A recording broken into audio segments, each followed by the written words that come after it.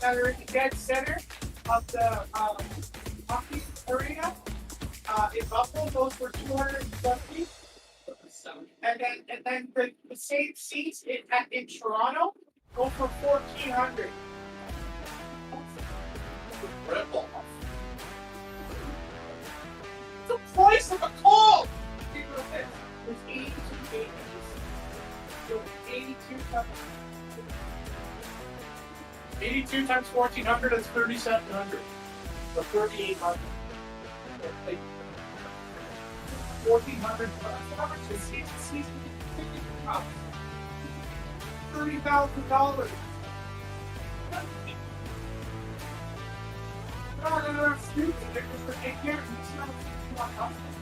Yeah, $236 million. Yeah. Welcome to life.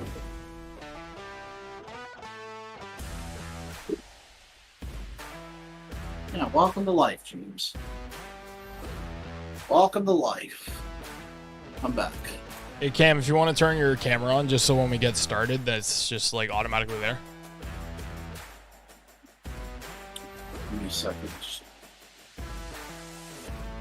I gotta move up my chair. It's fucking way too far out. Hold on. Chairs are way too. Let's see. Oh. All right. All right. We should be good to go now. Oh. Okay, now I'm much closer. Oh. Oh.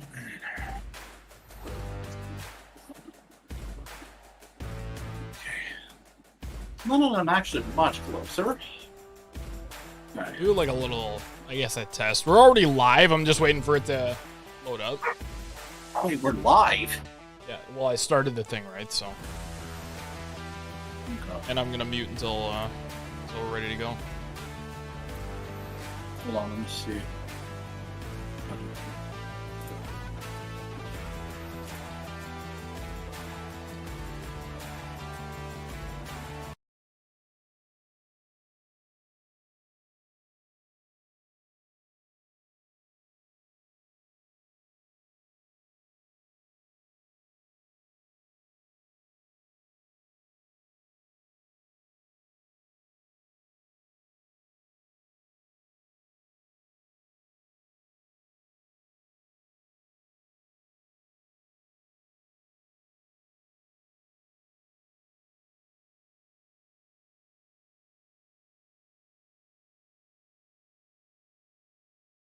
I'm kind of eating right now.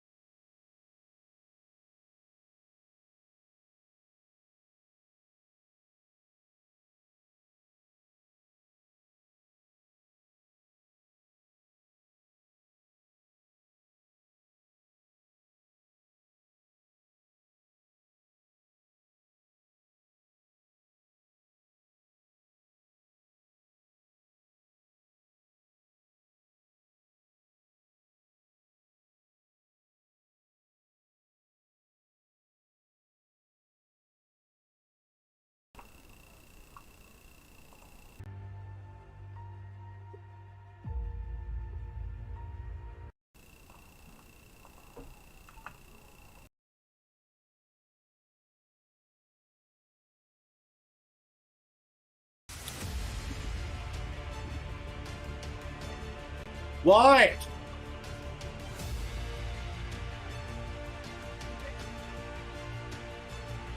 Yeah?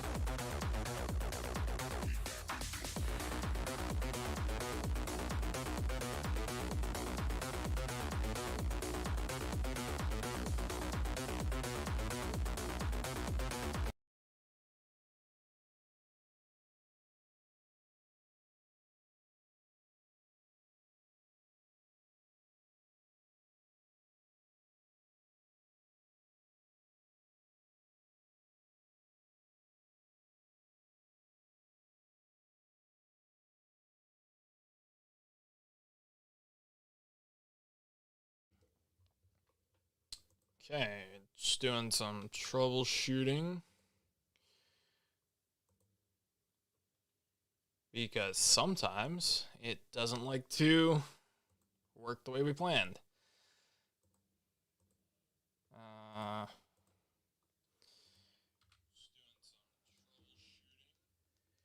See, that's the benefit of the benefit of using OBS, isn't it?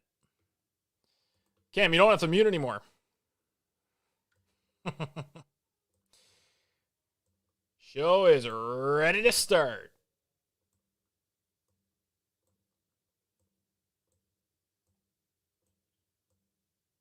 Okay, so let me just make you a little bigger here. And as if we go just like we planned.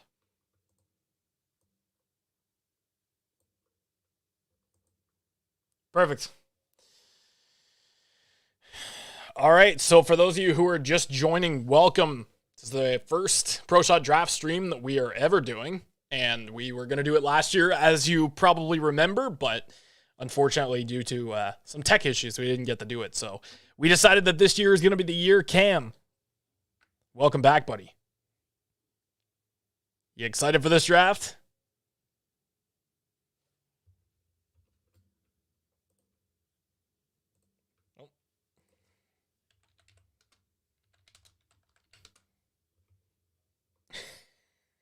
Oops.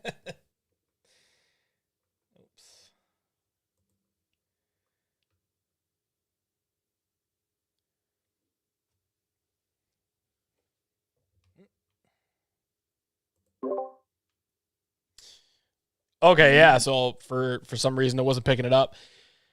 All right, Cam. Yes. This is the pre-show for the 2023 NHL entry draft. So first off, I want to just draw a little bit of attention to the fact that you already see Connor Bedard up there. So I think at this point it's pretty obvious that Chicago's going to pick him unless there's going to be some sort of massive upset, which I don't think there is. I don't think we're getting a repeat of last. Connor Bedard is the consensus number one pick. So we are going to be doing our live reactions to the first round of the draft. So every pick that gets made, we're going to give a little bit of an analysis as well as a sort of a reaction. So I have a couple of people, Jigme, you're asking, who do you have your eyes on? Now, specifically team-wise, I would say, if we're going Toronto, I would say Caden Price. You got to go with the defenseman, I think, if you're the Leafs. Because you look at the back end, you have a couple of good defensive prospects, but Topi Niemela probably not going to be ready for another season. Mikko Kokkonen, same thing. You basically have Timothy Liljegren on the roster already. You need a good top four defenseman. I think Caden Price is the guy. But if we're talking any other team, I think, well, Chicago's obviously going to go for Bedard first. I would go with maybe like an Otto Stenberg type or, you know, like a Braden Yeager, someone like that who is going to complement Bedard's game pretty well. So those are the guys that I would go with for Chicago. Now, really depends because there are so many needs for each team, right? You know, you have a lot of teams like, let's use Detroit, for example, who are in need of that top 6 center, right? Obviously, Larkin, I haven't heard the latest on what they're doing with Larkin, but it looks as though they're going to try and keep him as opposed to trade him. So I still think they need like the top 6 winger to complement his game. I'm going to say Seattle needs a defenseman. I'm going to say Minnesota needs a defenseman. Like, there are a lot of teams in this draft that need defense. So I think we're going to see probably 4, 5, 6 defensemen going in this first round. And there's a lot of good talent. But I think the first 4 picks are going to be centers right off the board.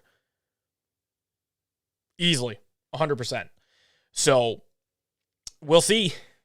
We shall see. And from what the rumors are saying from earlier in the day, Nashville is looking to trade up into the top 5. We'll see how that goes. I'm not 100% sure if they're going to be able to pull it off, but we shall see. So, Cam, I want to turn it over to you a little bit and give give a little bit of insight as to what we're going to be looking at in this first round of the draft. We're going to be looking at, like, I can't really give a really big insight on it, but we're going to see, honestly, we could see a lot of surprises, there is a lot of, honestly, the biggest surprise of them all is Matvei Michkov and the apparent big red flags he has in his character. So we'll see what goes on with that.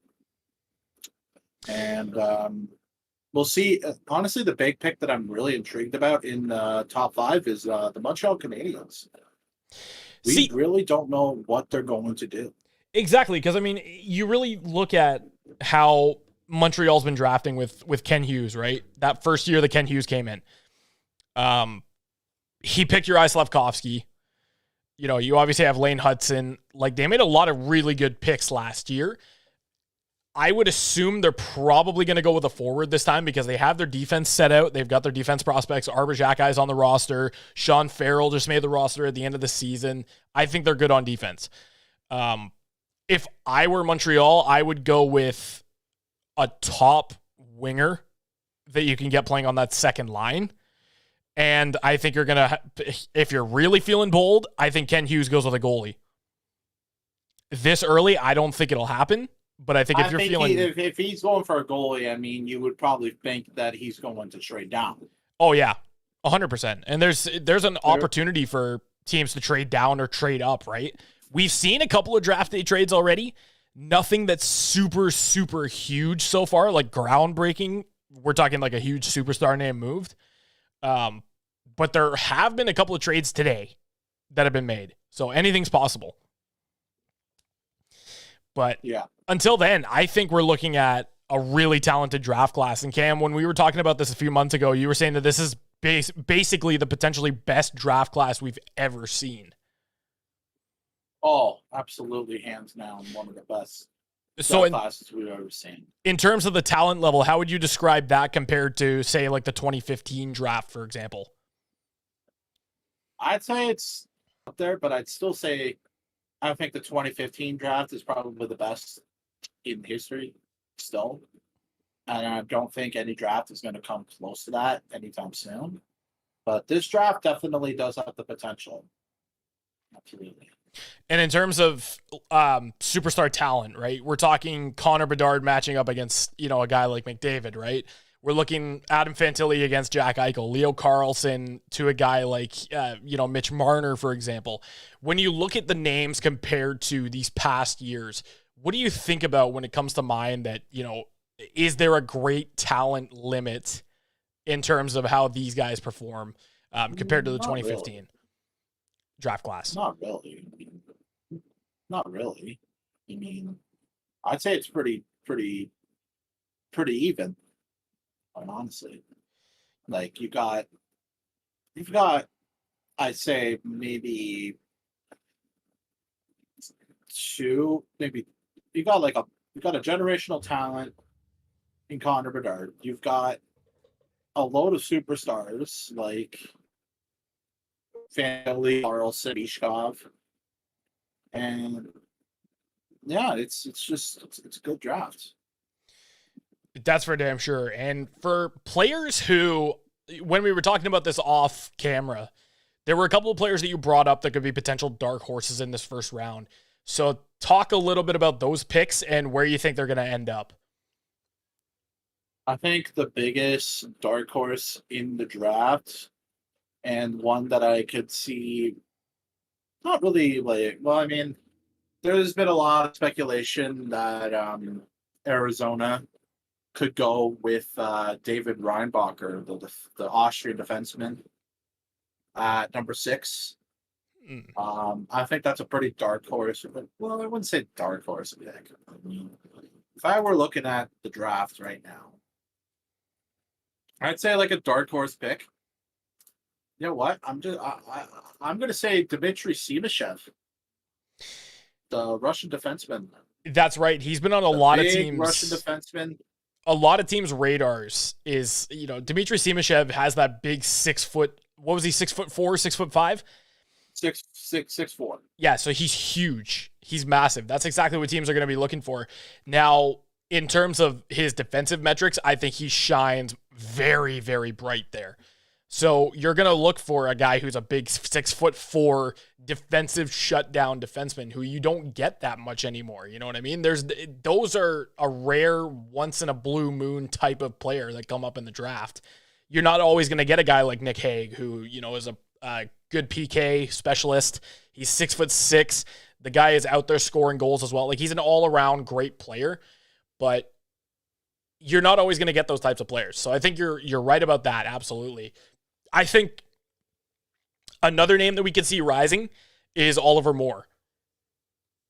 You look at how Oliver insane Moore. His season was and how incredible of a forward he is.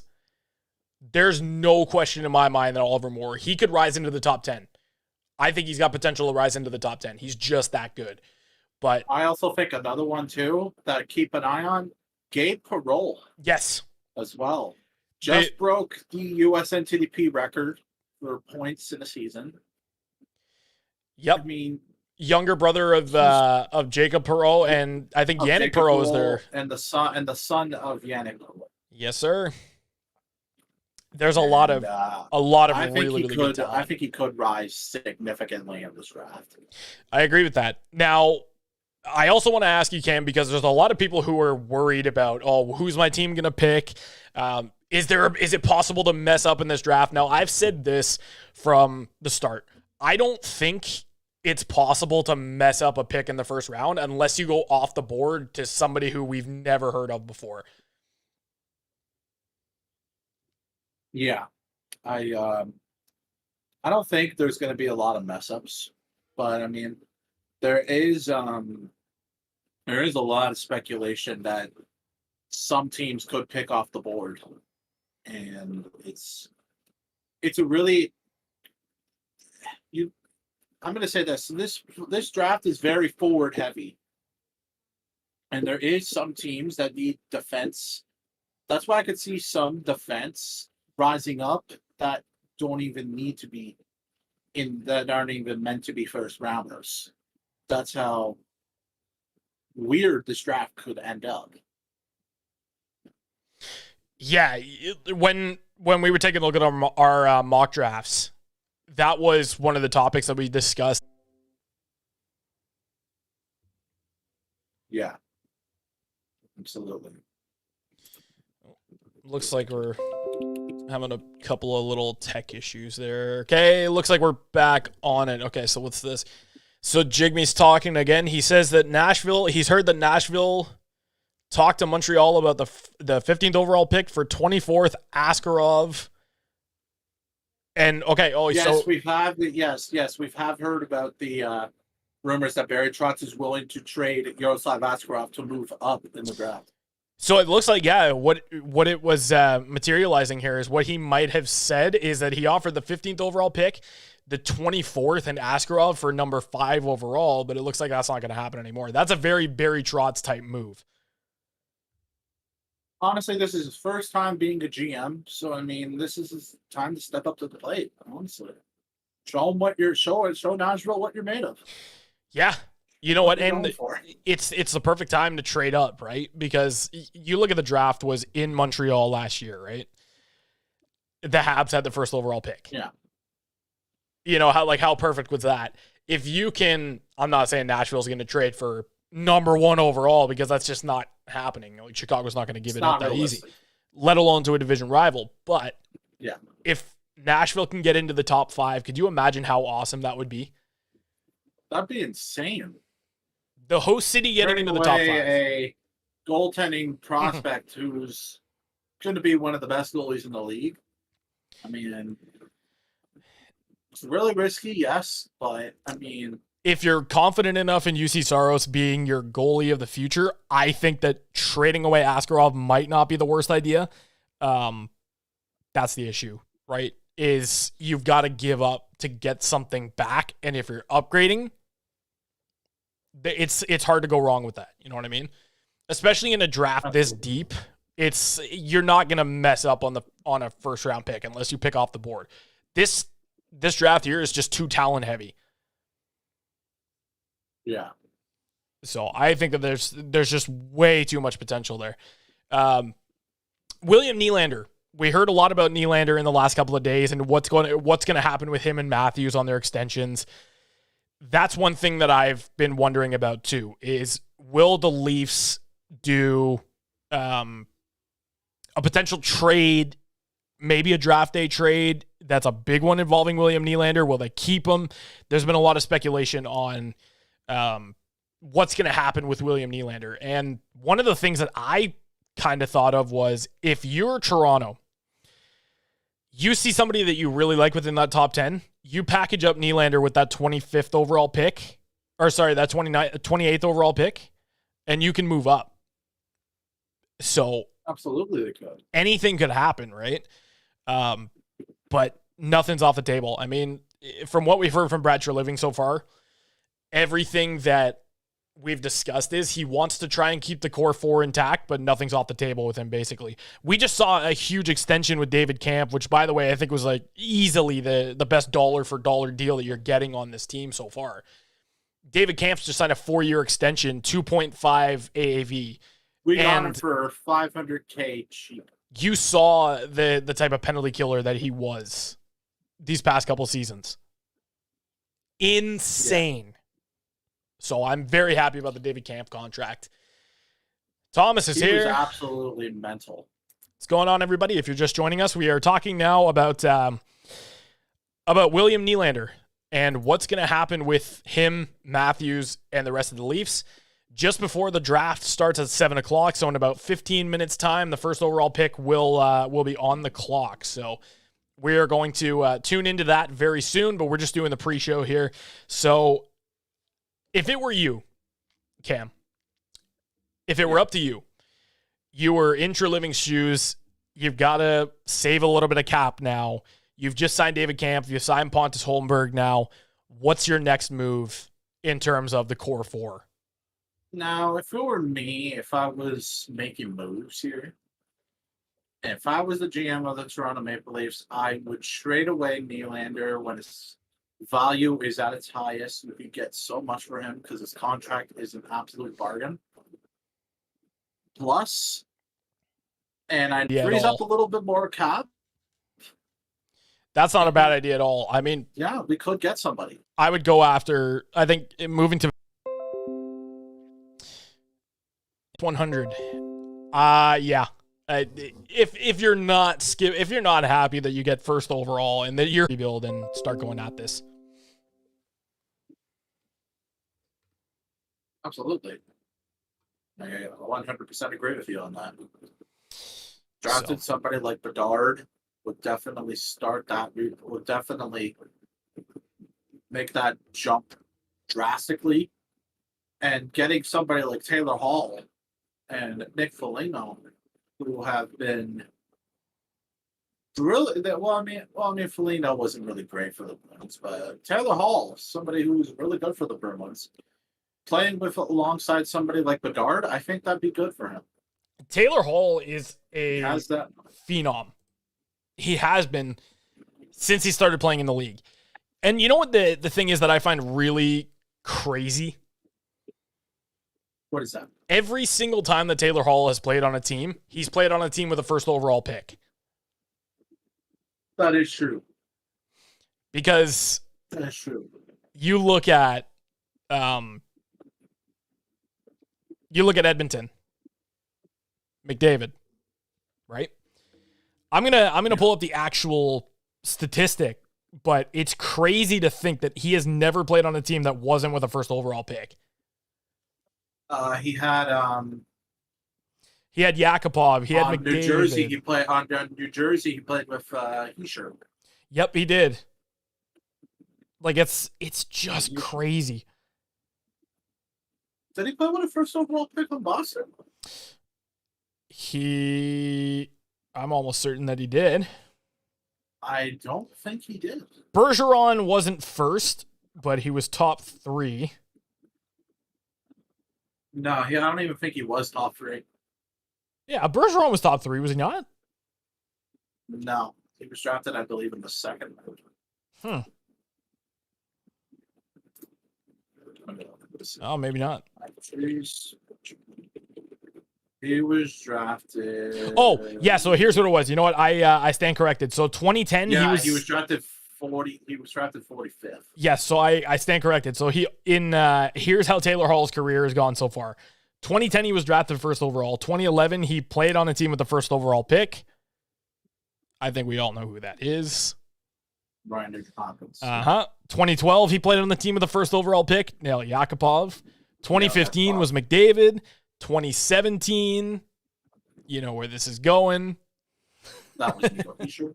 Nico Hischier, exactly. 2019 was Jack Hughes, and then 2023, Connor Bedard. Yeah. So the only team he did not play with a first overall pick was the Boston Bruins. Exactly, the Boston Bruins. That was it. So yeah. They're doing an interview with Connor Bedard and Andrew Crystal, who are childhood friends. And now they have the potential. Childhood friends there. And now they have the potential. They could go to the same team. I realize that because Chicago still has. They really could. And you know what's really funny? It's funny that you mentioned that the Chicago Blackhawks were looking at Andrew Crystal, which I think is just wild. At number 19, ironically. Which I think is just wild. Like that's crazy. It is wild, absolutely. And I think they play really well together, and then Bristol. I agree with that. Yeah, I mean, it would be awesome to see such an amazing lighthearted moment, especially because they played together basically their whole lives. So for them to be playing in the NHL together and potentially be on that same team as line mates, that would be really cool. Like the icing on the cake. Yeah, absolutely. I like the player introductions that they're doing here. Are you a Swiftie was actually a question. That's funny. Another one is have any hidden talents. Adam Fantilli can juggle. Adam Fantilli, he knows how to juggle. Brady Yeager can play the keyboard. Play the keytar. How cool is that? Play the keytar a little bit. How cool is that? Should I draft you instead of the other guys? Huh. Oh my gosh. They're actually getting them to sing. Yeah, exactly. That's awesome. See, they're trying to get them to sing. Cameron Allen to Florida. So Askarov in 17 go to Montreal for 5th and Harris. Is that true? Who said this? Is that Jake B? Is that it looks like Thomas just said it here, but is that true? Is that facts? Is that true? I'm gonna fact check that right now. It could be that it's coming down to the wire. Let's see. Yeah, check and see if that's true. Nothing so far, but it could have been reported. Maybe it was I checked back in with my source and I asked what he's heard internally wise when it comes to the return for potential Nylander trade. and he's told me Saros at first, second, Evangelista or LaRue. Yeah, so I don't see anything. I don't see anything so far, but I mean, hey, that would be pretty wicked if Montreal pulled the trigger on that deal. Oh, absolutely, man. That would be that would bolster their team. That would bolster their prospect pool. And the return for somebody like Askarov, man, oh man. And the return for Nylander, like Saros, a first, a second Evangelista, that would be just a haul and a half. I feel like that would be, honestly, I feel like Nashville would not do that. No. No. But that would just Nashville would do that. I feel like that's a little too much. That would just be insane. Like, all the Ducks, apparently the Ducks are unveiling a 30th anniversary jersey tonight at the draft. Really? Toronto, Montreal, and Nashville are teams to watch. Okay, Jigme, thank you for that. We're going to keep our eyes out for that. But yeah, so apparently Ali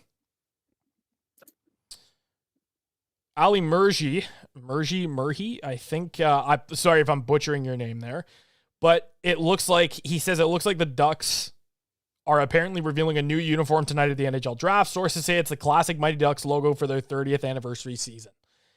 That would be really cool to see Adam Fantilli wear the Mighty Ducks jersey when he gets drafted. Oh, that'd be awesome. And we've already seen that the Boston, for their 100th anniversary next year, is going to be unveiling. They're bringing back the 70s jerseys. Yes. It looks like the spoked bee is making a return, the classic spoked bee. Yeah, that would be wicked. 70s jerseys. Yes, it's the 70s logo. Yeah. I know this has nothing to do with hockey, but the Patriots just signed Devontae Parker. Cool.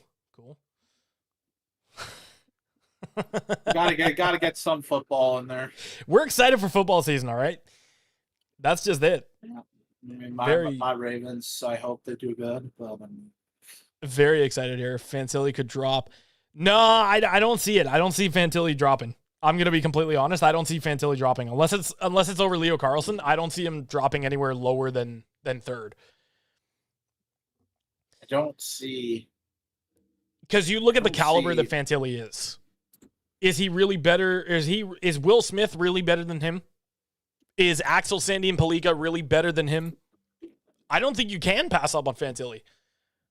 Fantilli third. You can. Yeah. Fantilli third. Yeah. So that could happen. Exactly. It is very well possible because I have seen rumors that they could take Leo Carlsson. I think the only other player that you could take over Fantilli and get away with it is Leo Carlsson. So we're 2 minutes away from the first overall pick. And Chicago's going to be on the clock very, very soon. So we'll see how that ends up going. Absolutely. All right. For those who did join tonight, thank you very much for coming out. We really appreciate this. This is it's super fun. This is the first time that we're actually getting to do, a draft live stream. We were going to do it last year, but unfortunately just didn't have the time, and we had a huge amount of tech issues. So we're glad that we finally got to do this. Absolutely. So This is going to be fun. I'd laugh if Bettman said there's a trade between Chicago and whoever. Yeah, that would be the ideal thing. It's if, as selfishly as a Leaf fan, just, if Chicago ended up trading that first overall pick. No, I'm not even going to. Nah. Patrick Alvin and Pierre Dorion are chatting with each other. Interesting. So something could be happening in terms of Ottawa. It might be a DeBrincat trade. But then again, I don't think so because he doesn't want to go to Canada. He doesn't want to stay in Canada, so I don't see him going to Vancouver.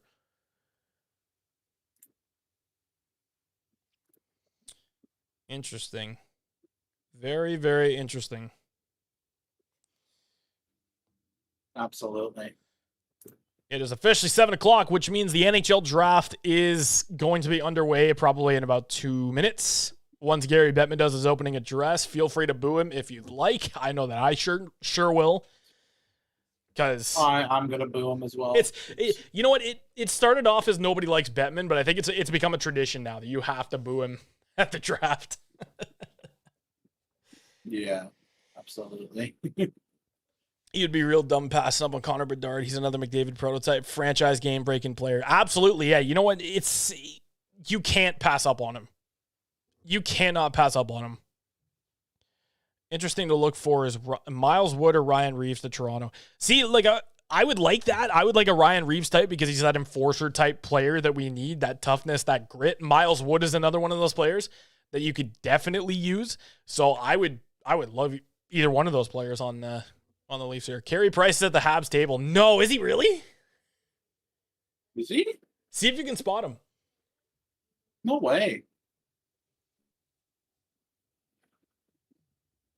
No way. When Bedard is drafted tonight, is he eligible to play in the 23-24 season? Yes, he is. Yes. So he will. He is officially eligible. Now, the only way that he becomes ineligible is if they decide that they're going to send him back to the WHL. Then he can't play for the rest of the season due to CHL rules.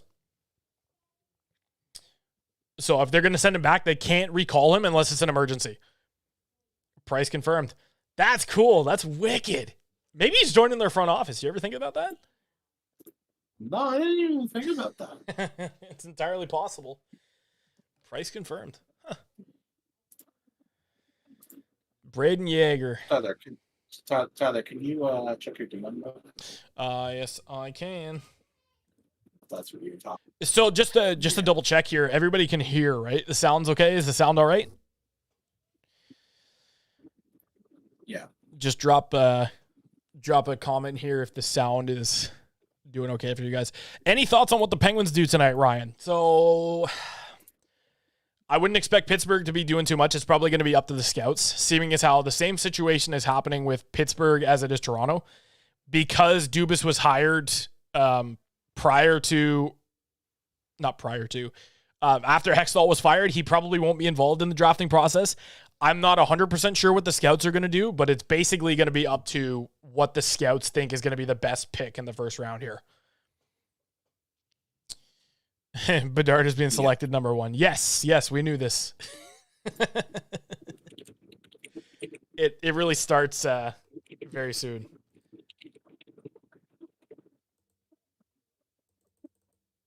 All right, so the draft should be starting very momentarily here. Yep, so it should be any second now. Tonight as well, I promise you that. Sam Cosentino, Jason Bukala, and yes, Chuck Fletcher, 30-year NHL executive as well, ready to get things started. And let's start with you guys. Lots of anticipation. Starts at number 2 for me, guys. Whoever goes off the board, number 2, will set the tone for the first round. And it's going to get interesting. Hold on a moment. Sammy. Yeah, I'm looking. You often don't see teams with the top 5 pick trade out. Oh, Chuck Fletcher's on the panel. That's cool. I'm looking at teams that have multi-first-round picks. There's 8 of them right now, 2 in particular. First of all, it starts with Arizona at 6 and 12, and then I look at St. Louis. We'll get a great player at 10. I don't expect Doug Armstrong. Okay, yeah, so the sound's working. We're good. Perfect. Wicked.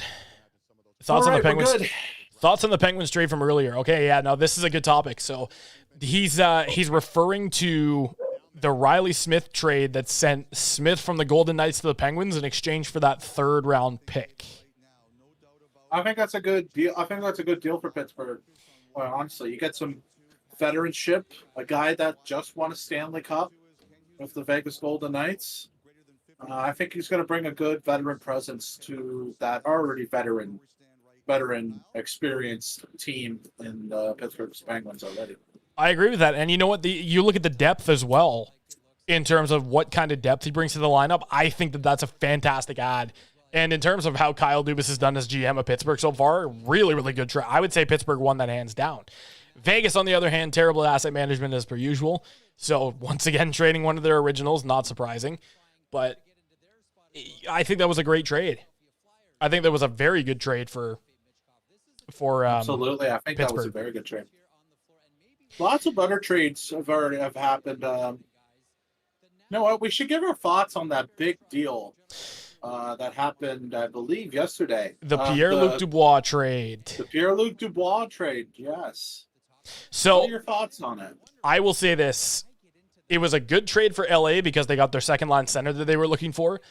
but I think Winnipeg ultimately won that trade. The reason being is because they got a 40-goal scorer in Alex Iafallo. They got a 30-plus goal scorer in Gabriel Velarde. They got that second-round pick, and they got Rasmus Kupari, who's a damn good top 9 forward. You look at some of those players compared to, Pierre-Luc Dubois. Fantastic. Fantastic return. Yeah, absolutely. Like that right there It's a good return. They really bolstered their depth with that trade. I think they kickstarted their rebuild because they got that top 6 forward in Velarde, right? He's that potential second line center that can play alongside Brad Lambert. So I think, it's such a good trade for Winnipeg. LA got what they needed. Winnipeg got what they needed. It's a win-win. A+ on both sides. It's a win-win. The extension, though, he got overpaid. For a guy who's never hit 80-plus points in his career, 8.5. Time will tell. Time will tell. Time will tell, that's for sure. Absolutely. Here, maybe if we want to turn the sound up a little bit. Sure. I know, it's just I can't hear you, but I can't hear you a lot. So. Oh, yeah, it's all good. It's all good. Erik Karlsson to Pittsburgh. Do you think Erik Karlsson would be will go to Pittsburgh? You wonder Erik if Dubas was Karlsson interested to prior to leaving Toronto. He might still be interested again. See, I would love to see Erik Karlsson in a Pittsburgh Penguins uniform, but the problem is they don't have the assets to trade for him. Unless you're planning on giving up like an Evgeny Malkin type, but I don't think that's going to happen. As much as I would love to see it, but they just don't have it. No, I don't think they have it. Story that Askarov to Montreal will not be happening anytime soon. The Canadians are asking over the moon for the 5th overall pick. Yeah. Kent Hughes should. Yeah. He probably would be. Because, I mean, it's, again, every pick matters in this first round. You don't want to be trading picks if you don't have to. Oh, crap, sorry. Gary. I accidentally shut down the draft. What'd you do? I shut off the stream by mistake. Oh, You did it again. technical difficulties. It's not technical difficulties if it closed the page. Yeah, but yeah, you'll be able to see it now. So. Never a dull moment. It happens. All right, Garrett Bettman is on the stage. Oh, Dave Poyle's with him. How cool is that?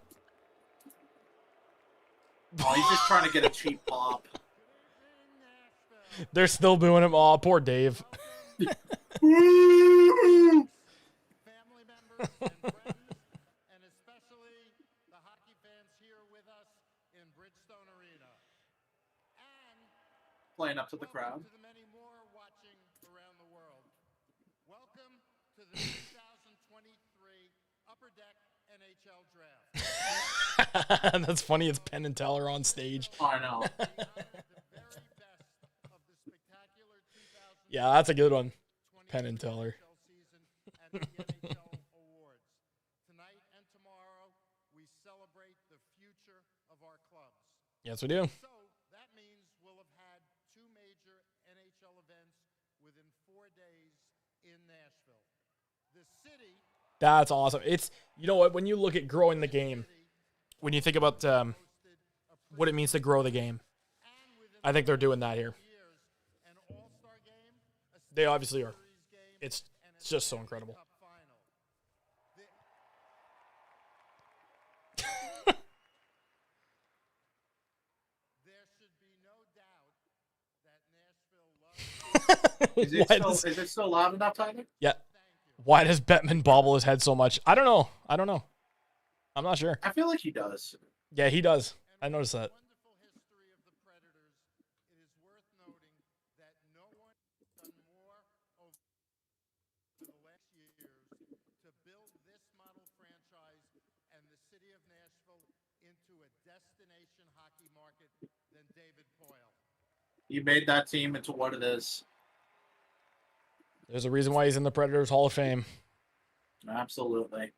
David, as this is your 26th and final draft as general manager of the Predators, your 40th draft as an NHL general manager, the league and the Preds want to honor you.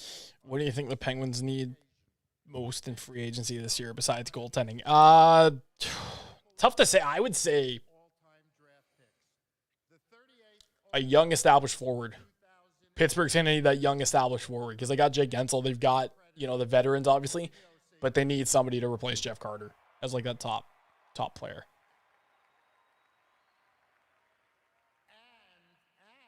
And an all-time late-round gem, the Preds' 8th-round pick, Pecorine. 2004. Pecorine. They bringing him up to the stage. Roman Yossi and Pecorine. Oh, that's like, yeah, they retired his Pecorine, number. obviously the first player to have his jersey. Oh, they're giving him a guitar. Oh my goodness. Look at that. It's It's beautiful. a Les Paul. Is that a Gibson or is that a Les Paul?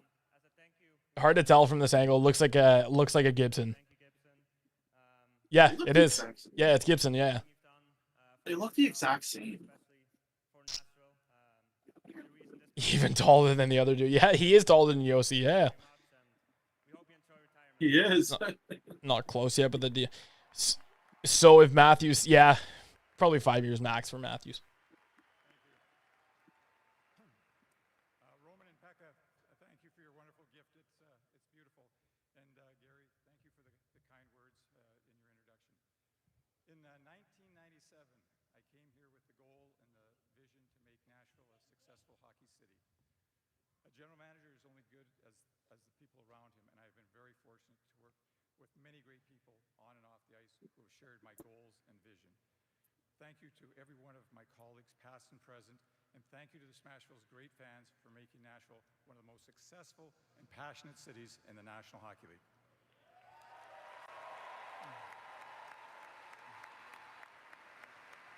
And as I pass the torch to Barry Trotz, I am very confident that the best is yet to come for the Nashville Predators. May this year's draft class enjoy great success. Good luck to all the players and all the teams. Nashville, thank you for the greatest 26 years in my hockey career. Thank you.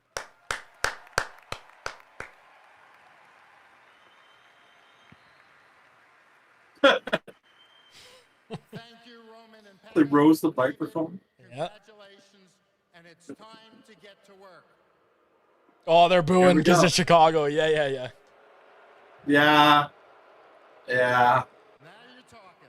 You had to expect that. First pick in the 2023 NHL Draft belongs to the Chicago Blackhawks. And here we go. Kyle Davidson with no hesitation, I'm predicting. Yeah, they could take their sweet time, Tyler. They already know. We already know it's. We've been waiting for it for years. We're about to see the coronation of Connor Bedard, aren't we, Sam? Yeah, the Connor Bedard draft and a chance for the Chicago If they skip We've on been him, waiting for it for years. He's If- ready. if they skip on He him, is ready. Jason? Yeah, absolutely. You know, Honestly, Tyler, they could take their sweet time. they're gonna let the clock run down. We all know what's gonna happen.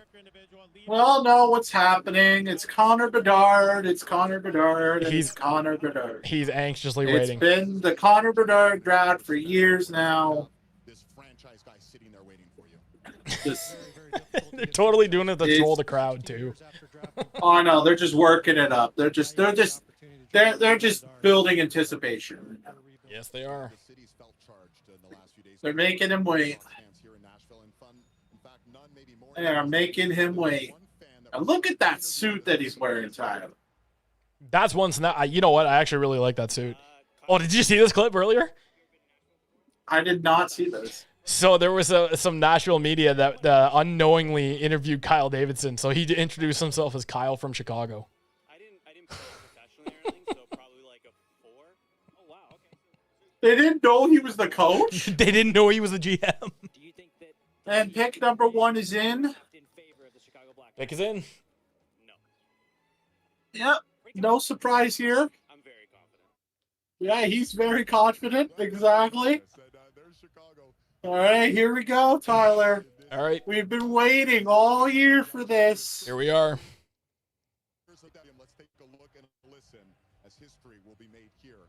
Imagine Adam Fantilli. All right, let's listen in. Let's listen in.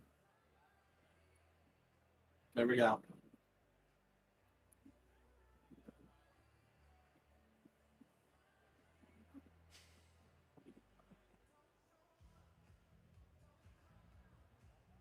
All right, here we go. The Chicago Blackhawks would first like to recognize the incredible career of David Poile and congratulate him on his retirement. We'd also like to congratulate the Vegas Golden Knights on their Stanley Cup championship. We'd like to say hi to all of the Blackhawks fans back in Chicago at the Salt Shed. The Blackhawks fans here tonight and all the Blackhawks fans watching around the world. And with the first overall selection in the 2023 NHL draft, the Chicago Blackhawks are very proud to select from the Regina Pats, the Western Hockey League, Connor Bedard. And there it is, Tyler. There we go. Connor Bedard is officially Connor Bedard is a Chicago Blackhawk. That was no surprise. at long last. Connor Bedard is a Chicago Blackhawk. Long last, Connor Bedard is a Chicago Blackhawk. The first overall pick in Chicago since one Patrick Kane. Tom, Melanie, sister Maddie, There it is. and a very Tyler, I want to ask you, Yes. how do you think Connor Bedard will do in his rookie season with the Chicago Blackhawks? Too early to tell. I'm going to say 70 points. Against Calgary at home. He got into that game. They won it 6-2. How many points? I will say right close to that. Yeah, probably 70, 75 points. Yeah, I'm going to go I right think around. he's going to do very good. I'm going to say right around 65 to 70. All right, let's see. Let's watch him. Some people are just made for the big There he is, Gary Bettman, welcoming him to the NHL. Oh, look at how happy he is. Big smile on his He face. looks so happy to put on that jersey, man. And we're going to see it. Make sure you We're about to screenshot see him this. put on that jersey for the first time. I'll say 80. Yeah, if Bedard puts up 80, he's winning the Calder for sure. historic pick, and it's the next I think he could put up 80. It's very possible. It absolutely is. And again, Oh, here it is. Number 98. He's Oh, got the oh, number oh, oh. 98 on it. We got an update. Luke Fox just What's the tweeted up- Pierre Dorion and the Senators are close to an Alex DeBrincat trade. Oh, my goodness. Interesting. Oh, look at that. Make sure you screenshot this. That, it every single, I'm going to say it right now, Tyler, every single Vancouver Canuck is crying on the inside. They were so close. One number off. There you go, Connor. Congratulations. It's finally over. You are a Chicago Blackhawk. And Chicago Perfect, Blackhawks man. fans He can, looks so good in that jersey. He looks so happy. and Blackhawks fans can sleep soundly knowing they won't pick Fantilli first overall. And they will sleep happily knowing that their franchise is in good hands with this kid. There you go, Connor Bedard. I'm Yeah. so excited for. Was anybody surprised? Seriously, was anybody surprised? Yeah, seriously. Anybody surprised? No, I don't think so. How are you gonna act surprised about Bedard going first? Absolutely. Incredible. He is an incredible talent. Yeah, that was his mom. Yeah.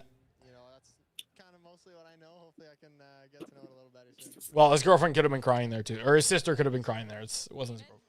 Well, that smile says it all. Such a humble young man. Jeff Merrick, Yeah. what do you want to add? There's a few things. Had a chance to talk to Ron Robinson over the weekend. Connor Bedard is officially a Chicago Blackhawk. Look, we've never He'll be a new captain or the. Yeah, he'll be a new captain or the youngest captain since Taves. Yeah, you know what? No, I agree with that. He's going to be named captain the year after his rookie season when he turns 19. I think he's good. Yeah, I think he's going to be named the captain after his rookie season. Hey, you recognize that name on the list, Ethan Del Mastro. Hello. the Western Hockey League was within 5. No bias. All right, Okay, maybe. a pick little number bias. 2 is in, Tyler. That's mainly All right, let's see. Connor Bedard effect. When the Regina Watch it be Will Smith. I swear to God. Alberta, and specifically Oh man, imagine the scenes if it was Will Smith. province, it was sellout after sellout after sellout. That would be insane. I hope you had a chance to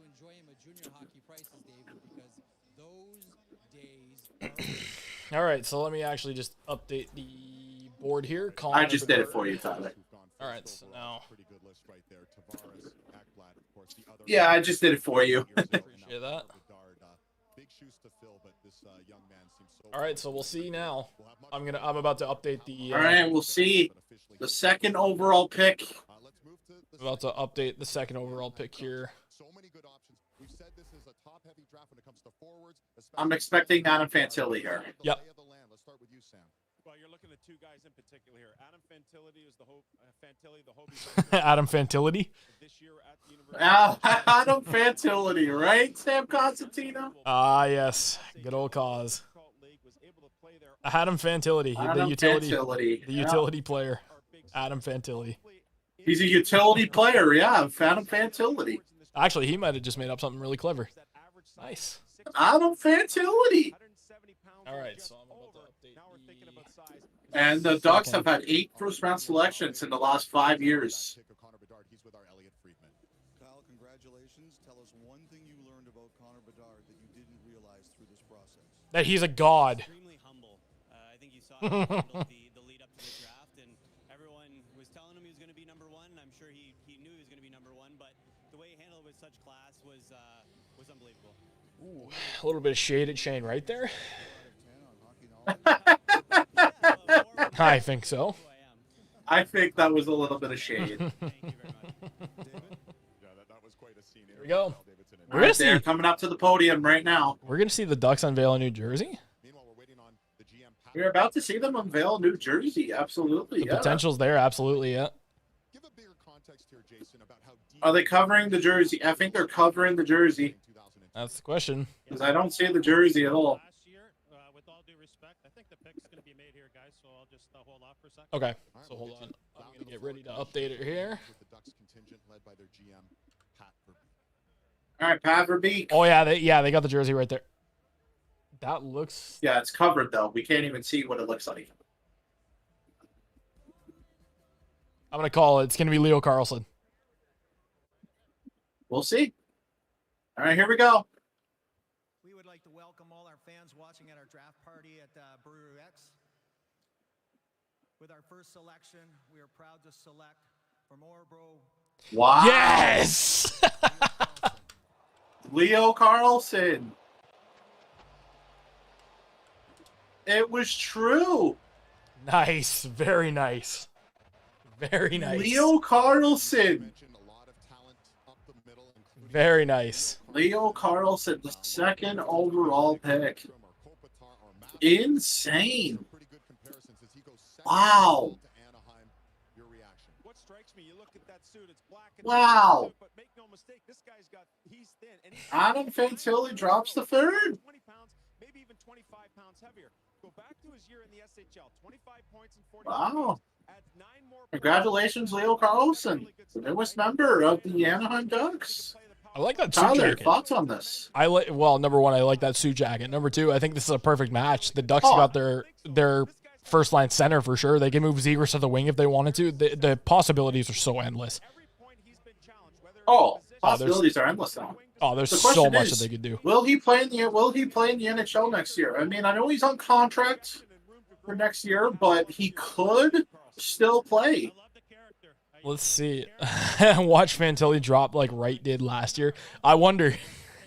Maybe he might. Maybe he might not. I wonder. I really wonder. Okay, let's see. Is this? We're gonna see the jersey. I have a feeling we're gonna see the We jersey. haven't seen the jersey yet. We haven't seen the jersey yet. I don't think it's a new jersey. I think it's just a standard black. I have jersey. not seen the jersey yet. I don't even think they've shown it yet.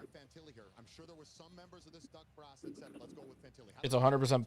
Oh, it looks like it's a. possible. That might just be the normal. Yeah, no, it's just. Oh a no, normal it's the Ducks jersey. normal one. It's the normal one. Oh, so I guess not. Okay. Okay, so it's just the normal one. Okay, well, Leo Carlson.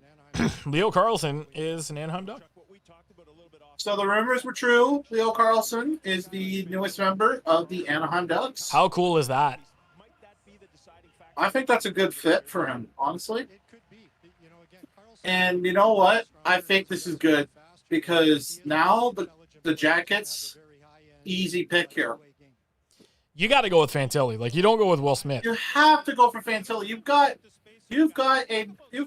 two Michigan alumni that I know of, at least on that team. 3. And Zach Werenski Yep. and Ken Johnson. Yep. Why not add another Michigan player? Well, I mean, it's close enough to Columbus, Fantilli. right? Yeah, same one, same Huh? colors, yeah.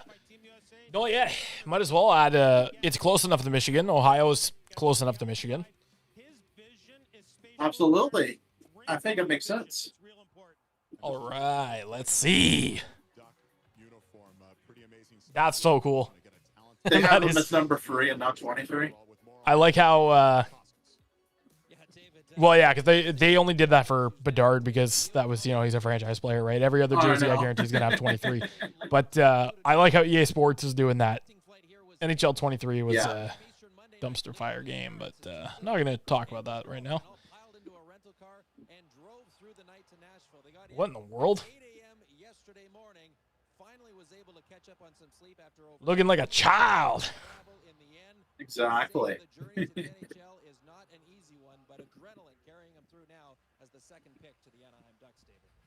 He might not be sleeping tonight. Anaheim needs a Leo Carlson. Remember, they finished dead last in the NHL.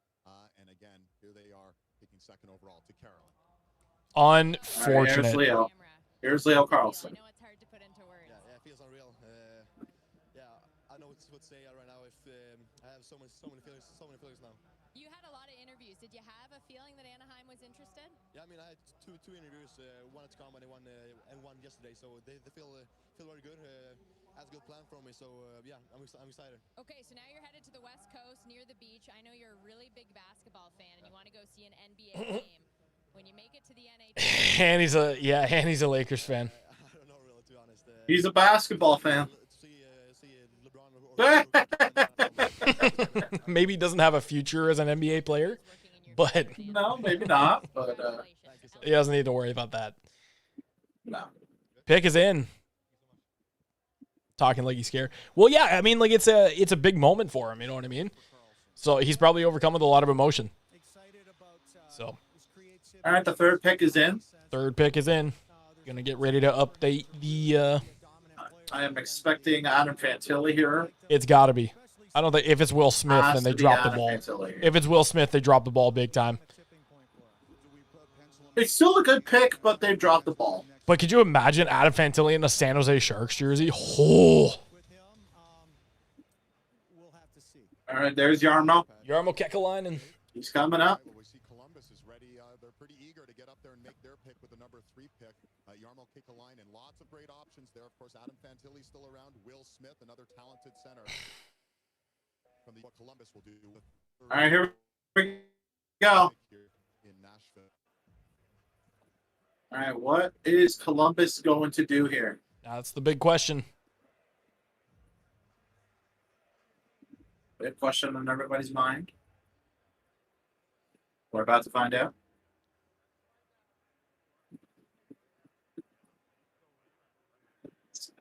So it's going to be John Davidson. Thank you, Nashville. We appreciate the great time you've shown us all. Congratulations, Vegas. To a hockey lifer and a good friend, David Poyle, again, congratulations. Good man. Our fans back in Columbus, they're called the Fifth Line. They are at Pins in Easton. Have a party, gang. We appreciate y'all. To make our pick, I'd like to invite our general manager, Jarmo Kekalainen. I thought they were gonna call up Rick Nash. I'm a little disappointed. Columbus Blue Jackets are proud to select from University of Michigan. Yep. Adam Fantilli. It is indeed Adam Fantilli. So far, it's. What was our mock draft so far? I'm actually gonna take a look at this. So we predicted Carlson Okay. at number 3. So that's not bad. Okay, so let's keep her going there. We pretty much predicted Carlson at 3. The newest member of the Columbus Blue Jackets, Father Giuliano, Mother Giuliano. I am so sorry you guys had to hear that if you heard that. Adam Fantilli wearing the classic that suit, the suit that his brother is wearing, Luca. That is such a great suit, man. That is awesome. That's really nice. That is such a great suit.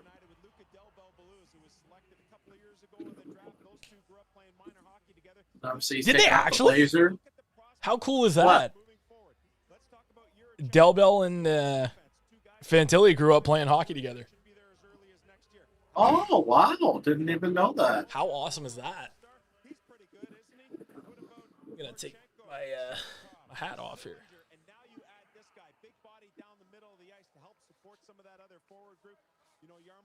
Up next is the San Jose Sharks. And we shall see how the pick fares. Now, this is where the draft, I think, really begins. Yeah, because we knew the consensus 1, 2, 3, basically. Basically, it was either in one order. It was Bedard, Carlson, Fantilli, or Bedard, Fantilli, Carlson. Yep. All right, so one of those. So now this is where the draft really begins. Let's have a look, shall we? This is where the draft really begins. Let's have a look, shall we? He's going to put on the jersey, and we're going to see how it looks. We're about to see Adam Fantilli in a Columbus Blue Jackets jersey for the first time ever. Let's see it. Jackets fans, get used to this. Jackets fans, get used to this. Let's see you put on the hat. Adam Fantilli is officially a Columbus Blue Jacket. See, I like it. See, I've always said this. It's not official until he puts on the team's jersey, because you can be drafted and then pull an Eric Lindros and be like, I'm not putting your jersey on. Yeah, he's like, I'm not putting that jersey on. So, yeah, it's official. It's official. Oh, his dad's in tears. He's so proud. So proud, man.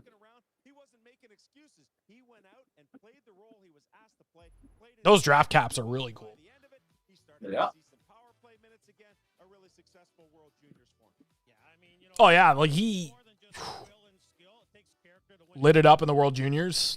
And here, you're looking at some of his highlights coming in late off the rush here. He's a play driver, but he sees the ice extremely well. I mean, he's not just going to be on the puck, he's going to be off the puck. He is an incredible player, too.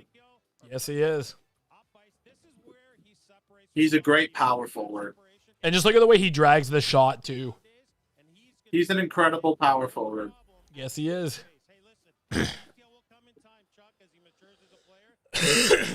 Dad's in tears over there. All right. Pick number 4. The San Jose Sharks. Will they pick Will Smith? That's the question. Yes. Will they pick Will Smith? I don't know, man. Here's how he's going to look in the video game form of the Columbus Blue Jackets. Let's send it down to the floor and Carolyn Cameron. Thanks very much. Well, EA did a very good job of making. Yes, they did.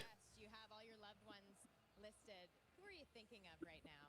I'm thinking about everybody that took time to come out here and spend the money and take time out of their schedules to come here and be here with me. And I appreciate it so much more than they know. And I'm so grateful to have them all in my lives. And All right. Columbus. All right. San Jose is on the clock here. Now, Tyler, what are you thinking here? I think they go with Will Smith. Or, if they're planning on trading Erik Karlsson, maybe Axel Sandin Palika. Oh, pick is in. The pick is in. I think Axel Sandin Palika. I'm not sure yet. We got to talk with the team, and then we got to talk with the people around me and see what the best fit would be. But Columbus is a great spot. I'm expecting Will Smith here.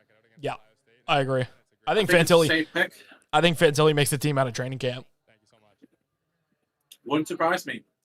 But that's if he decides to go to Michigan. Back to Michigan. Yeah.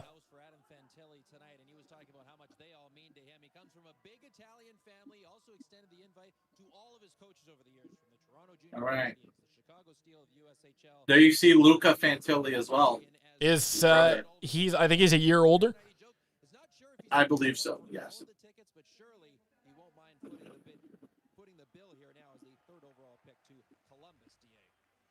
All right, San Jose. Here we go. All right, they are going up to the podium. They are ready to go. Mike Greer. Mike Greer. Buffalo Sabres legend. Edmonton Oilers legend. San Jose Sharks legend. I just keep thinking of that that dynasty mode that we made. He got his son wearing the jersey too. That's awesome. Yeah, he does. I keep thinking of the dynasty mode. Yeah, If you dynasty guys don't mode. know, we played NHL 2005, and we failed big time. But we don't talk about that. Maybe that would be a good video idea. Yeah, but we'd get fired. Yeah, if we're doing it with Buffalo, absolutely. Yeah. Yeah, All right. we're doing it. We're dealing with the Pagulas. So I mean. The digital Pagulas are much more harsh. All right, Mike Greer. Here we go. All right, Mikey. Thank you, Nashville. You guys have been a great host. We've really enjoyed our time here. Congratulations to David Poyle.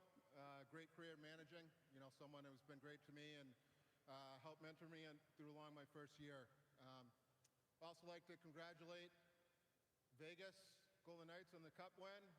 George McPhee and Kelly McCrimmon. And like to say hello and thank you to our fans watching around the world and at the SAP Center tonight. To make our pick is Sharks legend, NHL all-time games played leader. Yeah, Patrick Marleau. That's how you do it. That's how you do it. Nice. I'm so sorry. I had to do that. With the first selection overall, the San Jose Sharks are proud to select Will Smith from USA Development. Oh, there you go. There we go. Will Smith. Congratulations. So Will Smith, the first American selected in the draft. Range, what are your thoughts on this? I think it's a great pick. I mean, again, with Logan Couture and Thomas Hertl aging, they're probably going to end up getting traded. I think that he's the perfect replacement, and he's going to be their franchise centerman. He's going to be the next big thing for San Jose. Yeah, absolutely. Absolutely. I think it's a good pick for them. Fits their team very well. So far we're 3 for 4 in our picks there. Look at the suit that Matvei Michkov's wearing. I didn't even see the suit that he was wearing. It's like a red velvet. That is cool. You know what? I always take a look at who's wearing what suit. Yeah. I always take a look at who's wearing what suit because it's so cool to see some of the awesome suits. Like you look at Graydon Dick when he got selected by the Raptors. That red suit, so damn cool. Grayson Dick. You know, Grady Dick. I know. Grayson Dick. Yeah. Apparently, Robin / Nightwing plays basketball now. Oh, man. There you go. Will Smith putting on the San Jose Sharks jersey for the first time ever. It fits him actually really well. Very well. Yeah, it's like he was born to wear teal. Oh, yeah, absolutely. Wow, that fits him very well. Okay. All right, number 5, the Montreal Canadiens, Tyler. This is the pick. This is where the draft everybody was really talking starts about. here. This is where the draft really starts. Will we have a trade? We have a trade to announce. Come on, Gary. Get We up on have a stage. trade to announce. Do it, Gary. Get up on stage. There he is, Will Smith, again, taken 4th overall. You guys just mentioned these eye-pop numbers, right? Like, unbelievable. Not just the 50-goal score, but you put up 127 points. Everywhere I read, everything I saw, it just said elite playmaker. Is that the fair assessment? Oh, 100%. And I don't want to double down on getting ahead of the play, but you're seeing these clips and see how far ahead of the play he is when he. Oh, what a. He's an incredible player, man. In the back of the net. I mean, it's a no-doubter, okay? He is, just an elite player. Taking some pictures here of the kids that he's been growing up with. Well, here's an interesting one because it was Mike Greer who made the pick, but maybe it was Jaden Greer who actually had the inside word because that's Mike Greer's son with him there. Chuck, did you get a lot of influence with family leaning in when you're making picks on the floor? I wish we could have with a guy like this. This is what every team wants right here. All right, Montreal. Tyler, who we thinking they take here? I think they either go Reinbacher or Sandin Palika. I don't know. I don't think they need a defenseman. I feel like they're either going to trade the pick or they're going to make one of those two. I could definitely see them picking Reinbacher, absolutely. I'm waiting for them to go off the board. I'm waiting for someone to go off the board. Oh no, it's crazy. Like, look at Jack Hughes. Like, look at how much of a margin that is. Pick is in. The pick is in. 6th time in franchise history, most recently drafting Carey Price in 2005. Yeah, that was over 15 years ago. That was over 15 years ago. That was 18 years ago. Almost, yeah, the fact that he's almost 20 years. Is Carey Price going to make the pick? Oh, that would be wicked if he did. Yeah, Carey Price is there. He's right there. There he is. He is there. Imagine he makes the pick. That'd be awesome. This pick right here is going to disturb the next run of picks. Trust me when I tell you. This right here is the wild card. So are we going to get a Mitch Kopp, a defenseman? Not sure. Time will tell here. But this pick here is going to disturb what happens next. All right, we wait to see that. So Chuck Fletcher says that this pick is going to disturb the next set of picks. Absolutely. Yeah. I think it could. I agree with him. All right, Will Smith was talking with Carolyn Cameron. And we saw you embracing your U.S. teammates, including your line mates and Gabe Perreault and Ryan Leonard. What does it mean to share this night with them? It's so special. I mean, I wouldn't be here without them. They're two of the best players in this. And there's Carey. I love those guys, and there he is. Morrissey's the best too. So I just love those guys. And I think they're going to make him. I think they're going to give him the pick to announce. They got to give him. They got to make him pick. Yeah.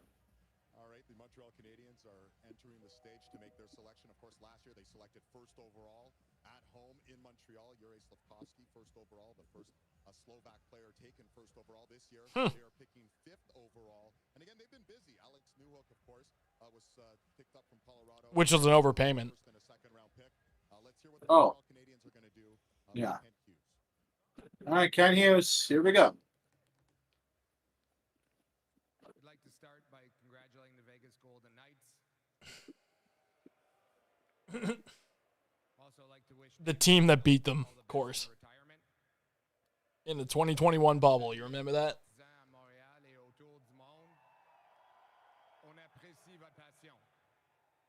Or 2020 bubble. I will invite up our former 5th overall in 2005. Yep. Nice. There you go, man. That is so cool. Who's it going to be? Here we go. All right. Bonsoir.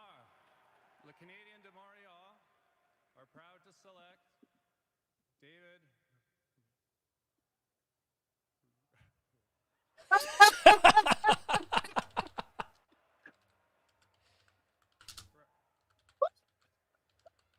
We planned it that way. David Reinbacher.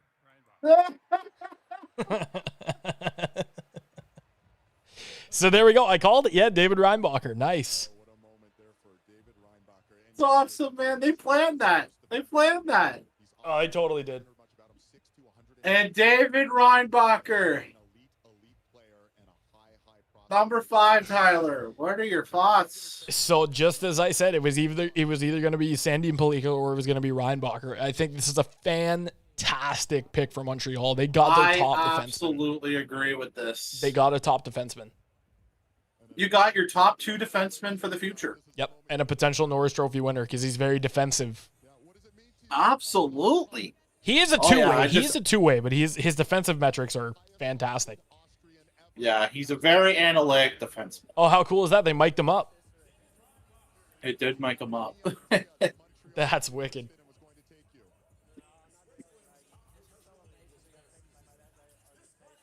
We could barely even hear him. Well, listen, we appreciate you taking the time. We know there's a lot of emotions going on right now. Say hi to the commish for us and congratulations. Thank you. So there it is, David Reinbacher, the first defenseman taken. A little overwhelmed almost, right? Oh, yeah. It's such a cool experience for this guy. I mean, Why should he be overall? He was playing in a pro league all year, hanging around. Congratulations, David Reinbacher, the 5th overall pick in the Fantastic. 2023 NHL entry draft. The Arizona Coyotes are up next. Now, this is where things could get interesting. It gets dicey. This is where things could get interesting because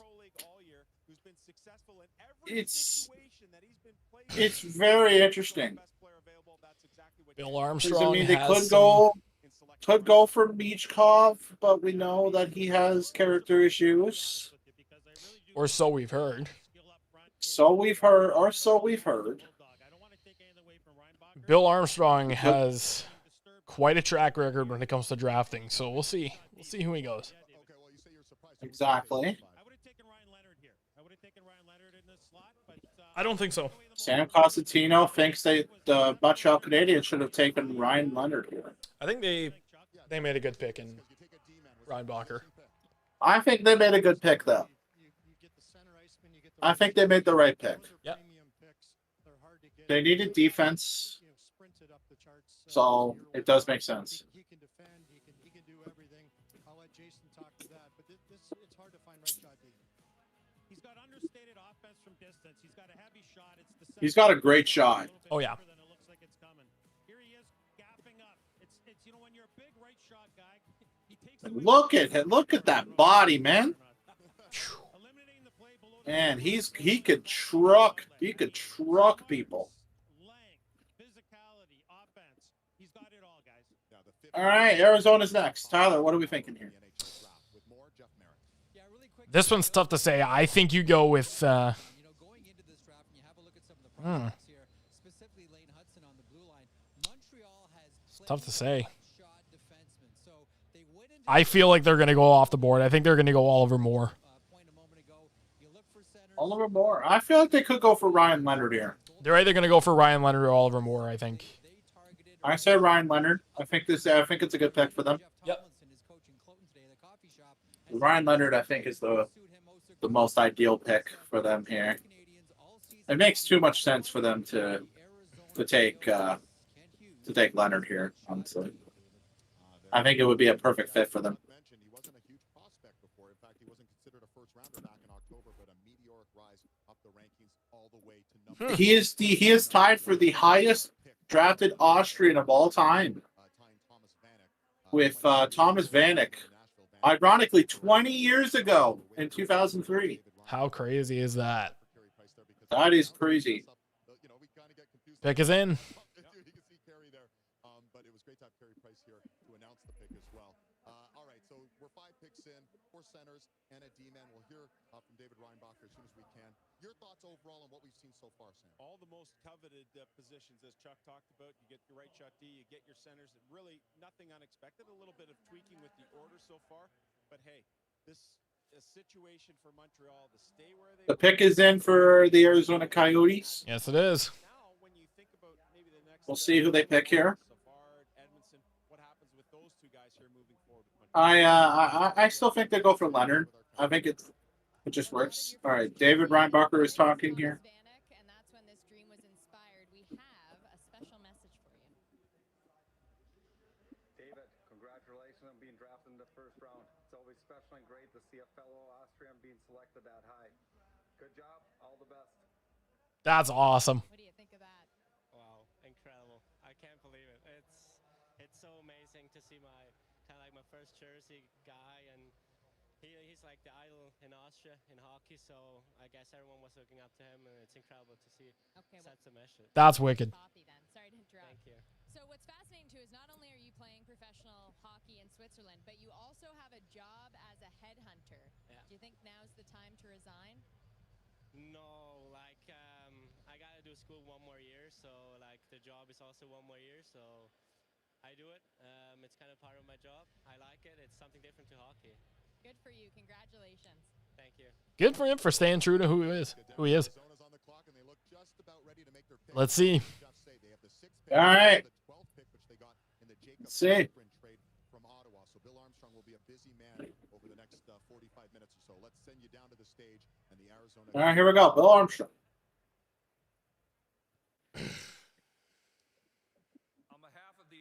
Coyotes, we'd like to congratulate the Vegas Knights on winning the Stanley Cup. Golden Knights.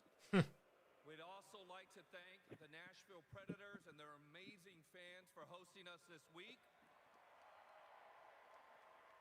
And to all of our fans in Arizona, What fans? rain in Scottsdale, go Yotes. It's gonna be. This one's gonna be a huge. I'd like to invite Ryan Janikowski.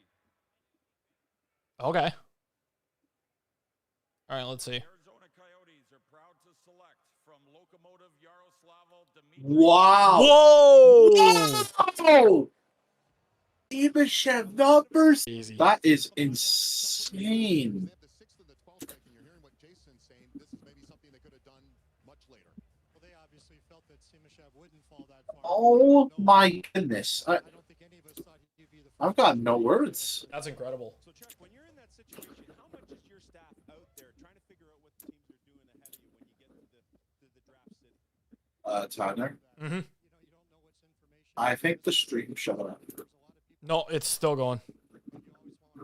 Oh, it is. Okay. Okay. Okay. I thought it shut off because it's on my. Okay. You know, what, I'm just gonna close it on my end. Yeah, it's still going. It. Oh look at! Oh look at! Oh look at their New Jersey. Ugh. It's so. Personally, not a fan. It's so mid. It, I can't believe they is that their New Jersey full time? I hope not. I really hope not. Well, actually, it's showing that jersey right there. So, all right, Philadelphia Flyers are next. That was a big shocker. Dmitry Simashev, number 6 overall. That's the Moritz Seider. That's the Moritz Seider pick. That's crazy. I was not expecting Simashev to go that high. Not that high. Not at all. How crazy! We were expecting Arizona to take a defenseman, but because they didn't get the defenseman, they went with another defenseman. But it's the one that we were not expecting at all. Dmitry Simashev. Honestly, I really like the pick. It's bold. Bold is I think this is a start. Yeah. I think it could work out for them in the future. Oh, 100%. I think this is going to be their goodness. Moritz Seider, like you said. Ironically, was who was also drafted at 6th. That's why I said the Moritz Seider of the draft, because he was also drafted at number 6. Like, how crazy is that, man? Insane. I can't believe it. I was genuinely shocked when I heard Dmitry from Locomotive, and I was like, that's not Michkov. That's not Michkov. And I was like, and then I heard Simashev, and I'm like, what? Wow. That's when it happened. That's when it hit me. I wonder who Philly's going to go with. I think it's going to be Michkov. I'm looking at Zach Benson. I think it's either going to be Michkov or Ryan Leonard. I'm looking at Zach Benson. I think he'd be the ideal choice. You know what? If they pick Benson here and then Washington picks Michkov, it's too perfect. I think it's going to be. Oh, the pick is in. Pick 7 is in.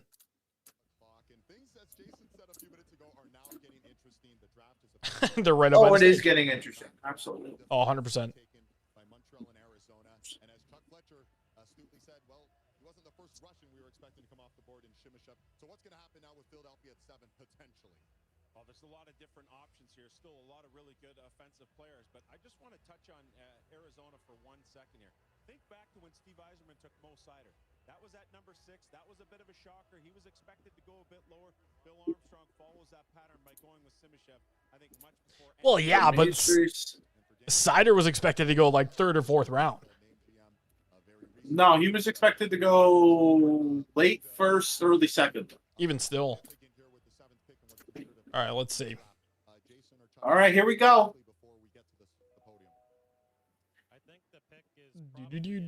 Danny Briere. Oh, look at those jerseys. Oh, it's beautiful, man. All right, Danny Briere. Oh, they're gonna let Keith Jones talk. The Philadelphia Flyers would like to thank the city of Nashville for their outstanding hospitality. We've had a very good time. It's going to get more fun. I would like to thank David Poyle.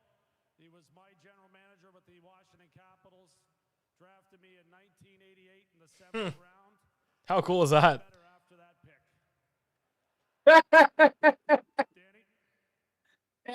Keith Jones playing it up. Love it. All right, Danny.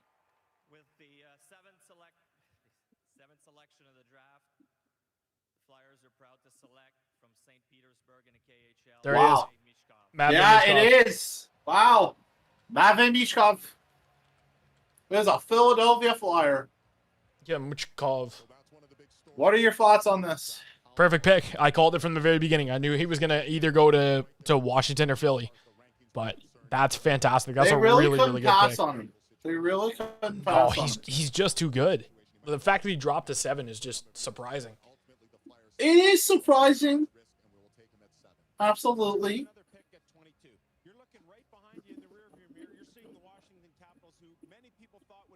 And this is, I think this is a good fit for Michkov. Based off the fact that Philly's not looking to be good at all. And yeah, it's going to be a they're not looking multi-year. to be good at all. They're going to be in for a long rebuild. Yeah. And Michkov is signed for at least another 3-4 years anyway, so that works out perfectly. 3-4 years with SK St. Petersburg. Yeah. I think it's a good fit. It works out perfect for them. I think it works out perfect for them because he'll be good. He'll be established by the time he's ready to join the NHL. Did you see the suit that he was wearing? I did see the suit that he was wearing. I loved it. Well, for me, guys, he's the best player available on the list. That's just the bottom line. Let's just start from there. I don't have any issues with the timeline of Russian prospects coming to play in North America. I don't. If it's going to take 3 years and he's going to, at the end of that contract come over, I'm fine with that, Chuck. But Philly picked Michkov, yeah. Yes, they did. It did pick Matvei Michkov. I think that's a fantastic And he's going to be the first one to wear that new jersey. I think they go with Braden Yeager here. Washington's going to go with Yeager. I say Oliver Moore. It's either going to be Yeager or... I'm surprised that Ryan Leonard's falling. And Matvei Michkov. That's... it's going to take getting used to. It's gonna take getting used to. That's for sure. He doesn't even want to smile. Sure. He doesn't want to smile. He does not want to smile. Interesting. Daniel Briere, legend. Yes, he is. Absolutely.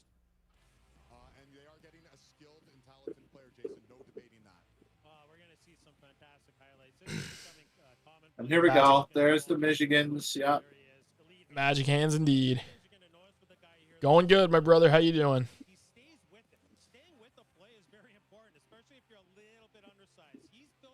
So far, it's been good. Nice. Very fantastic. Interesting. Fantastic pick by Philly here. By the Flyers, yeah.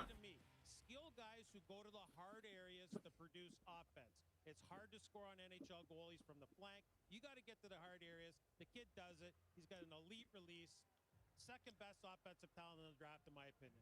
Yeah, his numbers are unbelievable. Second best, obviously. Let's send it to the floor with Kyle.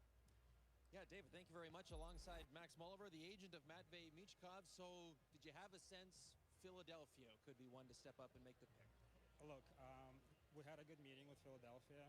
We had a hunch, but you never know until your name is called. So, we were hoping, but we got what we wanted. I think with Matvei, there's so much mystery kind of around it right now. Like, tell us. All right, the Washington Capitals pick is in. Let's do it. Some activity at the Blues table. Interesting. Activity at the Blues table. So we were looking at a trade there. Pickwood, Kickwood. We could be looking at a trade there. Watch them pick Matthew Wood just for shits and giggles. Oh yeah.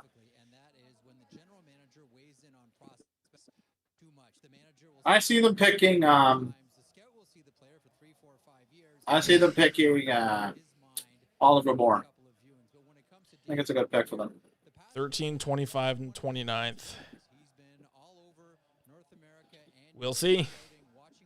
I don't think you're going to see the Leafs making a lot of trades tonight because Bradshaw Living is not at the draft table. Not at the table. Yeah. I just noticed the Arizona Coyotes are all wearing match suits. Yes, they are. Oh my God, that's a tongue twister right there. They're all wearing the same suits. I don't think I've ever seen that before. That's pretty awesome. That's awesome. All right, the Washington Capitals. All right, Brian McClellan. All right, Brian McClellan. What are you gonna do here, man? That's the question: is who's gonna go? We've been live for almost 2 hours. I say Oliver Moore or Zach Benson.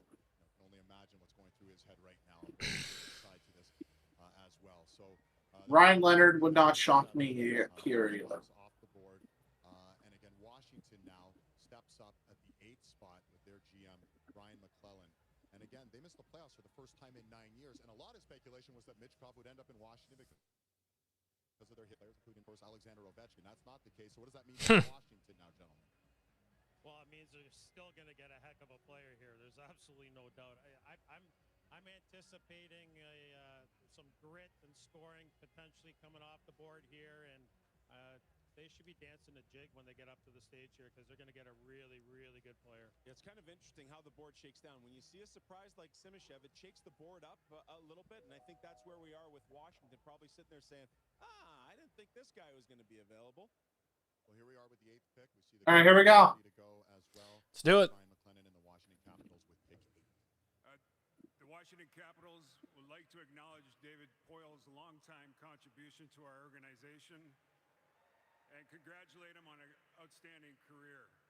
With the 8th pick, Washington selects Ryan Leonard from the U.S. I knew it. Yeah, I Ryan knew they were going to Leonard. go with Ryan Leonard. Yeah. Nice. Ryan Leonard. Like I said, that one was not going to surprise me either. That was a huge, yeah, that's a good pick for Washington. I agree.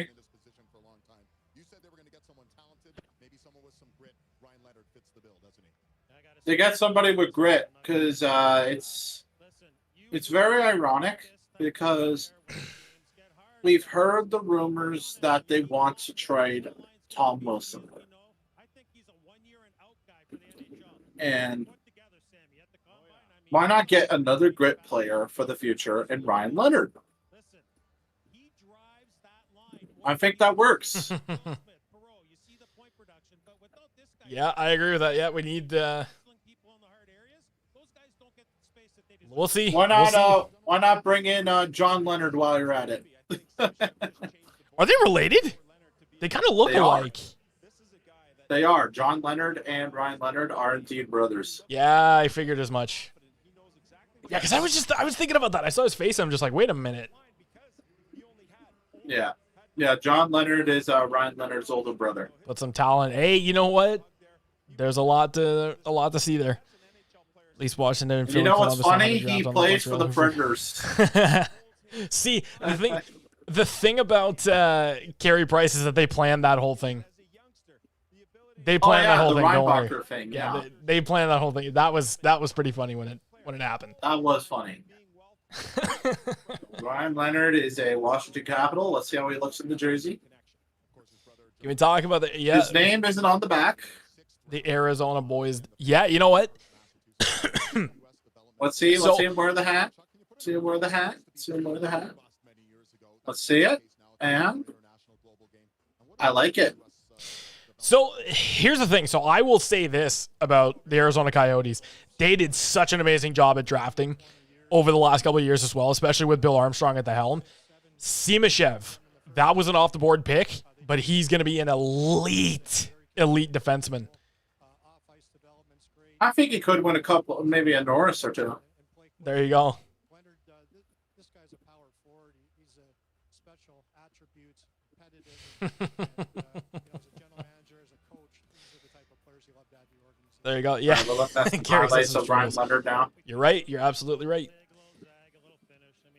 It's everybody who's named David selected tonight. Congrats to all the Davids. Hey, yeah. Hey, Dad, it's never too late to get into the league, you know. All right, Detroit Red Wings at number 9. What are we expecting here? I think they're gonna go with Axel Sandin Palika. I think they're gonna go with Sandin Palika here. I think they go for Zach Benson. I think that Zach Benson is a very Steve Yzerman pick. Yeah, you know what? Anything's possible. I think Benson's another player that they could go with as well. Michelli or however you spell it. Dylan Genther's going to be good. Yeah, Michelli's already up there. Dylan Genther's going to be good. Yeah, who's looking for a water boy? Hey, I'm sure you could fit in somewhere.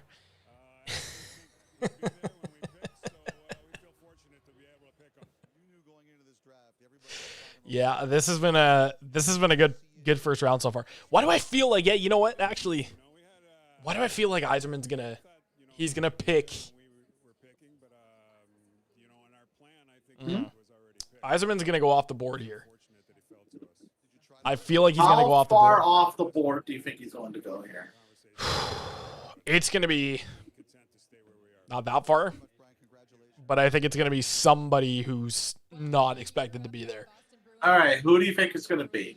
It's either going to be, I originally said Axel Sandin Palika, but now I'm thinking it's probably going to be closer to either Oliver Moore, Colby Barlow, or Quentin Musty. Quentin Musty is a very off the board pick. Yes. Musty, I feel like they could go with Quentin Musty though, because he's.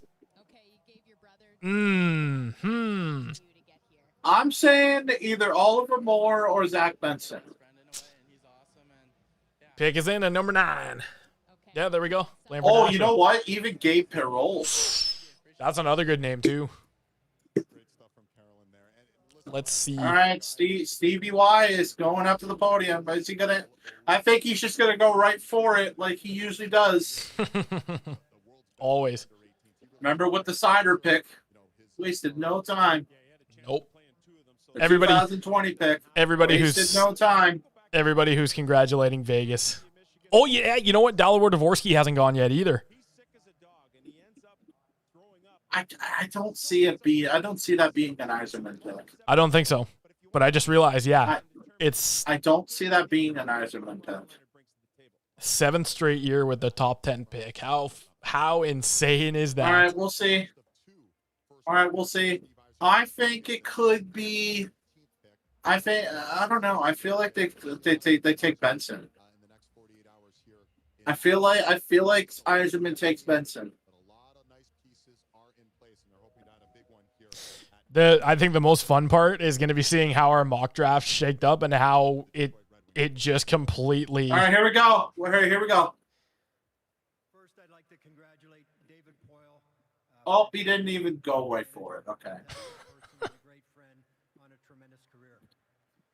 Also, I'd like to congratulate the Vegas Golden Knights on a Stanley Cup championship. With the 9th pick in the draft, the Red Wings select from the Brandon Wheat Kings center Nate Danielson. Wow! Whoa! That's another off the board pick. Nate Danielson. There you go. Nate Danielson. They know what they're getting in Nate Danielson. Actually, that is a very Yzerman pick. They know what they're getting in Nate Danielson. The reason why is because he's another power forward.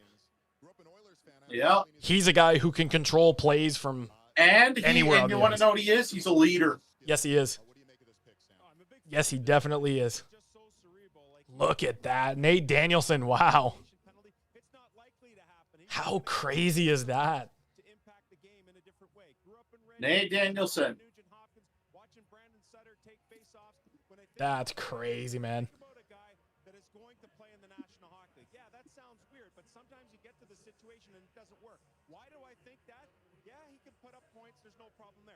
How awesome is that? Switch up curveball, another more cider off the board pick. Yeah, you know what? Yeah, that's true. Steve Yzerman's just famous for making off the board picks. Every time the draft comes on, Honestly, that was the Arizona Coyotes this year with Steve Chef. Every time the draft happens, just assume that Steve Yzerman's not going to pick who you expect. If he does, then we're in trouble. All right, the St. Louis Blues are next. Doug We've Armstrong heard some now. rumors that they could be trading. Dougie Armstrong now. Heard some rumors that they could be trading. Let's see how Nate Danielson looks in that jersey. Oh yeah, they knew that they were going to take him. Oh, that is beautiful. That works. It does work. Could have a drinking game with the sports. Anybody in a Red Wings jersey pretty much wears. Actually, hey, that's a fantastic idea. So my dad just said in the live here, you could have a drinking game with the Sportsnet team every time they use Cerebral, take a shot. They've said it probably 7 or 8 times already. That's a good idea.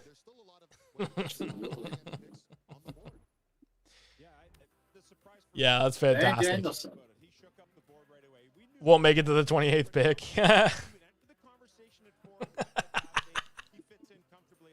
Yeah, no shot. They're going to keep saying it. St. Louis, yeah, they're booing all the Central Division picks there. Yeah, they're booing all the Central Division teams. Well, I mean, would you blame them? No, absolutely not. Because it's Nashville. Oh, that's a flattering picture of Nate Danielson. That's very flattering. With the mouth guard.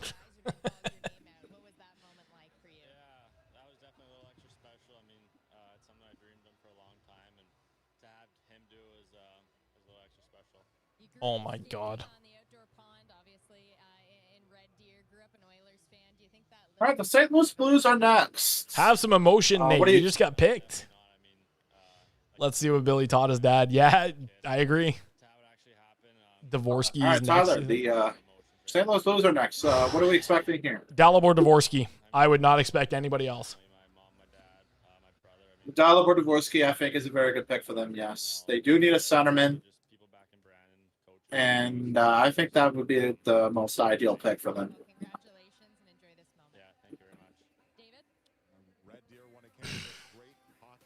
Oh, there we go. Connor Bedard already. He's signing his entry-level contract already. I was going to say, like, is he...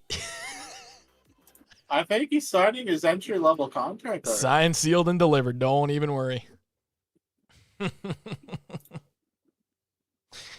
That's brilliant. Yeah. He's signing his entry level already. I mean, Chicago, I know they're excited, but geez. Oh, I know.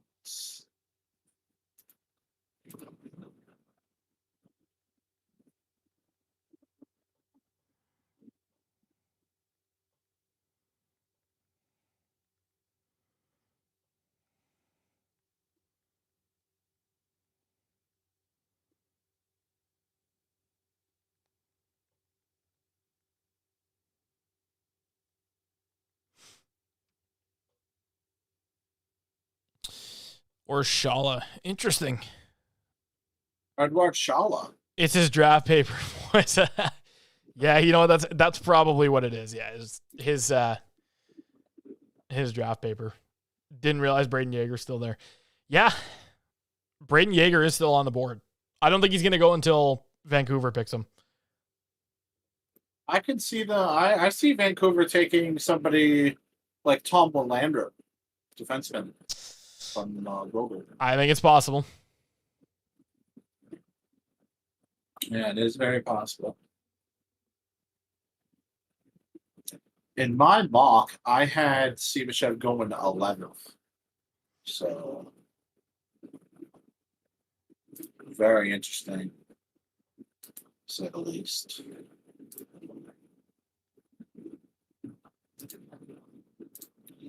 The only ones we got correct, I didn't get a lot of them correct at all. I predicted Zach Benson here. Either way. Will it be Benson? All right, here we go. Well, I think this is the perfect position to be in because you knew at 10 you were going to get a good player, and you also know that there's a lot All right. of flexibility with The Blues pick is in. There'll be teams looking All right, will it be Dalibor Dvorsky, like you said, Reigns? really likes here with the board shaking up just a little bit, and then wheel and deal with the 25th and 29 picks. I'd love to be Doug Armstrong. I think the funnest thing about this is going to be comparing our mock drafts to how the actual first round shook up and how Oh, it's inaccurate crazy. it is Here we gonna go. be. Here we go. Here we go. St. Louis Blues are pleased to select Dalibor Dvorsky. Yes! Sweden. Nice. Wow. So there it is. Dalibor Dvorsky. Nice. I'm so happy. I'm so happy. Very nice. Wow. Very nice. That's the. A couple of years ago, and they said at that age, and they were looking around and saying, this guy is Connor Bedard-like. Now, it hasn't quite turned out that way. Very, very nice. Different player than Connor Bedard. Patrick Alvin is on the phone with What I like about the story He's on the phone. Patrick Alvin and Kevin Adams are on the phone, eh?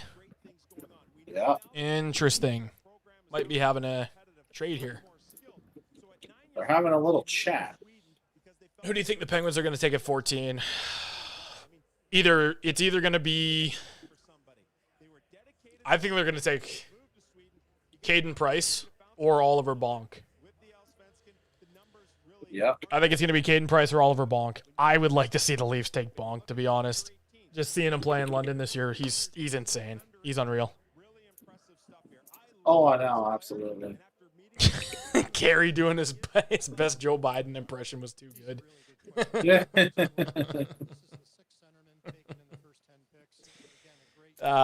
Shala or Perot here? Hey, I think it could happen. I think it could. He's ordering pizza. He's ordering pizza. Hey, when you get hungry, ask Sam Cosentino. The 2020 draft when it was COVID, when they were in studio. Remember that? Yeah, the pizza. when they were so hungry because the draft process was so long. Yeah, the pizza. That Sportsnet pizza. Yeah, the pizza. Oh, man. Dalibor Dvorsky. That's crazy. So I'm just fixing our draft here. Like I'm putting on the where they actually went. Where they actually went in our drafts. Where is he getting his pizza? Humber College. Hey, Humber Pizza's just next level bomb. Humber Pizza. The pizza at Humber, I will confirm this 100% for any of you who went to Humber or are going to Humber right now. That pizza there, fantastic. The culinary students have done a great job at. See, the thing that I like about Humber especially is a lot of the food that's in the cafeteria is prepared by the students in the culinary program. So it's really, really good. Fantastic. Yeah. Bonus points for that one, Jigme. All right. So he's ordering Gentille's pizza. I fixed our Tyler, I fixed our mock draft board to see where they actually went. Okay. So far. I mean, he was always dreaming about it. Now it's a dream come true. So I'm extremely happy, obviously. Yeah, what was it like? Can you put into words what it was like? Anything is possible. I mean, it's The burgers were bomb. Man, now you guys are getting me hungry talking about food. but the work starts now. So I'm just extremely. He's ordering Chelsea's. Man, you guys are getting me hungry talking about food. From you, but by friends, family, who are you thinking of in this moment? Well, obviously my parents. You know, without them, I would never be here. And I will be right back. I'm gonna grab. to get to this moment, I would like to thank them. Well, congratulations and have fun tonight. David? All right, we are awaiting the Vancouver Canucks with the 11th pick. Their GM Patrick Alvin. So many options, so many decisions. Where are you leaning right now, Sam? Wow, it's interesting to see. Carey Biden needs to apologize to Montreal, even if he didn't want Ryan Pucker. You guys are killing me, man. You guys are killing me. All right. I had to throw on my Anaheim Ducks hat because if I don't change hats at least 4 times during this during the stream. To think that we're going to see a run of a couple of defensemen. We knew it was going to be Ryan Backer, Axel Sandin, Palika, and All right. All right, the pick is in. Also, it looks like they are going to make the pick. Okay. I'm expecting either Tom Willander here or Axel Sandin Palika. I think it's going to be. You know what? I think it's going to be Braden Yeager. I think Braden Yeager's going next. We will see. I mean, and it would make sense if they picked Yeager. In the sense of the expectations from the fan base are, we want to win now. How do you temper that if you're a GM and you go, I have to take the best guy, even though it might be a project, 3 years down the road? Yeah, I think that's what Patrick Alvin's trying The to poor. made some trades. What was I going to say? The poor Canucks fans wishing they drafted Bedard. Cammy Granado. Wait a minute. You're trying to make sure you have enough good assets in the system. I didn't know that she's in the Canucks organization. Yeah, like Pedersen and Hughes and JT Miller. So Interesting. This is a great draft. This is going to be a good pick for him. And they're entering the stage area. It looks like the pick is in. All right, let's see. Canucks, the 11th overall pick. Let's hear from their management group as they get set to make a selection.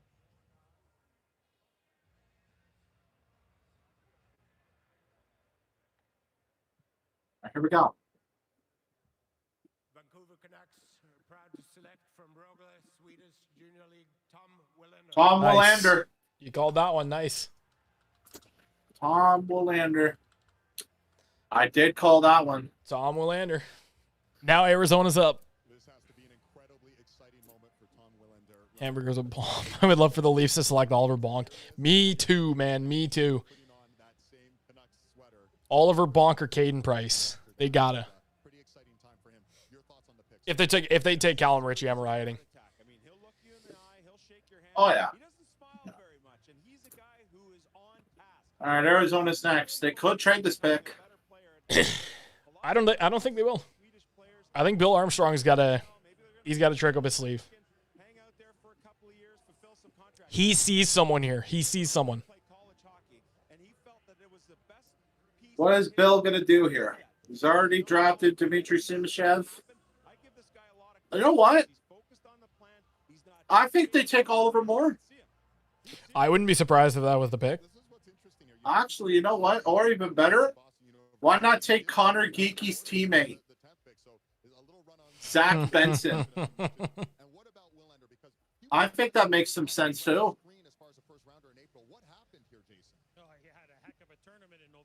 I could see them taking Zach Benson too. Why would I riot Thomas? Because I would prefer if the Leafs take a defenseman because that's what we need the most. Forwards, we're set. We For a don't need any- defenseman, I think we if he's still on the board, Oliver Bonk is definitely somebody that's been rumored for us.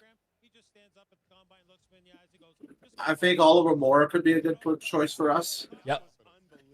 Um, But then again, like another defenseman, Theo Lindstein.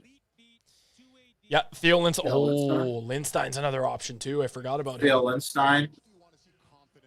But I think if Oliver Bonk is available, you take Oliver Bonk.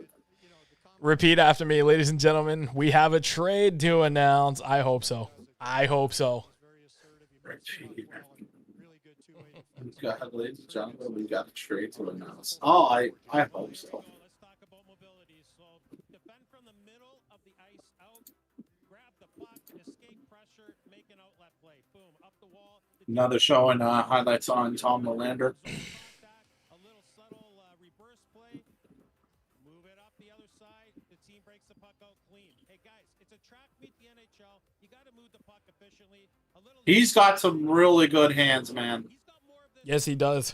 Especially as a defenseman, that's a good quality. Wow. His elite element yet. He's got more of that in him though, Sammy. He is elite.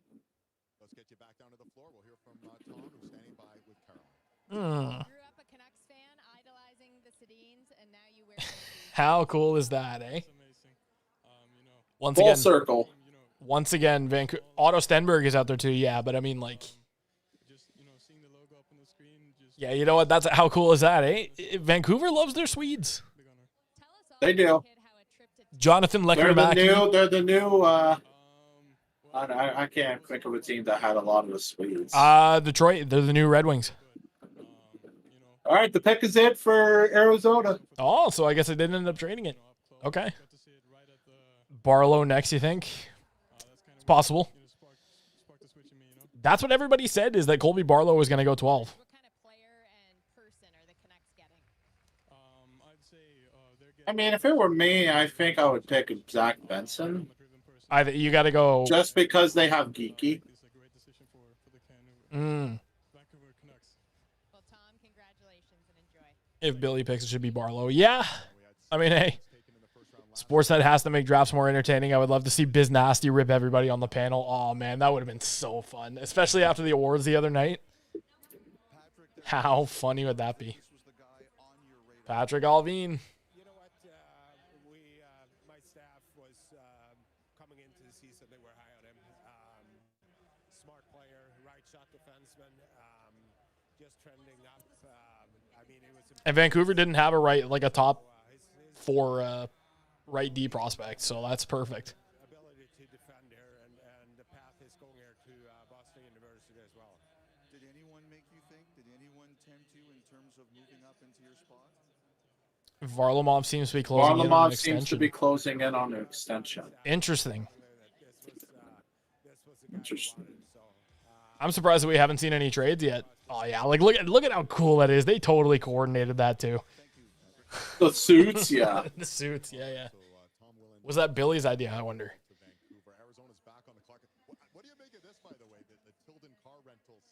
Was that Bill's idea? I'm glad I didn't wear it. It was my backup suit today, and I wasn't going plum. I'm just hoping the team paid for him. I like that. All right. Second time today, Bill Armstrong's going to take to the podium, and again, The Coyotes. Dmitry Simashev, 6th overall at D. Are they going to look for a forward here at the 12th spot? Barlow or Benson here is, in my opinion. I think it's going to be Barlow. Barlow's the best option Watch it be somebody who's completely for the Coyotes' sake. either Musty or Barlow. Let's see. The Arizona Coyotes are proud to select from Yaroslavl Daniel Boot. Whoa! Again, another off the board pick. The Arizona Coyotes are going off the board. Holy!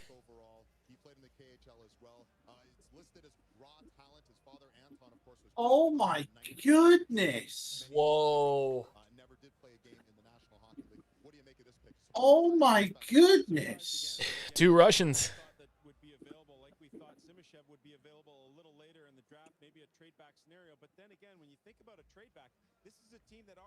Wow. He's either a genius or a madman. One of each. I think he's going to be a genius. I think he's a genius. Oh my gosh! Daniel Buttes. Tyler, what is your thoughts on this? Seems that reassembling Lokomotiv. Yes, they are. What are my thoughts on this? Man, I was not expecting Daniel Boot to go this high. But it seems that there's a theme going on with Arizona this year. They like their Russians number 1, and they've seen something in him that they couldn't pass up on. So that's perfect. Yeah. Absolutely. Nice. I like that. I think wow. This is what I'm talking about. This is the unpredictability of the draft. I wonder who Buffalo's got to go with, either Benson or Yeager. I say it has to be Benson. It has to be Benson. I can't believe Benson has fallen this badly. Look at how happy he is. To say the least. Look at how happy he is. My thoughts are that Kyle Dubas loves his Russians. We could see Pittsburgh go with a Russian player here.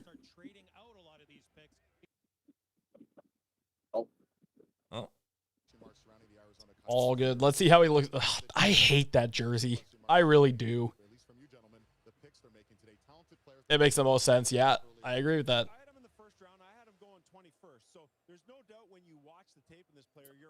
Oof. Cause had him going 21st. Hey, reverse number. So pretty close. Okay, so they had him like predetermined. I hate that jersey.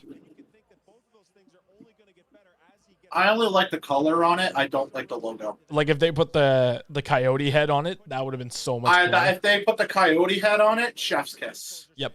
Fantastic. If they put the Coyotes logo on there, that would have been one of the best jerseys in the league. Or the Kachina. Yeah, exactly. It honestly gives me Vancouver Millionaire vibes. Oof, yeah, it's too close to the Millionaires jersey. Just me Connor. Yeah, it gives me Millionaires vibes.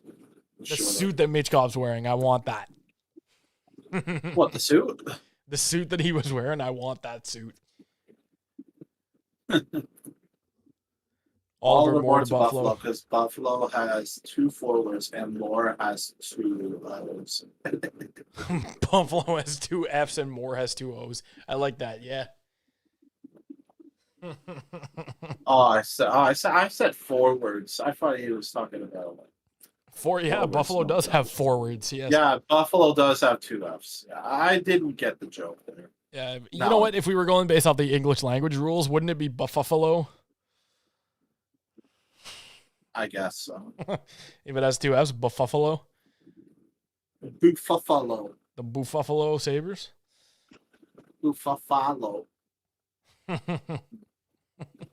Pittsburgh. Why does it seem like Kyle Dubas has passed his love for Russian players to Bill Armstrong?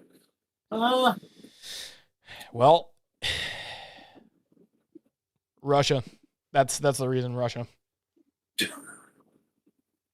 Russia. That's the reason. Just that's the tweet. Russia, in all caps. Yeah. Might actually make the tweet Russia, right now. that's the Russia. tweet.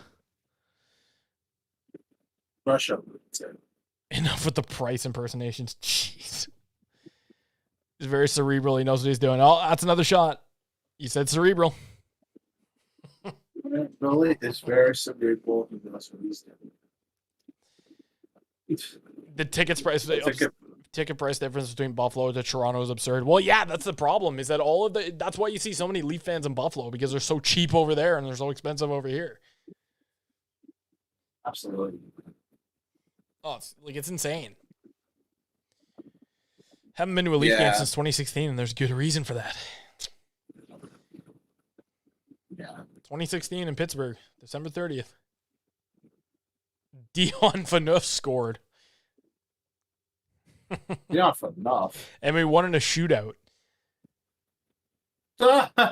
Jonathan Bernier. I remember that like the back of my hand. Guy. Oh, geez! Don't say that name. The guy is saying that Bernier couldn't save a beach ball. That game he could. No, remember when he let up that goal from center ice off the boards and it went off his against Arizona? Yeah, Oliver Ekman-Larsson. Oliver Ekman-Larsson from center ice. Never gonna forget that. Oy, oy, oy. That was brutal. It's gonna be Zach Benson, right? It's gotta be. It's gotta be Zach Benson. Haven't been here we go. Since I was 13. Yeah, it's expensive. All right, here we go. Pick number 13. It's gotta be Zach Benson. Yes. It is Zach Benson. Well, haunting as it is, Zach Benson, the last ever pick of the Winnipeg Ice, probably. More than likely, yeah. Yeah, because they're the Wenatchee Wild. It's very much like Utah when we were in school. Hockey's fun. Yeah. That is actually really cool. I did not know that. That is really awesome. Look at Zach Benson's suit, man. That is one. He's got the draft logo on it. That's cool. That is cool. Hey, you know what? Maybe there's a future NHL GM. I was gonna say, but no, that's more Thomas's More Thomas's style. I've got enough hockey knowledge to fill a room. What is it? Oh yeah. No. Oh, hey, the Ducks actually. Oh, that jersey's nice. I'm gonna see if I can pull this up.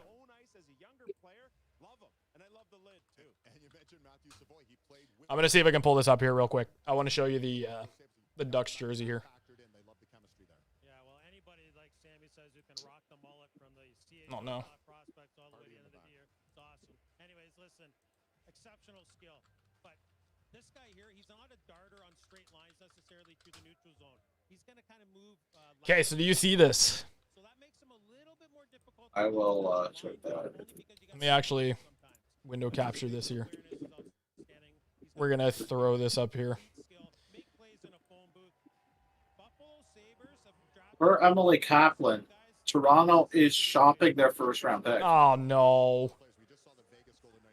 Oh no. So I'm excited that I actually get to see this. So if you take a look at this, there is Anaheim's 30th anniversary jersey. I will say. Oh. Okay. Well, apparently. Okay. Okay. Well, apparently it's gone. Is it actually gone already? No, because I closed the page by accident. Okay, so the Anaheim Ducks here. I'll bring that up real fast. Is it working now? Okay, so yeah, take a look at that one. Hey, Cam, remember when I was making my jersey concepts and I used that logo? I'll say it in a second because stream's a little bit behind here. Let's see.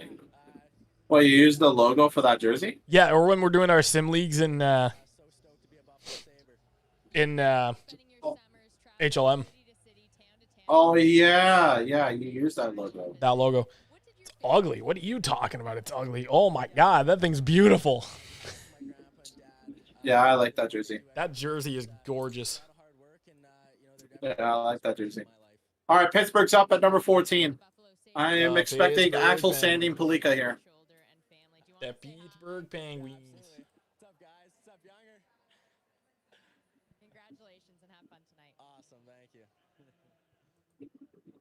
Well, let's have some fun for a few minutes here and take it through. Braden Yeager. Or is that, sorry, not Braden Yeager. Zach Benson is. He's just so happy. I'm expecting Axel Sandin Palika here for the. Yeah, because Pittsburgh needs a Penguins. D-man. Pittsburgh needs a D-man. They need defense badly. They don't have a top defensive prospects. Axel Sandin Palika is that guy. He's him. Yeah. That Ducks jersey is fantastic. I can't get over that. I like the fact that they use the original purple. Yeah, David, you saw how happy his family was when you heard his name called. His grandparents in the Vancouver area, over a 4-hour drive from Wenatchee, Washington. So when they heard Benson's Winnipeg Ice were relocating there, they bought season tickets as soon as they became available. The family's used to life on the road. Oh, yes, Wenatchee. An All right, Kyle Dubas' first pick as a Pittsburgh Penguin. Wait, wasn't he not allowed to be in the... No, it was Treliving. But they fired Hextall. It was just Treliving, man. That's garbage. That's rigged. It was just Treliving. That's trash. It's rigged. It's rigged. Axel Sandin Palika, I am expecting it highly. Or if they go for a forward, Colby Barlow or Braden Yeager. Go Doofus. Yeah, Kyle Doofus. Gus. Good old Gus. All right, Kyle Dubas. Let's hear from Kyle Dubas. On behalf of our organization, we'd first like to recognize the great career of Nashville Predators general manager David Poyle. They're booing him. Yeah, boom!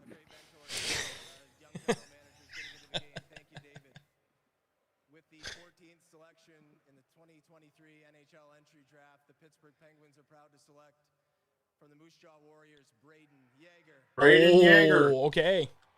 Braden Yeager. Braden Yeager. Let's keep that Western Hockey League theme going for the Moose So Axel Sandin Palika is falling. Braden Yeager. Nice. Good pick. All right, Nashville's up next. You know the crowd's going to get... You know they're gonna get loud. Axel Sandin Palika. Again, they need defense. We both had him in the top Axel 5. Sandin Palika. We both had him in the top 5. He has not gone anywhere close to that. I'm expecting Axel Sandin Palika. Braden Yeager. It needs to be Sandin Palika. Braden Yeager. Braden Yeager. Yeager bomb. Yeager bomb. Wait a minute. I just realized something. Yarmer Yager. Braden Yeager. Braden Yeager. Yarmir Yager. Yeah. They orchestrated this from the start. Cheesy. Anybody named Ager, if it has like something that sounds like Yager, they're gonna draft them. If it has an A and a G in it, they're gonna draft them. If it has an A, G, R in it, you don't have to draft them. Exactly. This is a little bit of a compromise. And what I mean by that is that he's not a giant, but he's also not tiny. I think he's going to weigh out at about $185 by the time he matures. Oh, so they were looking at Braden Yeager. It's like all of these players who have the names on the back of the jerseys, you know they were gunning after him for a while. Oh yeah, if they have the names on the back, you know they've been gunning them. Just imagine Tage Thompson, Zach Benson. Okay, this is going to take some getting used to. Braden Yeager in a Penguins jersey, but it fits well. It does fit well. Dubas is still in Leafs blue.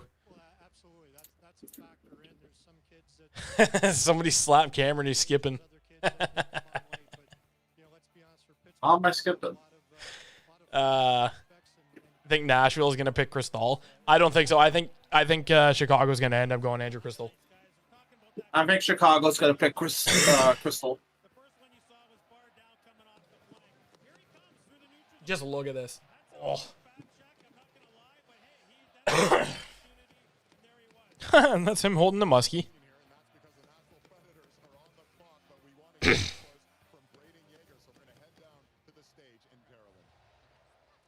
very much, David. Just chatting here. Braden, you study Sidney Crosby's face-offs. Now you're wearing the same jersey he is. How does it feel? It's a dream. I mean, he's a guy that I've looked up to my whole life, and obviously the Penguins are an unbelievable organization, so it's a dream. I can't even put it into words. You also have looked up to Leon Draisaitl, who you met when he visited your minor hockey team. How did that meeting help ignite this dream? Yeah, I mean, that kind of sparked my decision to go to the Plot twist. Yeager goes to Sault Ste. Marie in some CHL tomfoolery. Pick number 15 is in. The Nashville Predators. I say it's either Axel Sandin Palika or Colby Barlow. I think it's going to be either one. You think it'll be Barlow? I think it's going to be Barlow.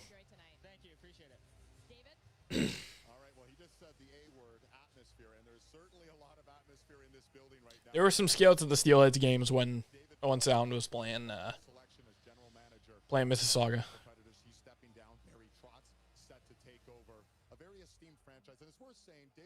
A couple of them were Nashville scouts, so I think.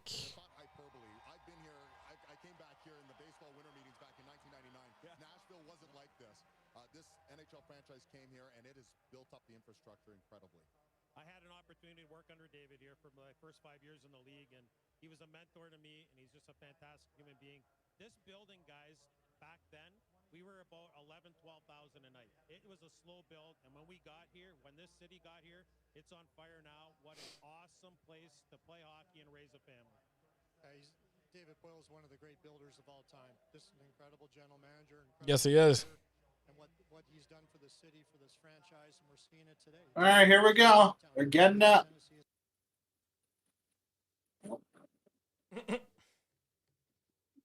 Hold on, we got some technical difficulties. Yeah, Dave Poyle is a little slow.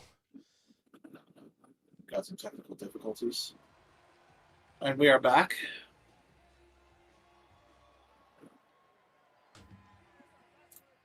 I'm expecting Colby Barlow or Axel Sandin Palika. Imagine Palika drops to the Leafs. Hoy.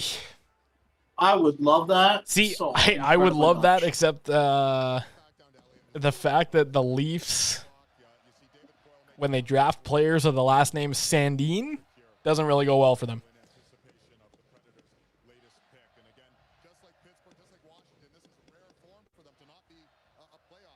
Their mascot's banging the drum.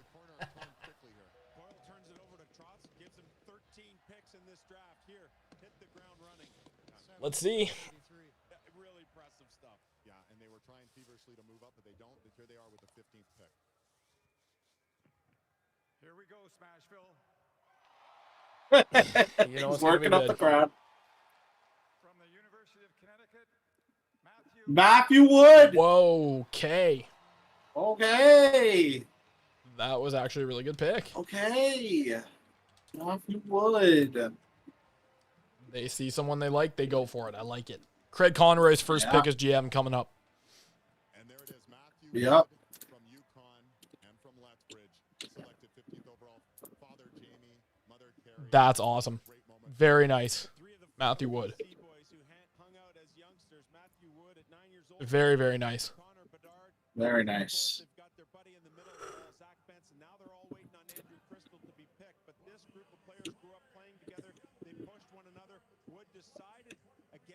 Oh, Matthew Wood. That's a good pick, I think, honestly. I think that could work for them. I agree.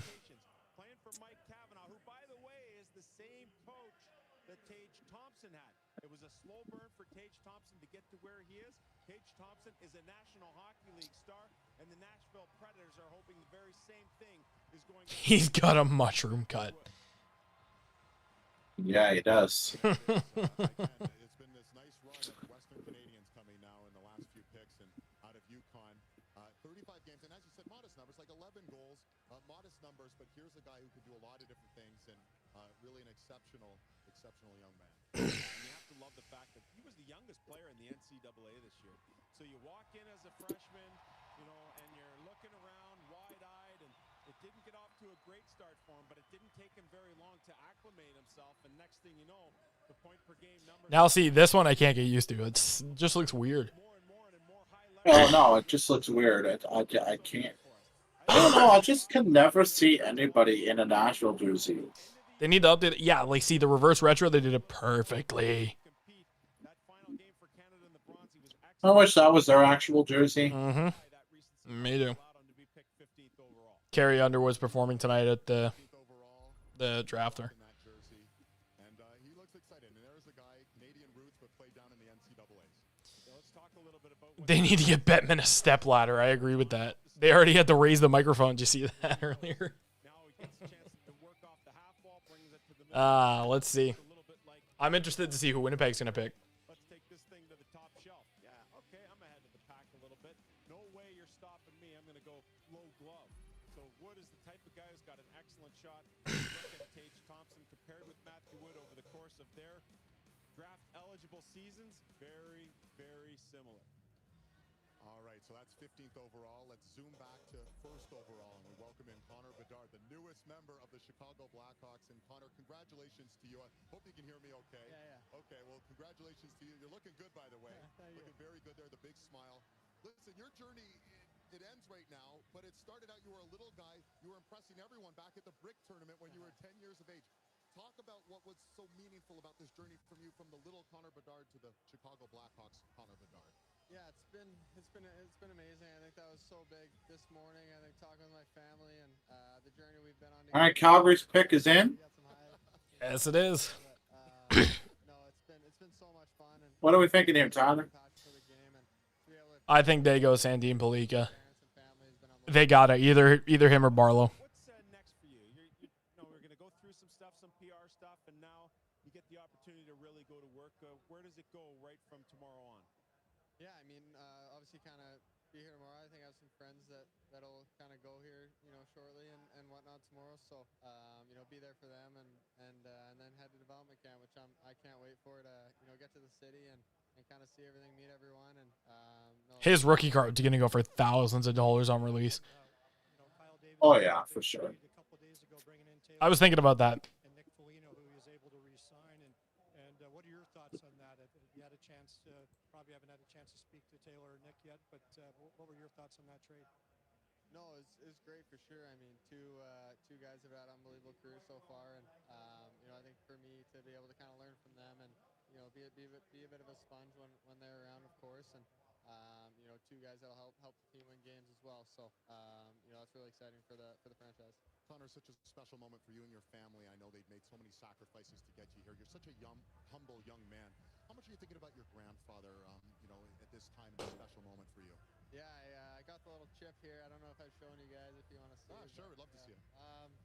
Yeah, but I think it's obviously tough for me and my family not having him here, but try to get it out of here. This little thing I got we love to play cards and stuff, and I got him. Oh, that's awesome. That's wicked. Kind of having him with me, and on this day, and I'm sure he's watching. Garth is looking down at you. He's proud. We're all proud of you, and you have a great future. Thank you so much, Connor. Thank you very much. Yeah, good luck. Pick is in. Next up, we can tell you the Calgary Flames. Richie, the Callum Calgary Richie. Flames. Callum Richie? I don't know. Maybe. All right, Craig Conroy, first pick. All right, Craigie. As the GM of the Calgary Flames.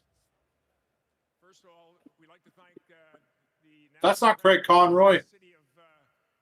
It's definitely not Craig Conroy. That's the one behind him. I'd like to congratulate the Vegas Golden Knights on a Stanley Cup championship. There's a fly. And finally, there's not a general manager sitting at the table tonight or anybody that's been a manager in this league for the last 25 years. He's not even flinching. I love it. Positively influenced by David Poyle. He did his job with class and dignity and honesty, and we wish him lots of success, much success in his future. For our first pick, I'd like to introduce our new general manager, Craig Conroy. All right, Craig. I want to thank all our season ticket holders. I feel like it's going to be a defenseman. Or, sorry, forward. Not a defenseman. With our first pick, we're going to take from the Vancouver Giants, Samuel Whoa! Whoa! Okay, that one's a reach. Samuel Honzik. Holy crap. Holy. It's funny because I had him at 17. I had him at 17. I had him at 30. You had him at 30. Yeah. Okay. That is interesting. Not bad. Not bad at all. Samuel Honzik wasn't on the list, but we happened to run into him in the hallway, and we started up a conversation with him, and I was amazed how engaged he was in the conversation. That says a lot to me about a guy. But also Samuel Honzik. That's a great pick for Barlow is still not picked. Now, see, I think one of the reasons why Barlow hasn't been picked yet is because of his speed. Yeah. He's got the skill set. A lot of issues with his skating. His skating is a huge red flag. Thomas says he hates this pick. Interesting. Thomas does not like the pick. I see why, because I mean, like it is a bit of a strange pick. We'll see when he puts on the jersey what I think. It is a strange pick. We'll see what I think when he puts on the jersey. Building Lego, hidden talent. I like that. Charlie Stramel for Detroit. Hey, don't joke about that. It might actually happen. If that happens, that is a big off the board. That would be awesome. That's a huge off the board pick for Eisenman. Yes, it would. Honzik did not put on the hat. It's a reach. I could care less about what he looks like in the jersey. Well, yeah, but I mean, no, I don't. Not a fan of it. Barlow could be a little bit more about attitude than skills. You know what? That's true, but it's possible.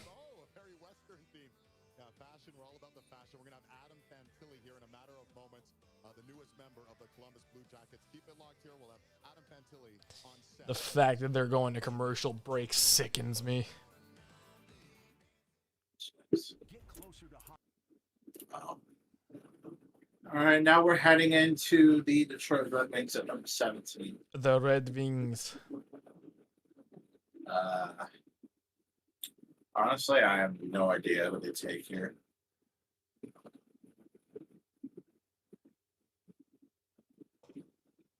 I mean, they could go for Axel Sandy Palika. But man, Axel Sandy Palika, man, he is falling big time. Yeah, it's a little bit strange. Maybe, yeah, could be attitude. Could be attitude.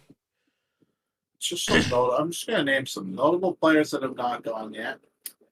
Oliver Moore has not gone yet. Toby Barlow has not gone yet. Axel Sandy Palika has not gone yet. Andrew Cristal has not gone yet. Edward Chalet has not gone yet either. Edward Chalet has not gone yet. Mikhail Gulyayev hasn't gone yet.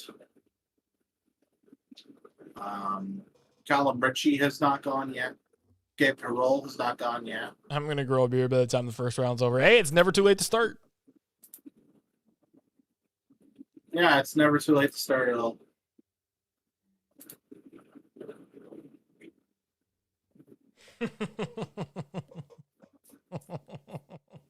I am. Here we go. Brad Treliving is at the Leafs table. He is? Yep, because the Flames made their pick. Oh yeah, that's right. Yeah, because after the Flames made their first round pick, he could be at the table. Yes! So Jim Nill just won the Jim Gregory Award as GM of the Year. That's interesting. I don't agree with that. Don Sweeney? I'm just gonna switch the screen here. Don Sweeney? Hello? Some Swedish guy off the board? I don't think so. I think the scouts know who they're gonna take. Is Arizona moving to Yaroslavl? Oh my goodness. The Yaroslavl Coyotes? The Yaroslavl Coyotes. Hey, I'm just saying. Yeah, there we go. What did Dallas do? If anything, Jim it should Gregory. Or Jim Nill. General Manager of the Year. Yeah.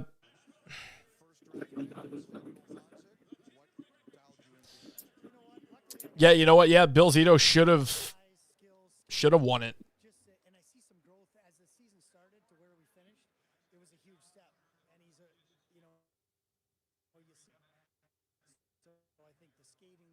We've had no trades in the draft so far. Which is a record. I think it's been a trade in almost every single draft. We heard about it, the rumored DeBrincat trade. Looks like that didn't happen. Maybe that cooled off. Either that or they're still working on it. All right, here's Adam Fantilli.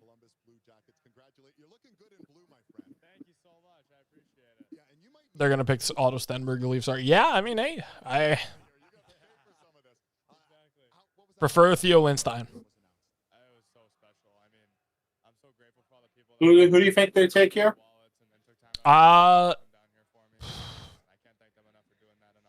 Edward Chalet.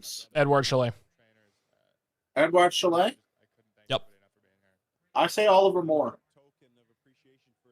Oh, yeah, Oliver Moore. Yeah, I'm still surprised they haven't. Leaf fans were chanting fraud as Kyle Dubas walked up. Stay classy, Leafs Nation. Good. Stay classy, Leafs Nation. Stay classy.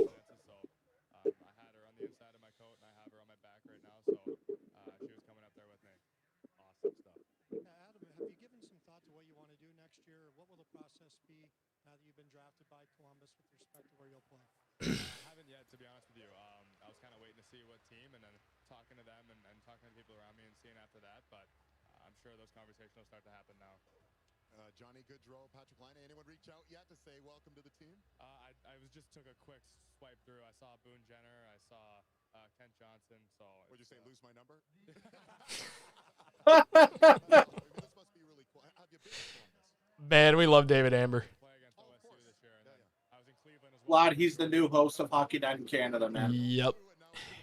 Ohio State University. How you going to transition? It'll always be go blue. Nice. Well, congratulations, Adam. This is really exciting time, and I should ask you what's sort of next as far as the immediate future right now. What are you going to be doing over the next month or two to get ready? Yeah, as soon as I can, I'm going to get back down to Plymouth, and I'm going to be training there and trying to get ready for the next season, whether that's with Columbus or whether that's back in Michigan. So I just want to get big, as fast, and as strong as I can get for next season. And very nice. An immediate future, I'm just going to be sitting here waiting for Gavin Brindley to go. Nice, yeah. Family. Gavin Brindley. The guy you grew up playing minor hockey with, Columbus pick. Must be exciting to think that you guys are going to be reunited here at some point. Oh yeah, we used to be teammates and line mates in Toronto there with the Red Wings. So it'll be really great to get back on the ice with him. Well, Adam, congratulations, and for those that don't know, you're a bit of a two-sport athlete too. I know you threw out the first pitch a little while ago. You can't call me a two-sport athlete after that. That was awful. Oh no, they're showing his first pitch. No, it's all good. It's all good. I was practicing at the Michigan field off the mound, and I was like gotten used to throwing it down from that distance. And as soon as I got up there, she's like, "Yeah, you're not allowed to touch the mound. Like, only the pitchers can go up there." So I was like, "All right, there's no chance I can throw this in the dirt." So maybe I just put it a little bit higher. Well, listen, you had great success at Michigan. You're going to have great success at Columbus. We really appreciate you taking. That's awesome. Adam Fantilli is quickly becoming a fan favorite just for that. He's very personable. Oh yeah, he's a funny guy. Look at that, eh? Look at that company. 95 points in 36 games. Look at Paul Correa, 100 points. The pick is in. I'm going to say Gavin Brindley. I'm going to say Oliver Moore. Chris Draper, the $1 man. The $1 man. Some interesting... Stevie Y looks like he is ready to go. Yeah, my dad told me a story of when he was at Chris Draper's Stanley Cup party. It's pretty cool. He's got the picture of him holding the drinking beer out of the cup. Sean Horkoff is there too. Or holding the cup. Yeah, Sean Horkoff is right. His son's going to be drafted in 2 years. Korea is a rocket scientist, literally. Yeah, Cam, did you know that? What? That Paul Korea is he's working for NASA. No, I did not know that. Yeah, he's a literal rocket scientist. All right, here we go. Stevie Y. Don't knock drapes. Don't worry. I know better. All right. Steve Yzerman. All right, here we go. Stevie Y. Who's he going to pick? Yzerman. Before making our selection, I'd like to thank all the Red Wing fans back in Detroit at Little Caesars Arena who are watching the draft live. We really appreciate your support. With the 17th pick, the Red Wings select from Sollefteå, Sweden of the SHL, Axel Sandin Pellikka. Axel Sandin Pellikka. He finally goes. Big hugs there, especially for his father Yanni, an elite level cross country skier. So He finally goes. Axel Sandin Pellikka. Is it one L or two L's? Oh, Rain, so you could just copy it. Okay, yeah, so Just it's copy it. I haven't typed out. I just copy it. There you go. Winnipeg's picking next. Carrington's gonna be watching very, very closely.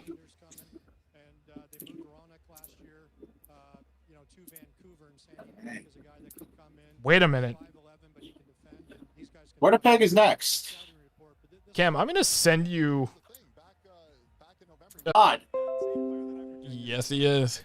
Samuel Hontek's an analytic god. Holy. Wow. So that must have been a pretty... They have literally won the lottery here with the 17th overall pick. Much more to talk about, but we do want to get it to Kyle, who has some theme to add.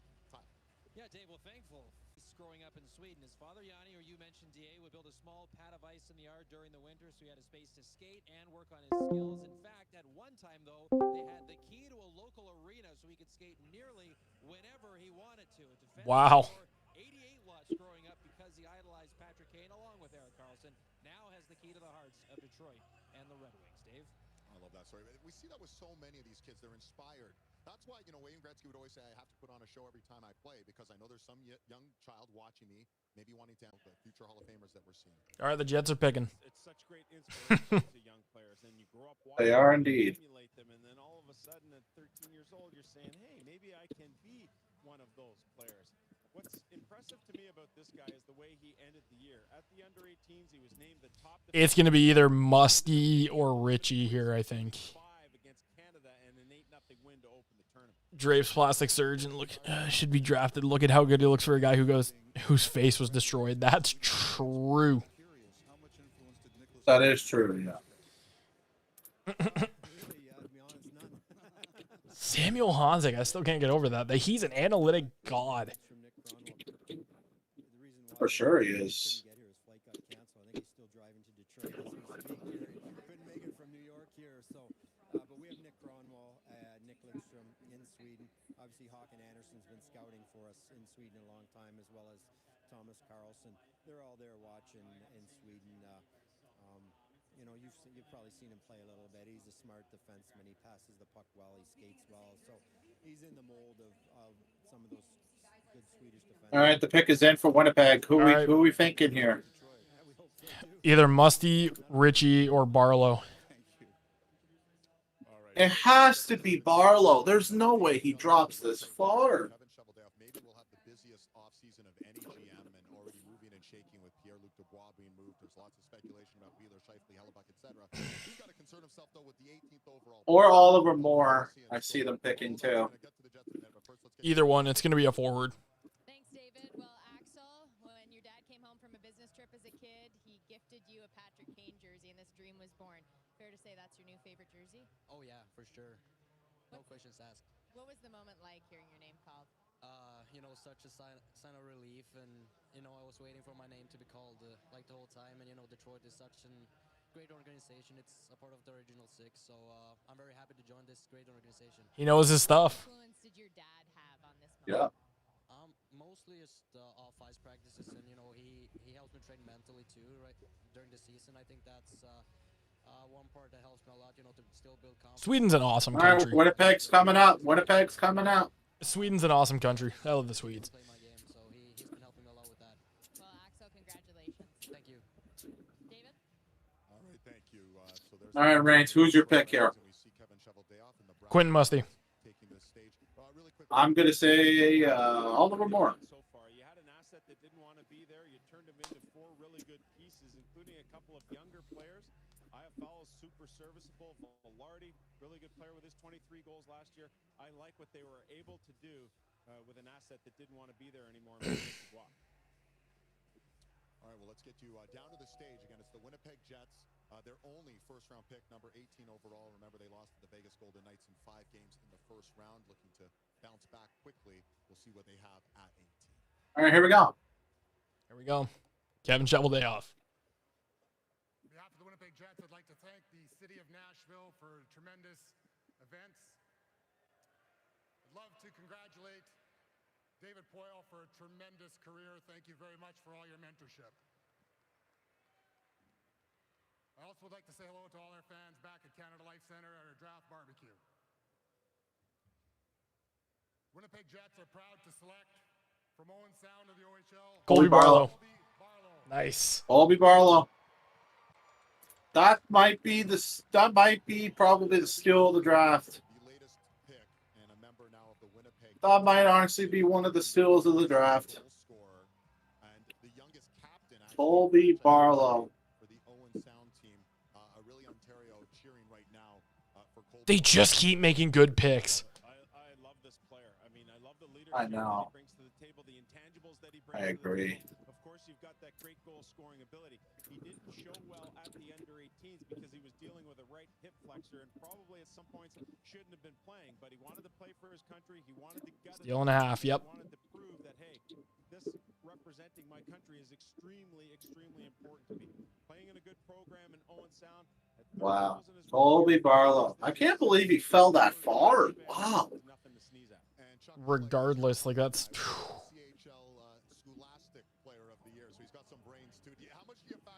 Shovel day off. Loves his OHL players. Let's see how it looks. He does. Let's see how the jersey looks. Let's see.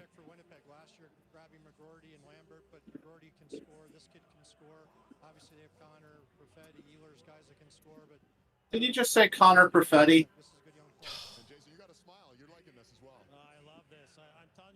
I think you meant Kyle Connor. Yes. Or Cole Perfetti. No, I think he meant Kyle Connor and Perfetti. Yep.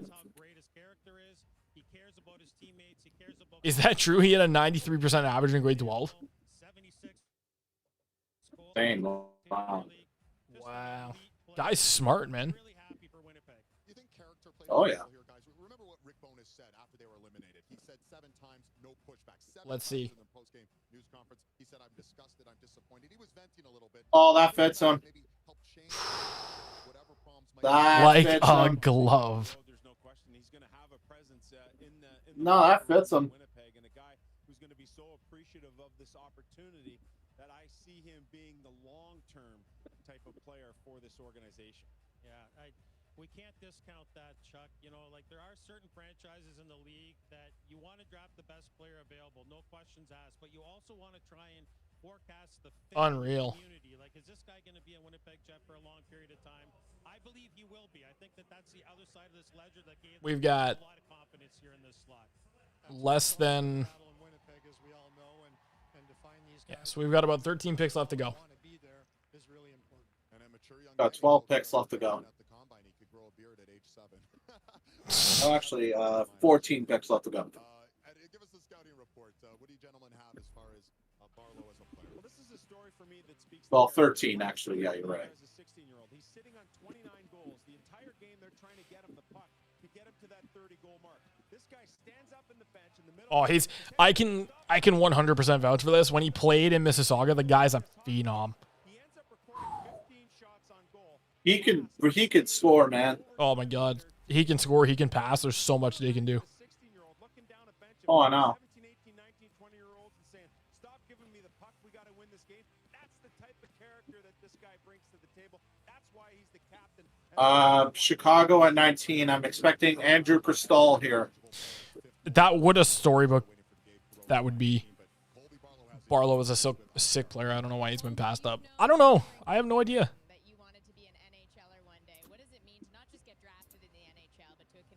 Musty and Bonk are still available. Yep. I mean, it's hard to put this into words. I mean, it's you know, something you've been dreaming about your entire life, and you know, for it to happen, especially to a Canadian team, it's pretty incredible. And credit to your parents too for keeping the proof of the drawings from kindergarten. Does that surprise you or no? You know, my mom saves everything, so it doesn't at all. They were talking the panel about how you're the Scholastic Player of the Year, youngest captain in Owen Sound history. What kind of leader are you? I think just lead by example. I just make sure I'm doing everything. Colby Barlow could grow a beard at the age of 7. Are you joking? He's got a sense of humor. Pick is in. They're gonna go with Crystal. Pick is in for Chicago. I'm expecting. They're gonna get Andrew Crystal. Here. They have to. They have to. Andrew Crystal. I'm expecting it. You took Bedard. Why not take his best friend from childhood? Andrew Crystal. They got him. He lives about 2 hours north of Toronto, but had to move closer to the city in order to play his minor hockey at a high enough level. All right, let's get you down to Elliot Friedman. Kevin, I've heard a lot of really good things about this guy. Told Carolyn he can grow a beard at age 7. Was that why you took him? What did you like? Well, he's a hard-nosed player and someone that has tremendous skill, but we just love the way he plays. And if you watch the playoffs, that's the type of players that help you win championships. All right, ask Craig Conroy the same question. There's been a lot of talk around Winnipeg. Do you have anything hot cooking right now? We just picked Colby Barlow. That's real hot. Thanks very much. Just pick Colby Barlow. That's pretty hot. Chevy. I like how he did. Yeah. If you're a I like how Chevy. Very clever, Chevy. Very clever, man. I like how he dodges the question very cleverly. He took that. He took that very well. Yes, he did. You know what? This guy is maxed out in terms of his growth. Colby Borlow, it didn't matter to him. He had that full beard the whole season long. But if you're out there watching, don't grow the whole thing. Here we go. Nice and tight. Keep it clean shaven. That way you'll trick. All right, Andrew Cristal. I am expecting it right here. All right, a little less fanfare for Kyle Davidson and the Chicago Blackhawks. They already have Connor Bedard at number 1. We'll see who they take at number 19. This pick from Tampa, courtesy of the Brandon Hagel trade a couple of years Yikes. ago. Again, Chicago on the board. They only had an 11% chance of winning the lottery. They won the lottery, and now here they are with a second first-round pick. All right, Andrew Cristal. With the 19th pick in the NHL draft, the Chicago Blackhawks are very proud to select Oliver Moore from the U.S. National. Oliver Moore! Finally, he goes. And there goes Oliver Moore. He Very was supposed to go eventually. He was supposed to go eventually. Seattle could pick Crystal here. They could. Oliver Moore goes number 17. Wow. So that's honestly the draft has gone Missed opportunity. pretty well. Missed opportunity. Yeah. Good pick for Chicago, All right, but missed Seattle. opportunity. Oh, Seattle. Man, they could go for anybody here. If I were them, I would go with a defenseman, Caden Price. I honestly like Oliver Bonk for them. Don't say that. I know, don't say that because I know that's who the Leafs. That's who we should take. Don't say that. But it's just a good option for them. I have a feeling the Leafs are going to take an American. If Gabe Perreault falls that far, I would take him. If but Gabe Perreault is available, you gotta. I think they could take him here. What about Gulyayev? Yeah, Gulyayev is still available as well. Yeah. Gulyayev is also still available. I think that's who Seattle would go with. Yeah. I think Seattle could go for somebody like a Gulyayev. Absolutely. Well, kind of an off-the-board pick. Not really, though. I think they could take Quinn Musty. I think it's possible. Very possible. Well, they already took David Goyette last year. Yeah. So far in our mock drafts, 1, 2. I've only gotten 2 picks correct. I probably got like 1. You've gone 1. I think 2, I probably have 1. 3. Auto You've Stender, gotten Casper 3 Haltinen. picks correct. Casper Haltinen, I would not be happy with that Okay, one. Tyler, you have gotten 3 picks correct. Hey, 3 is something. You've got the Connor Bedard pick correct. You got Will Smith, and you got Matvei Michkov. Nice. And I've only gone Bedard and Smith. This draft is just unpredictable. Oh yeah, it's all over the place. You heard it here first, Gabe Perreault to Seattle. No, I don't think so. I think. Oh man, please tell me they take Gabe Perreault at number 20 because that's where I had Gabe Perreault. That's exactly where I had Gabe Perreault. By the time the first round's over, I might be about 47 years old. You might be 47. Chris Pronger. Chris Pronger. Sports Interaction. Not a sponsor. That's the best. I'm only saying that because they're obsessed with Finnish players. Yeah, you're not wrong. World's best sports book. If you want to bet, okay, I'm not. We're not getting paid to do an ad read here. Relax. We're not getting paid. We're not getting paid. We're not Steve Dangle. We're not getting paid. If only. Hey, one day. If only. One day. If only. We aspire. But of course, if you ever want to do sports betting, just go to Sports Interaction.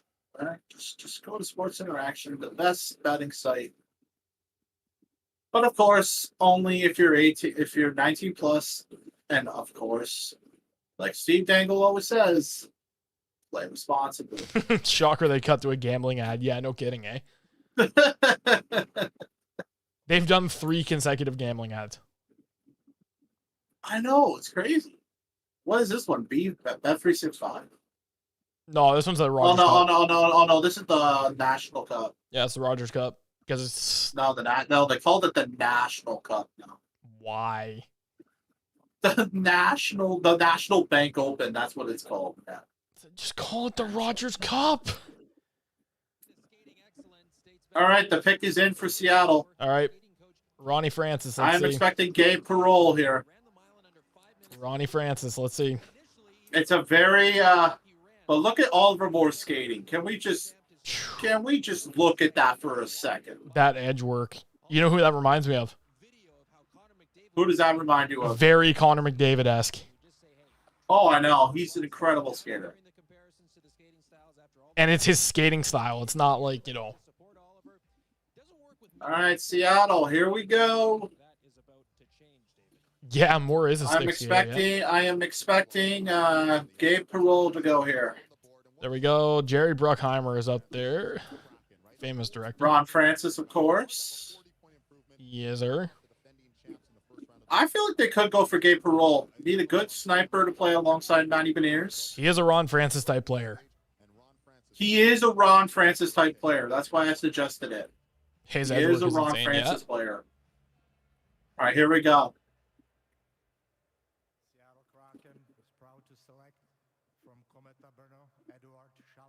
Yes! Edward Chalet! I like that pick. Edward Shala. I think that's how it's pronounced. Edward Shala. They got a really good player. I like it. I like it. I like it. Very nice. I like it. It's a good pick. Oh, I was 2 off of his pick. That's funny.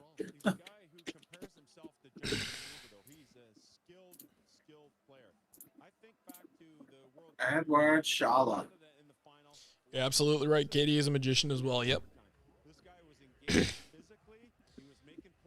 He's also a Ron Francis type player right there. Is Edward Chalet, yeah. He's a fantastic penalty killer. He's an incredible player. He's a fantastic penalty killer.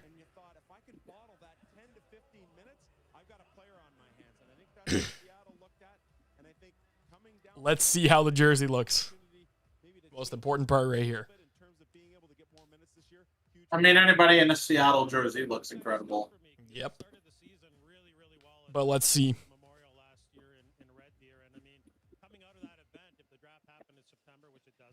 He's good at tennis, apparently. Yeah, it's not bad. All right, let's see.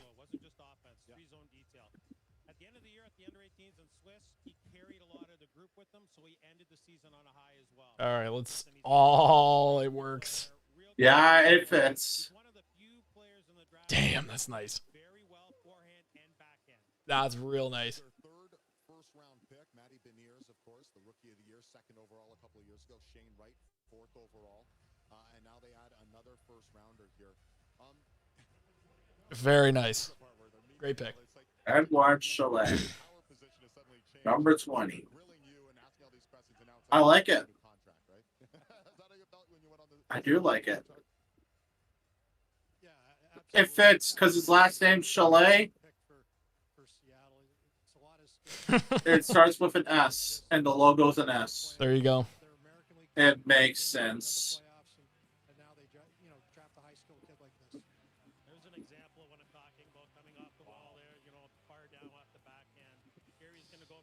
Pair well with Ty Nelson in Seattle. Yeah, I agree. Chris Dahl has to be picked. Yeah, I think he's going to go to either Minnesota or Philly. Someone make a Who are we trade. talking about here? Andrew Crystal. Oh, Andrew Crystal. I think he could go to Minnesota here. I think that's a good pick. I think that's a good pick. I feel like Perreault is going to go to Minnesota.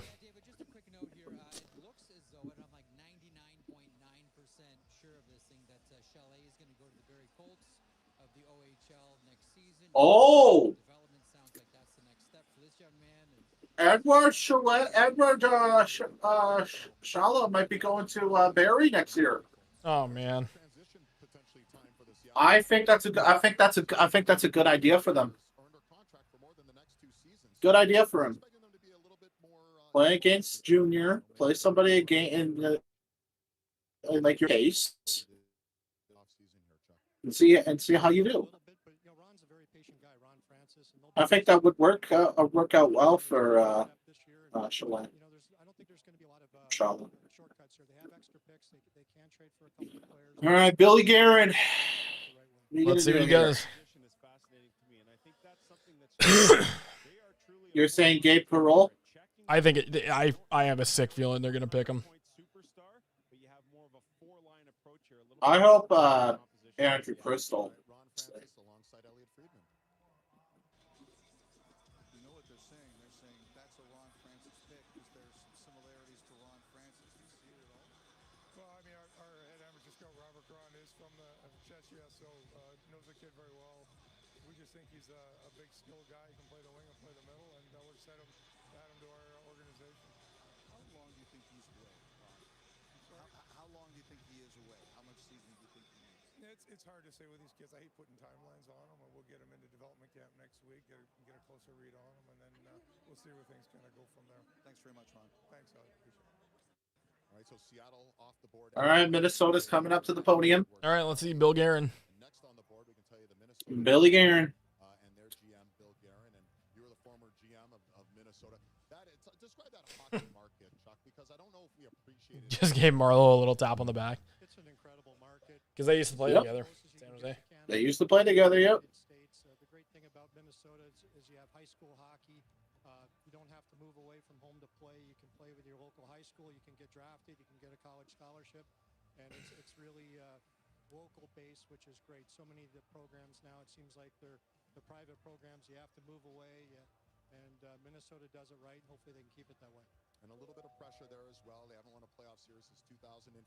Billy Guerin's not afraid to shake things up. We've seen a lot of moves he has made since he's All right, Billy Guerin. So let's hear from the four-time Cup winner. First of all, I'd like to congratulate David Poyle on an amazing career. David, thank you for your friendship. Like Kyle said, being a mentor to so many young general managers out there, we appreciate everything you've done for us in the game. Also, a great thank you to City of, especially Tootsies for keeping this entire group well hydrated and entertained.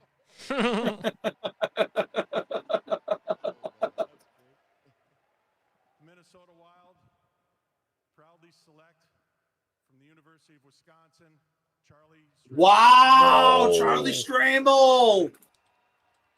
Very An nice. off the board pick. Charlie Stramel. Very nice. Wow, Charlie Stramel. Especially Tootsies for keeping that. I can't get over that. There we go. This is funny because none of us had him on the board. That's crazy. Charlie None of Stramel. us had him. All right, Philly is next up here. Lots of dollar bills being tossed at Tootsies. All right, let's see. How does he look in the jersey? It's the most important thing. But I think that World Junior experience was really important for his development, recognizing that playing hard, heavy minutes. Philly is taking Perreault. Yeah, it's guaranteed at this point. Oh, Philly needs to take Perreault. Or Crystal. We've been live for almost 4 hours, 3.5 hours. So for everybody who tuned in, thank you very, very much. Really appreciate that. Don't forget to hit that subscribe button if you haven't already, because we're going to be doing a post-draft recap in a couple weeks, and we're going to analyze the picks that were being made. Even if you're just lurking or just watching it with us and not chatting at all, we still thank you for tuning in. Honestly. These 5'8" kids look huge next to Bettman.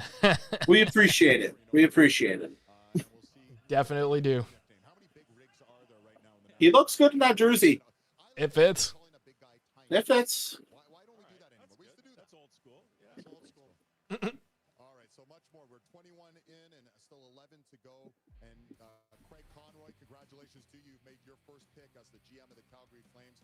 Sam Honzik, we're going to be hearing from him. My goodness, look at the consternation there. We'll hear from Sam coming up next. Very nice. Hey, Tyler, how about them Giants there, buddy? I don't want to talk about it. Don't want to talk about it. Last night's game was good until the very end. It was good until about the 5th inning, and then Gosman had a bit of a hiccup. We all have those ones. But hey, he was playing against his former team, so I don't blame him. Yeah, it feels good. It feels good. Just being a Giants fan, it feels good. Just closed my eye and thought of the Philly jersey and had Perreault, and it looked good. Yeah, I mean, I could see Perreault going, oh man, that burnt orange. Actually, yeah, now that you mention it, yeah. We could see. I could see it.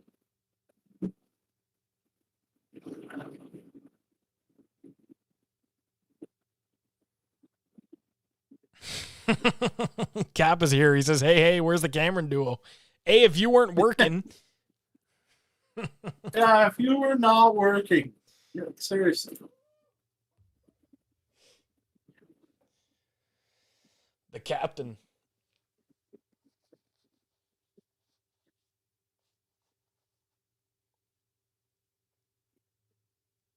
Oh, no,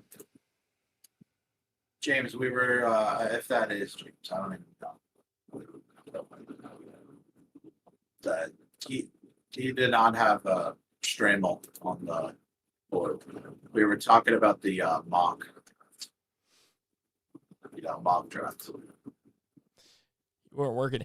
Hey, well, yeah, you could have let us know. Could have let me know. Yeah, you were just busy. Yeah. That's your excuse, eh?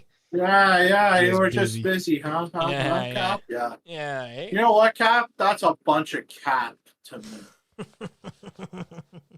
Yeah, you were busy. Yeah. Oh, yeah, he was busy. We're just pulling your leg, buddy. We're just pulling your leg. Too busy being the next famous CPL media enthusiast guy. Wasn't there a Perreault on Right, Philly the pick is before? in for Philly. Yeah, didn't Matthew Perreault play for Philly? No. Matthew Perreault. Oh, maybe not. No, he never did. I could have sworn there was a Perreault that played for Philly. I don't think there was. You're probably thinking of Barry Perron. No.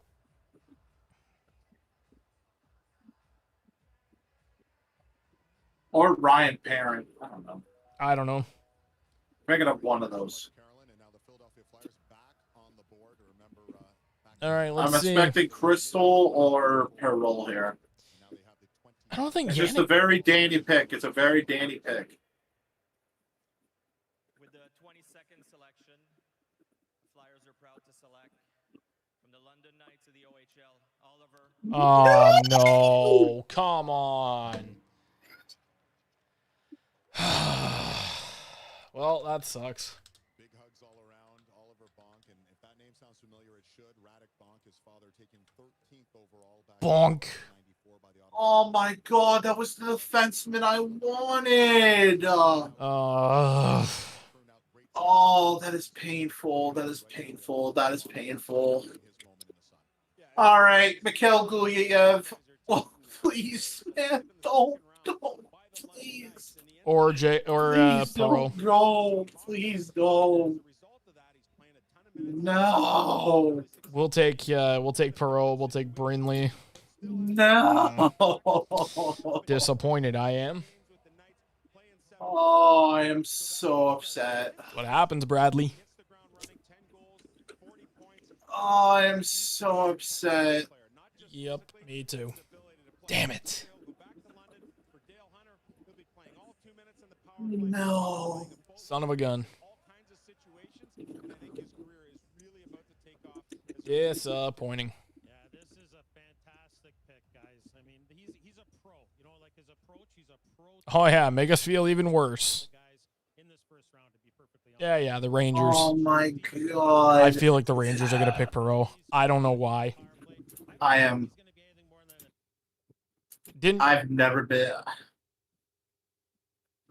I've never been so pissed off in my entire life.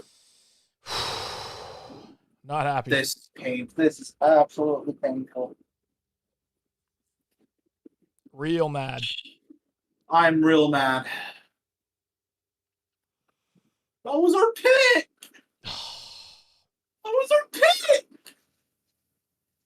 It's like the whole Terrell Owens thing. That's my quarterback. It's my quarterback.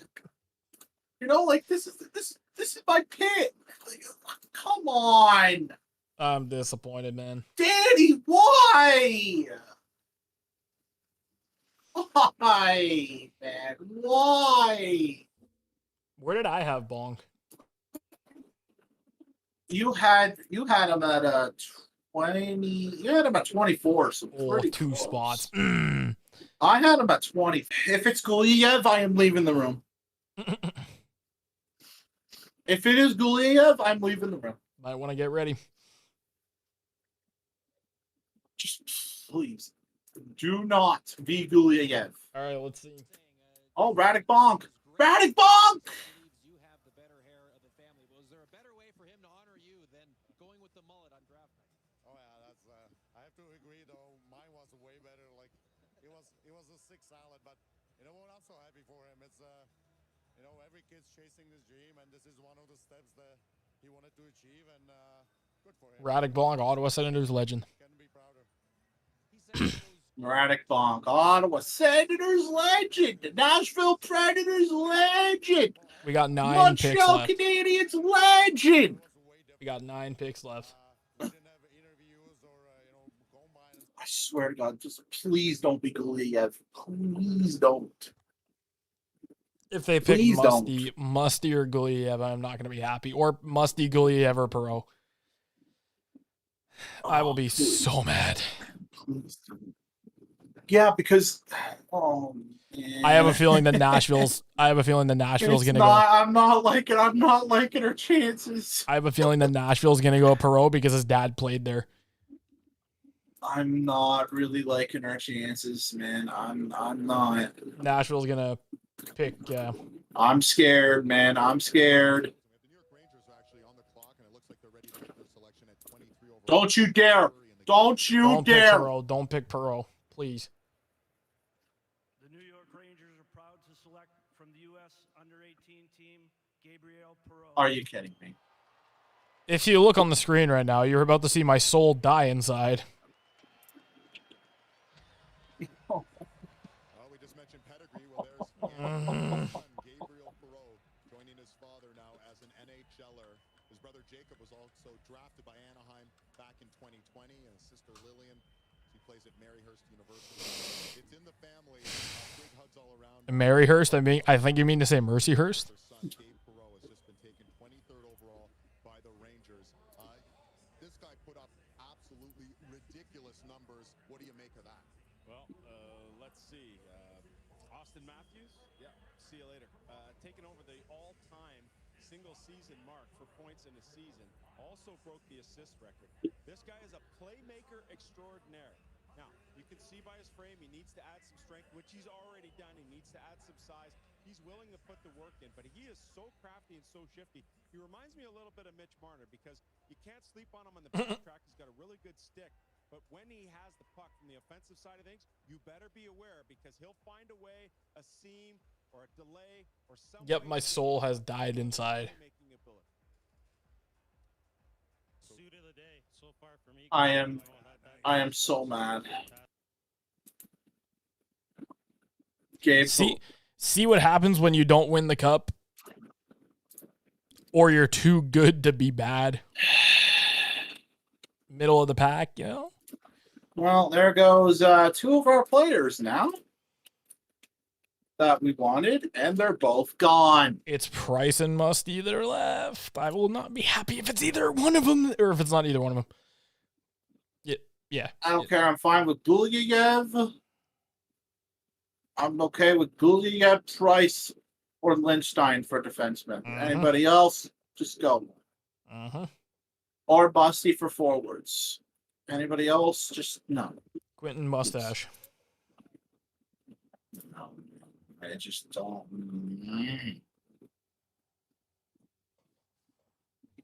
I'm so mad.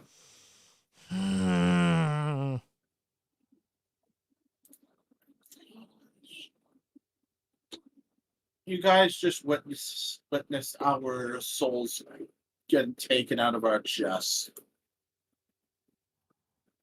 Oliver Bonk was the best defenseman for us. Danny Briere took them.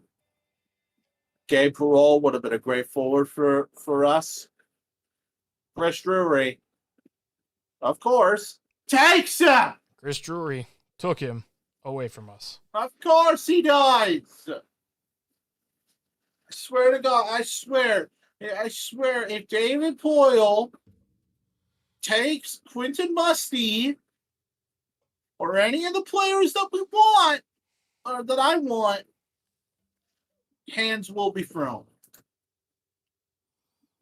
As long as the Leafs don't pick Callum Ritchie, I am A-okay with that. The last thing we need is to give the Generals more attention, okay? I just realized Andrew Cristall is still on the board. Oh, boy. Oh, man. Oh, man. Please take Cristall. Cristall would be great.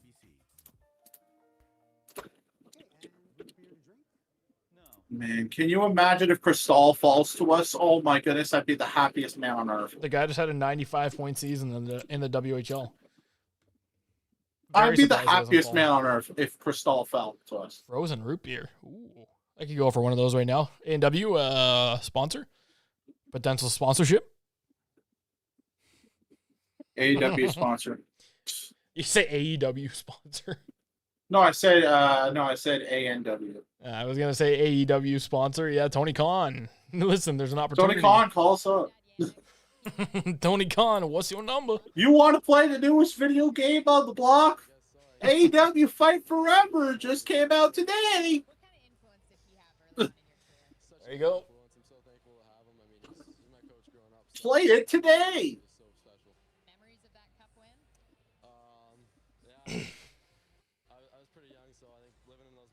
What about a frozen root beer? Oh yeah, the frozen root beer ad that's going on there, and you gotta see the number one thing that I always say is whenever you're doing like a live reaction, you gotta have a little bit of fun with it. You know what I mean? Please. All right, Tyler. Please. Don't take Musty. Don't take Price. Just go away. Don't take any of the guys we want. Just go away. Please. Dave Poyle, just retire, please. Please don't.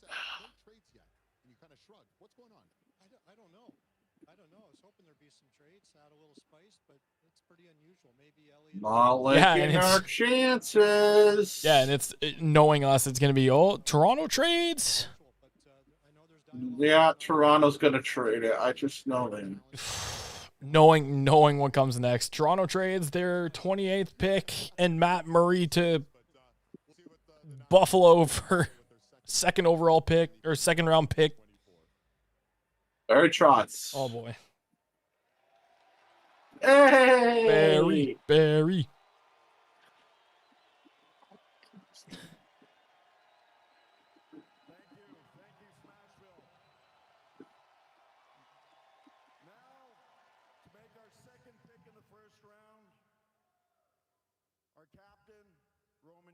Oh, that's cool. It's going to be a defenseman. Cool. It's going to be Caden Price. Whoa, that's cool. Oh, so both of them are. And the mascot's up there.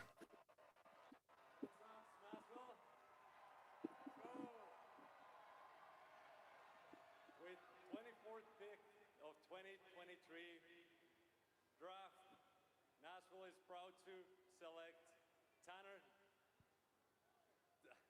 Molendick. Tanner Molendick. Or Molendijk. However, wow, like nobody had him on the board. I want to acknowledge that Roman Yossi or Pekka Rinne pulled a Carey Price. It must be a goalie thing tonight, eh? Must be a goalie thing. Tanner Molendick. Damn. Okay.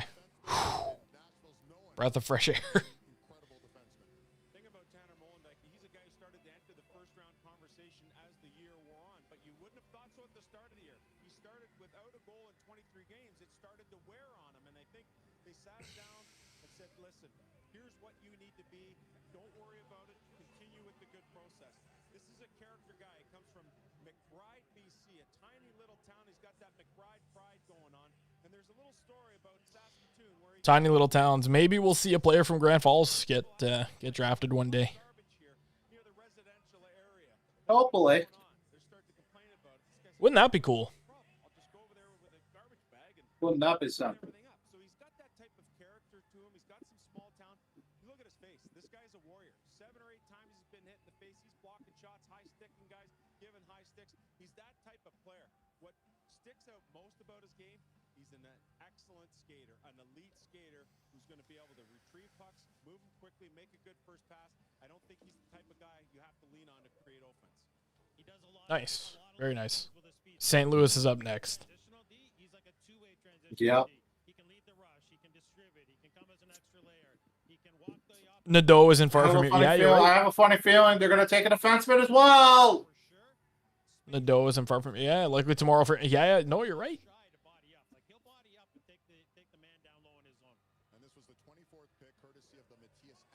There you go. Yeah, I think Bradley Nadeau is supposed to go he might go first round. We had him in our mock draft as the last pick, I think. We had him going in the first You round. you did for sure. You did as well. No, actually, you didn't. No, you did for sure. I did, yeah. I really like him.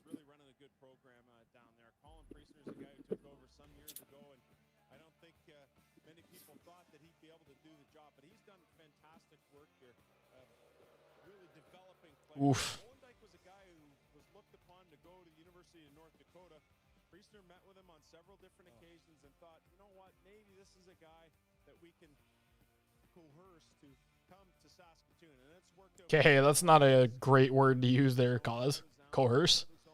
Around you go, finally finding an opportunity to put it into the back of the Wow. net. That great skating ability with a little touch of offense. Okay. Are they planning on trading it? A lot of elements that I like. 100%. That was actually that clip right there was very impressive. Are they on the phone? He'd look good in blue and white. Yeah, I agree.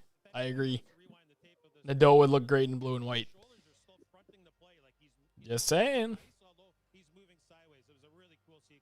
Okay, yeah, if they had an award for best dressed, it's got to be the Coyotes. The fact that they coordinated their suits. Oh, I know. That's awesome. You know, it has. There's a lot of unpredictability, which we saw, obviously in the first round.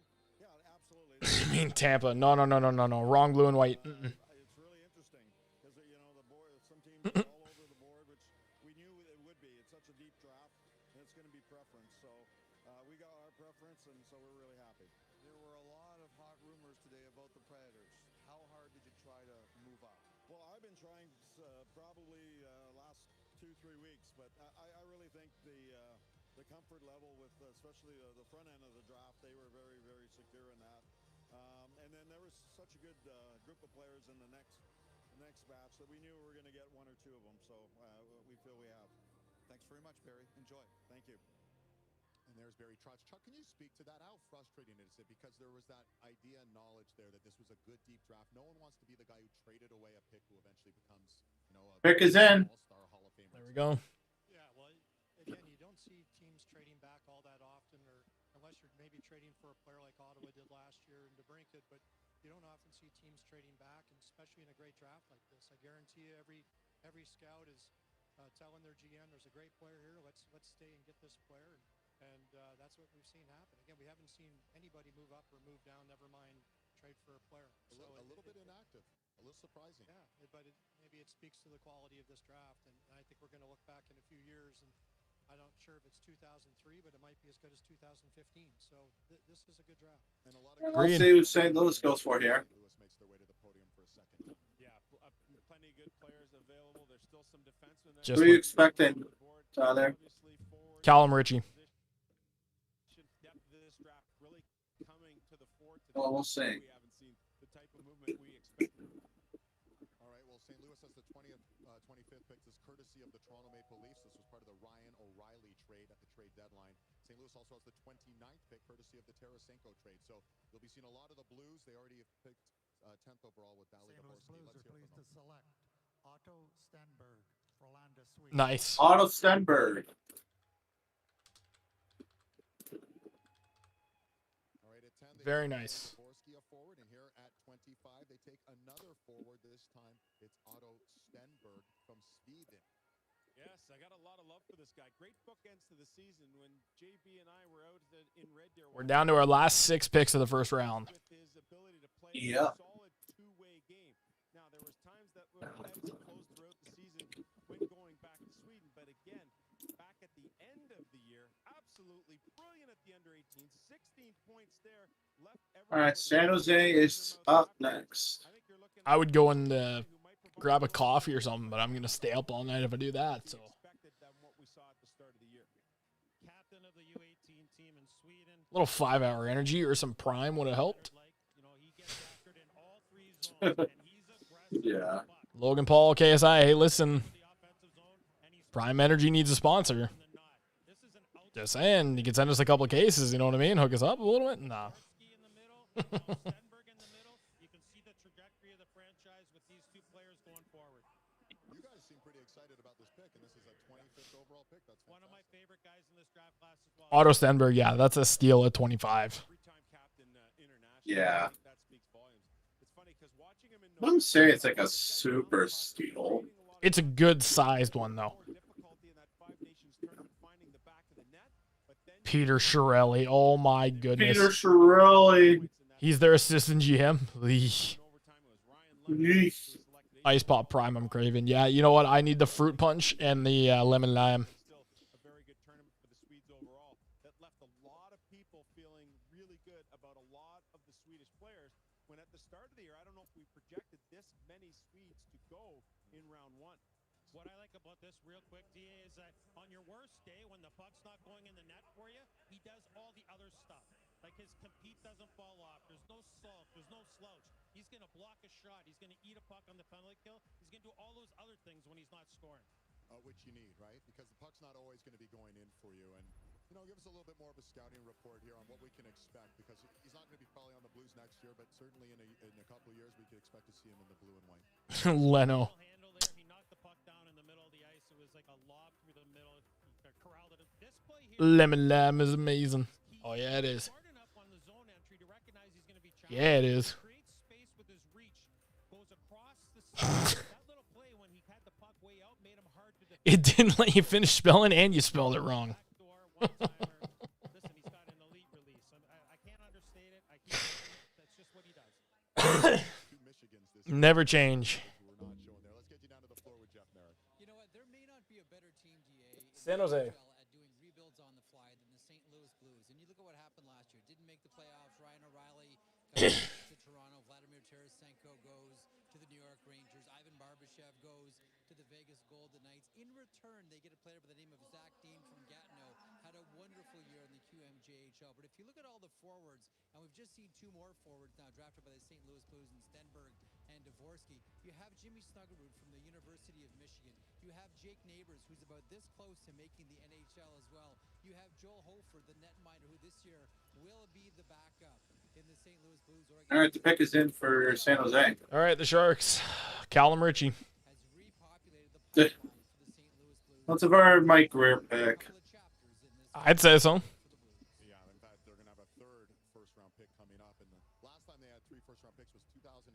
Lars Eller, Ian Cole, and David Perron. So some pretty good NHL careers still percolating with those 3 players. So St. Louis, again, they'll be back on the board soon. But next up, it is the San Jose Sharks, who, you have to recall, about 2.5 hours ago, took Will Smith 4th overall, Mike Greer, and getting a little. Jeez, yeah, that's right. To help make that pick, maybe. Here we are, San Jose at 26, and this is courtesy of the Timo Meier trade with New Jersey that they picked up this draft selection. By the way, it's worth noting Timo Meier an 8-year deal, so it's working out maybe for both clubs here in the futures for San Jose. Thoughts on this pick, and are there some big names, anyone you would describe as a big name who is yet to be taken? Well, the Sharks are in a situation where Mike Greer has had full control of the draft from the start of the year on. You remember he came in at the end of the year last year, so while his fingerprints would have been on some of it, definitely has full control of it this year. All right, let's get back down to Carolyn. All right, let's see. Remember the St. Louis Blues? You got to play with Joel Lundqvist in his final season back home in Sweden, and he has a special message for you. Okay. Hi, Otto. This is Joel Lundqvist. Big congrats to the draft here today. It was really fun playing together in Frölunda. Now I'm really looking forward to follow your career moving on here. Best of luck. Keep going the way you do. What influence has he had on your career? That's awesome. I mean, has always been. That's awesome. Player in Frölunda, and I've looked up to him my whole life. I think he was the first player I learned the name of in Frölunda in the A team. So, I mean, it's been really fun to play with him the last season, and yeah, to just see how we are as a person. And with the 26th pick, the Sharks are proud to select from the Sudbury Wolves, Quinton. Are you shit? No! This name No! a lot of people certainly out in Ontario played for the Sudbury Wolves, selected 1st overall in the 2000. Oh. Hey, well, at least he's going to our second team. You know what I mean? The dream coming to fruition, selected 26th overall, Quinton Musty. Grew up a Red Wings fan, but he's going to turn it to Pardon my language there for that. Ugh. Absolute pain. Caden Price is the only one left that that I'd be happy with. Mikhail Gulyayev. Colorado's going to pick him. Andrew Cristall is still there too. Rays, how the heck have you not mentioned Andrew Cristall? Because he's going to take 7 years to develop. No, he's not. That was sarcasm. I know. I don't know. I mean, if he can make the NHL relatively soon, man, sooner the better. Dude, I really want Cristall. If he falls to us, I'd be. Oh no, it's Colorado next. Guliev's going to the Avalanche. No! We're seeing Cameron Reeser lose his mind. Gulyayev! No! We're seeing Cameron Reeser lose his mind here. No, if they take Cristall or Gulyayev, I'm going to lose my mind. You might die inside. I cry every time.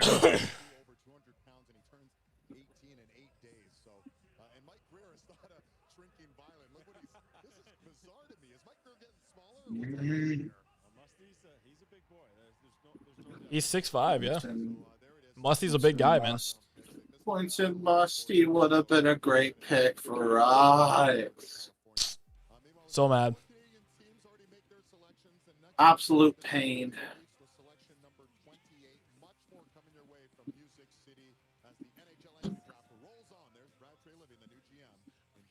Why is Brad on the phone? Why is Brad on the phone? No! Don't you dare!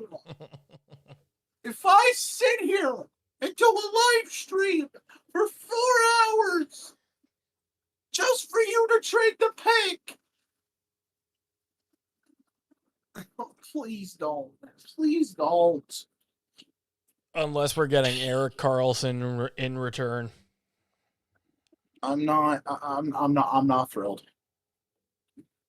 If he's on the phone, I'm not thrilled. Brad, what are you doing? Worried here. Brad, what are you doing?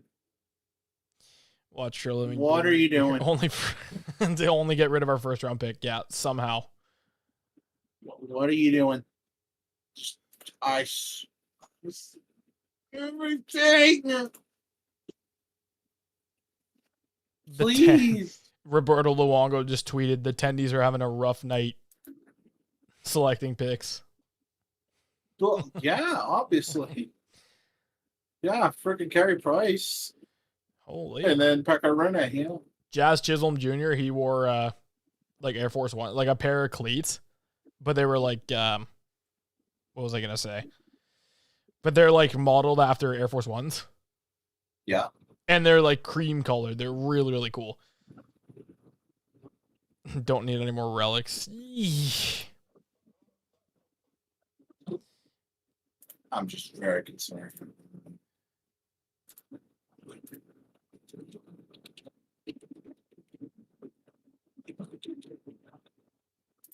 Man.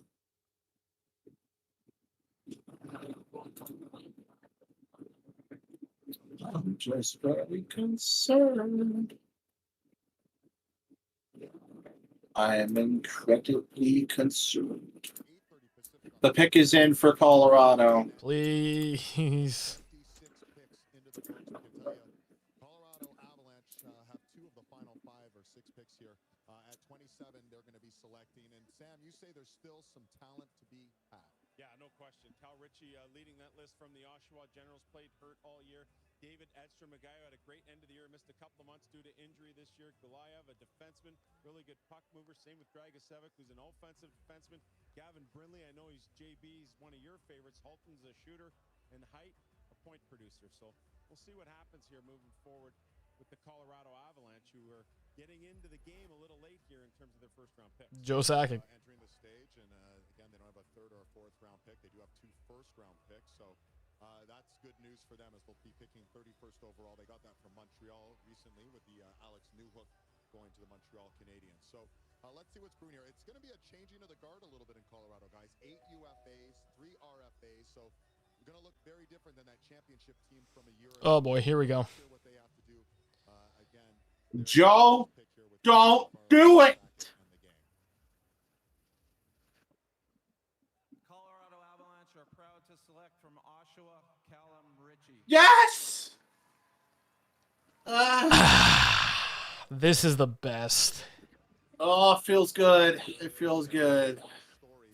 Finally, after one long... Callum Ritchie.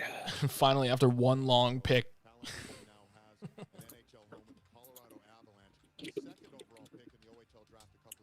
All right.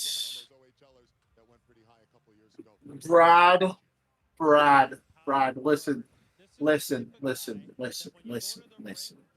There's still time. There's still time. Listen, Brad, listen, all right? Don't mess this up. You pick Crystal. You pick Gulyayev. You pick Price. Do you understand the words that are coming out of my mouth? Nice Rush Hour reference. You take Price. You take Gulyayev. Or you take Crystal. Or Lynchstein. I wouldn't be opposed by Lynchstein. Anybody else? What about Brindley? Not too keen on him. You know what? Even Riley Height, I wouldn't even mind. Any one of those guys, I'm okay. If it's Lucas Dragicevic, I will leave the room and I will do things that are not supposed to be on you. That does not sound right. That does not sound great. Like, at all. Callum Ritchie, like, it looks so weird to see him in an Avalanche jersey. He's wearing the white one. Why is he not wearing the dark one? No, the white one looks better. Yeah, the Jets. Oh, man. Cannot believe it. They really did steal Barlow. He might be the steal of the draft so far. Oh, I know. I know. He did. Adam Zedlitsky will get drafted at some point. At this point, exactly. Just choose, Brad. Don't do it. Don't trade. You choose. You have two Stamkos jerseys. Two. Two signed Stamkos jerseys. Grew up idolizing Steven Stamkos. Now you can say that you're going to be teammates with Nathan McKinnon. How does that sound? Yeah, it's unreal. He's obviously a player that I try to model myself after, and I mean, he does everything so well. So I mean, whatever I can take and try to learn from him, I'd love to do. How gratifying is this moment considering how much? Man. Yeah, it's unbelievable. Yeah, what's going on? I mean, going through the season, you try to enjoy every second of it. You only go through your draft year once, and Tyler, I am under a lot of anxiety right now. Me too. I don't know what to expect here. Yep, we definitely do. Oh my goodness. We This definitely is our are. first pick without Kyle Dubas since 2014, Tyler. We definitely are sick to our stomachs after this. Tyler, I don't know what to expect here. I don't know either. Hey, he's getting up from the table. He's getting up on the table. He's making a pick. The pick is in. He's making a pick. The pick is in. Come on, Brad. Make the right pick. Come on, Brad. Come on. Please. Oh, he's making a beeline. He's ready. He's ready. Look at him, Tyler. Look at him. He's ready. He's making a beeline to the podium. He's wasting no time. Yeah, Dad, literally. Brad's got a plan. It literally, as you said, there's not going to be a pick. Oh. Oh, I am... Brad. Come on, man. Don't do it to us. Bradley. Brad. Please. Definitely puts pressure, but on the Oh, boy. Oh, please, no, please, don't, please. Shanny's with him. Shocker. Please. Okay, let's... To produce points, he did so at over a point per game pace in the playoffs. A guy I know, JB, you're familiar with. Yeah, no, absolutely. This guy was an absolute riser in the second half. There is a little bit of a coincidence here, isn't it? Like Mark Hunter's London Knights and the Toronto Maple Leafs. But what you look for out of this guy, trust. You trust his process. You trust his game. No, I don't trust him. He plays fast. He scores from the middle of the ice. Dale Hunter just absolutely elevated his minutes down the stretch. And anybody who's familiar with the way the London Knights process works, they better be like really trusting you as a player at the hardest time of year. He earned it. This is a little bit outside the blocks, but good on the Leafs if this is the guy that was their best available on their list. Mount Bridges, Ontario. If you need more information, he's a center, about 5'10", 170. Obviously, so with some room to grow. He's an 18-year-old. And you saw by the position they put him in the stands, as you said, he had the longest walk of any prospect here. He's probably a little bit out of breath right now. But there's the Leafs management welcoming in the newest Maple Leaf, Easton Cowan. It was ironic. I spoke to Mark Hunter this morning, and I just wanted to check in. Denver Barkey's another guy we'll probably see go tomorrow. I wanted to check in on Bonk.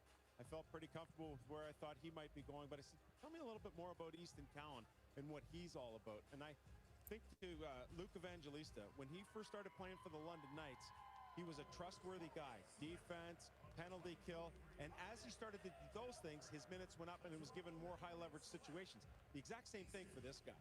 I mean, he is a real greasy player. I love that about him.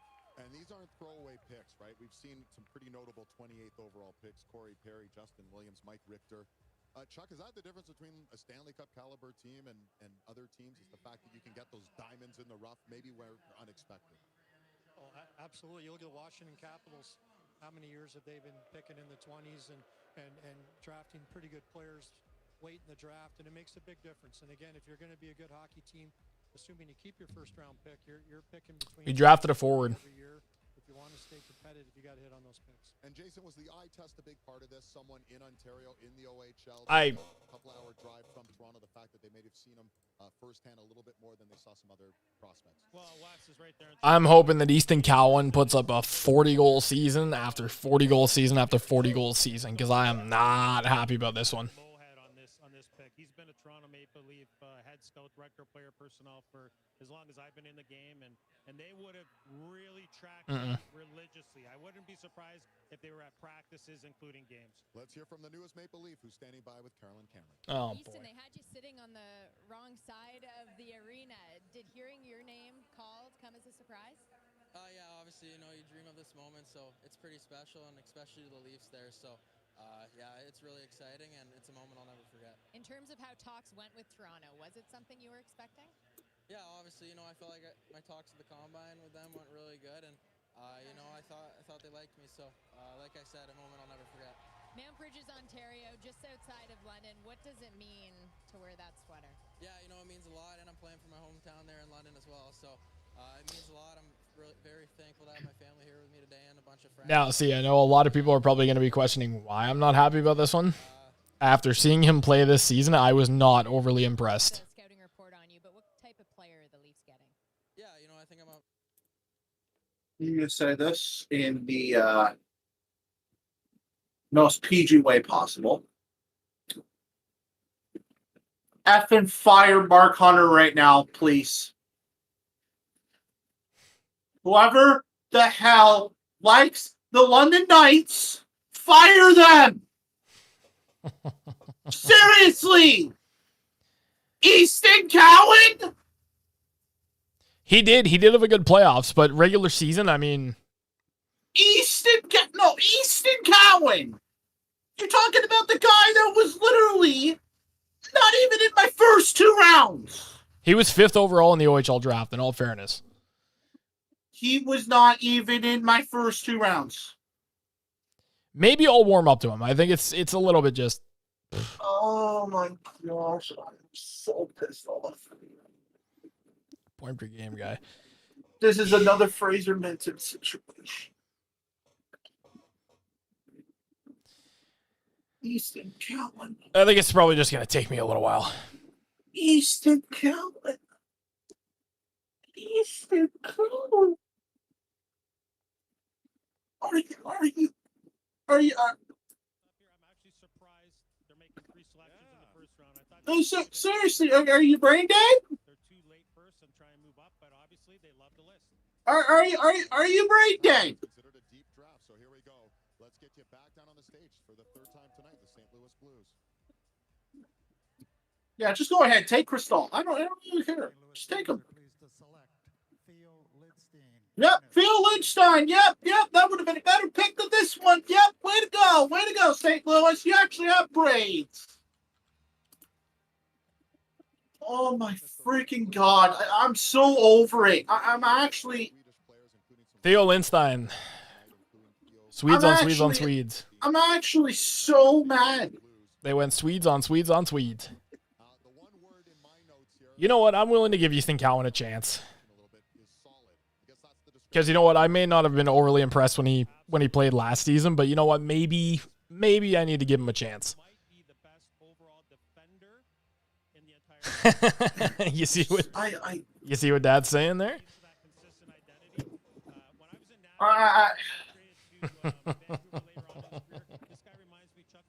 Yeah, I hope he makes the league. Seriously. I think it'll happen. I hope he does. See, and I'm thinking about it this way, right? He's in the best possible system that he could be in London. Look at Mitch Marner, right? You look at Mitch Marner. How many London Knights players can we possibly draft? Well, considering it's the London Maple Leafs. Never mind that, we're the Toronto Knights. You saw a guy that really made you jump out of your seat because of that great skating ability, and then kind of fell asleep there for a little while. At the end of the year, and a guy that you're looking at who looks to be one of those top 4 defensemen for St. Louis here down the road. So they go down the Okay. with their first 2 picks, and then They need to say goodbye to JT. I agree. Kadri as well, yeah. You're absolutely right. Kadri as well. You look at that. I'm not that upset anymore. Well, yeah, I mean, you're absolutely right. Yeah, there's a lot of talent that does come out of the London Knights organization. But you have to think, though, too, they are basically an NHL team. You know what I mean? They're the oldest team in the OHL, aside from Oshawa. Like,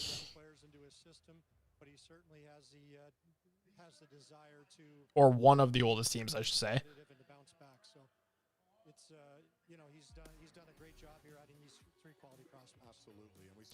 When I heard from the London Knights, I knew instantly it was a Mitch Marner or Mark Hunter type pick. Yeah, that has Mark Hunter written all over it.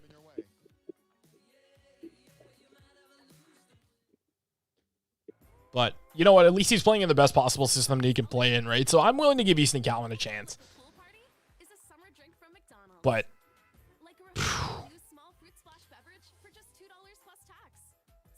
interesting. How did we take our products to new markets, expand our facilities, and gain confidence to grow? Simple. We saw the future. He does have a pretty cool name. I mean, Easton's the name of a hockey equipment company. Remember that? Remember Easton? Whatever happened to Easton? Jeep No Limits event is here, which means more trails to blaze, more challenges to meet, more sights to discover. Get into a Jeep Wrangler, the most capable Wrangler ever. Or Jeep Grand Cherokee. I'll have to count my change and buy my Cowan jersey tomorrow. Jeez.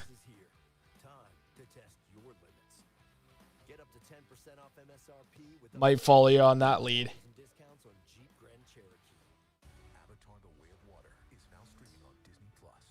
I actually do want to see how it would look.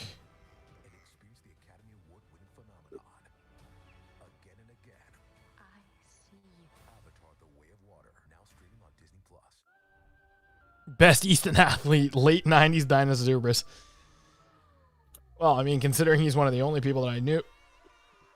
Cam. Yeah. I just went on the NHL Shop's website. They already have Bedard jerseys. Probably sold out. No, they're still going, but they're Fanatics ones. How much is it? $175.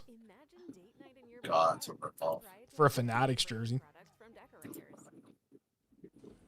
pulled a bit of a surprise here, Brad.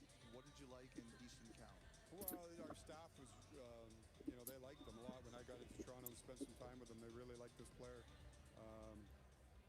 Number one, they liked how competitive he was. He's been, a guy who's really developed more in the second half of the year. He had a really good playoff. He's taken a big step in the last year. So, big motor, real competitive kid. Honestly, I would have been okay with freaking Denver Barkey at this point. The Leafs are probably going to end up drafting him too. I would have been more okay with that. He says nothing's cooking right now. Interesting.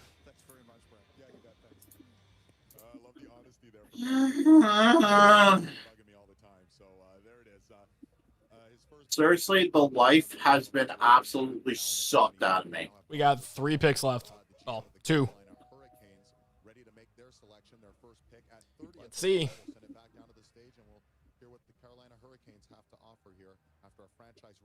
I'd like to congratulate the Vegas Golden Knights on winning the Stanley Cup. Thank you, the city of... They're probably going to take Guliev. I calling it. To my good friend David Poyle, you've been a tremendous friend, mentor for all of us here in the league. Enjoy the next chapter of your life. To make our pick, Darren York, our assistant general manager. Carolina is proud to select Bradley Nadeau. Oh, wow. There you go. Oh! Bradley Nadeau! I predicted him in the first round.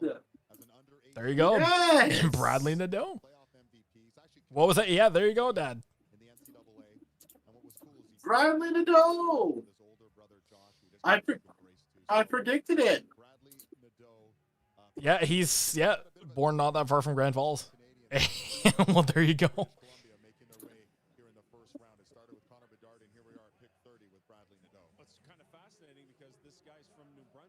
goes all the way out to Penticton to play in the BCHL, lights it up there, and I thought it would have been a good opportunity for this young man to go play for Canada at the under-18s. I think that potential existed for him, but he decided, you know what, although I was asked, I'm going to stay back with my team in Penticton, and I'm going to stay with the group that I've been with all year. I thought those additional looks at the under-18 might cement whether he's a rounder or not. It didn't seem to matter. The Carolina Hurricanes, obviously a very nice based team, go with a guy who, like Matthew Wood 2 years ago, won the scoring title in the BCHL. This guy was lighting it up. He'll end up going to Maine with his very nice. It'll be fascinating to track him because he definitely is one of those players on the smaller, slimmer, more frail side. Yeah, there's no doubt. And he's got that frame, guys, that you don't really look. There's another name not on the back of the jersey, Chuck. We're kind of noticing that a lot today, right? But he's really slight. Here's the thing with this guy. Quick to space. I know I keep it's like a lot of the same adjectives coming. Quick. It's just Easton Cowan. That's just. Okay, so he probably won't be able to wear number 7 because obviously Tim Horton, but I'm just gonna put him number 77. See how he looks. Well, there he is, Don Waddell, and all smiles. It's really the fun part of this. You know what? I'm not gonna lie. I like the look of that jersey. Because what he put up in the BCHL was just ridiculous. The numbers. Friedman tries to pull some. Yeah, exactly. That's his thing. Oh my gosh. Cam, I think this is gonna change your mind. What is gonna change my mind? I'll send you what the jersey looks like. I think this is gonna change your mind. And Alex Nuke, of course, translated a 100-point season in the BCHL into a first-round draft selection from Colorado, so he joined some pretty elite company there, including Ken Johnson. Let's hear No. who's standing by with our Carolyn Cameron.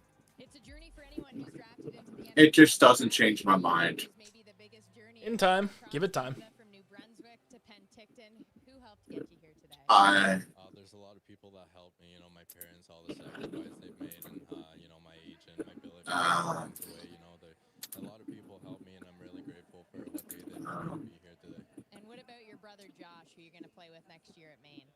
Yeah, he's Pick is in for the Colorado Avalanche. Is that a Rapids jersey? Yes, I hung my Rapids jersey up a little while ago, but it's in the mirror. Is it better if you're teammates as opposed to competitors? Yeah, I mean, Yeah, it's just in the mirror now. Yeah, I hung that up a little while ago. It's, we can't really compete against each other as much. Well, congratulations and all the best. Enjoy tonight. Thank you. All right, Colorado, pick us in. Second last pick. In the remaking of the St. Louis Blues, what did you see in these three players? Well, it's a big night for us. We scouted very hard. Obviously, when we knew we were going to have our season wasn't going to go the way we wanted, we were able to acquire some draft equity, getting a centerman, getting a defenseman, and a captain of the Swedish national junior team. All our background work came out really strong in their high character and their skill level. So it's the first step in adding players, and then bringing in Hayes in the other day. So we're serving a little bit of today's team with an eye on tomorrow's team. Did you think you'd make all three picks? Did you think that would happen tonight? When I went to bed last night, I thought we would. We weren't really close on any deals for these picks for players. Got a couple of calls today, but nothing that perked our interest. So I felt very strong when we added Hayes that we were in a good spot to make these selections. Thank you, Doug. Thank you. All right, thanks, Elliot. And Doug Armstrong busy, the only team with 3 picks here in this first round. And Chuck, we talked about it earlier. We thought there'd be a bit of movement. Last year, if you watched the draft last year, I hope you did, 7 different trades were made on draft day, some big name players changing, but also 20 draft picks. So it was a bit of shuffling. Wow. Why do you think there's been less shuffling this year through the draft? I think it just must go to how much Burnaby Joe. scouts and the teams like their list. And Colorado. They're good prospects. Second last pick of the first round. Still, it's a little bit strange, and team like Carolina. And then we got the Stanley Cup champions. With 3 picks, you would assume they would have traded 1. Or if you were me, the Stanley Cup champions. They really like, and that's a good sign for their franchise going forward. Yeah. Colorado, the 8th and final team to have multiple selections in the first round. Let's take a look and a listen. With the 31st pick, the Colorado Avalanche are very proud to select from Omsk, Mikhail Gulyayev.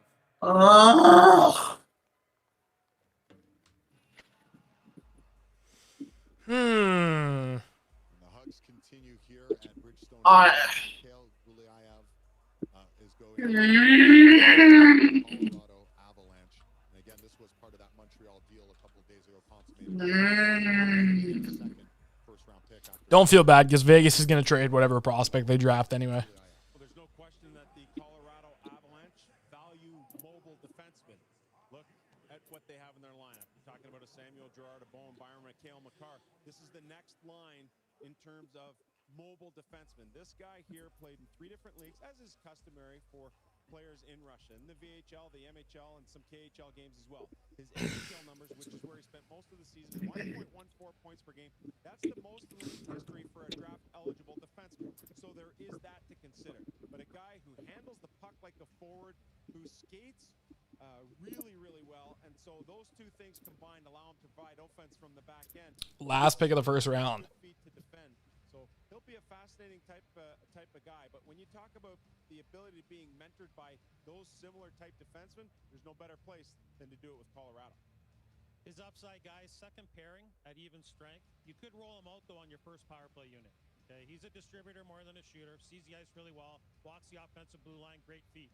One thing I'm going to say, 5'11", 172, he's a dog on a bone in the defensive zone. I'm not talking physically, but boy, does he compete. Like, he never goes away. He's always in the back pocket of a forward. He's always there trying to win puck battles. I really like that about his game. And the GMs love the tenacity of those undersized players. Of course he goes to Colorado. Stinking course he does. Now we're going to see, it's tough to get some real good action videos out of Russia, but here he is. Like, he's fronting the play. He's blocking pucks.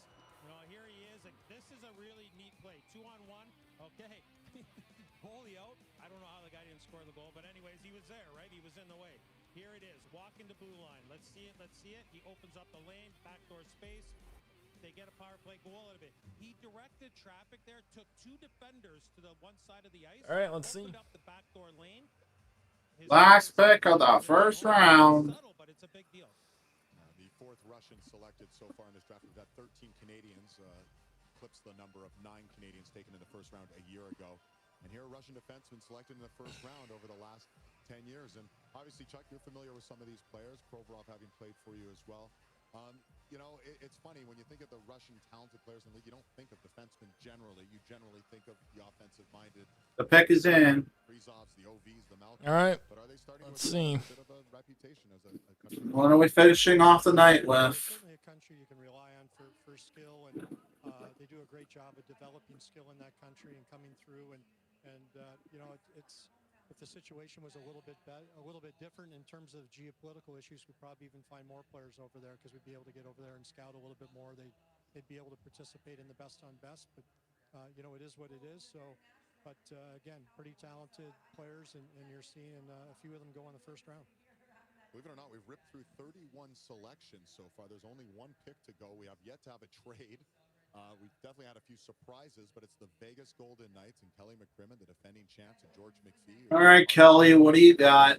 What do you got for us, Kelly? To the podium. So, if nothing else, it's been an efficient draft. Let's end it off with a bang. Someone who's off the board. 3 GMs have said, thanks to Tootsies. Maybe they're trying to get the Tootsies. I don't know. Maybe Andrew Cristall steal the draft. If he doesn't go first round, I'm going to be very surprised. They got 192 picks to make tomorrow. He honestly might not. Tootsies tonight, gentlemen.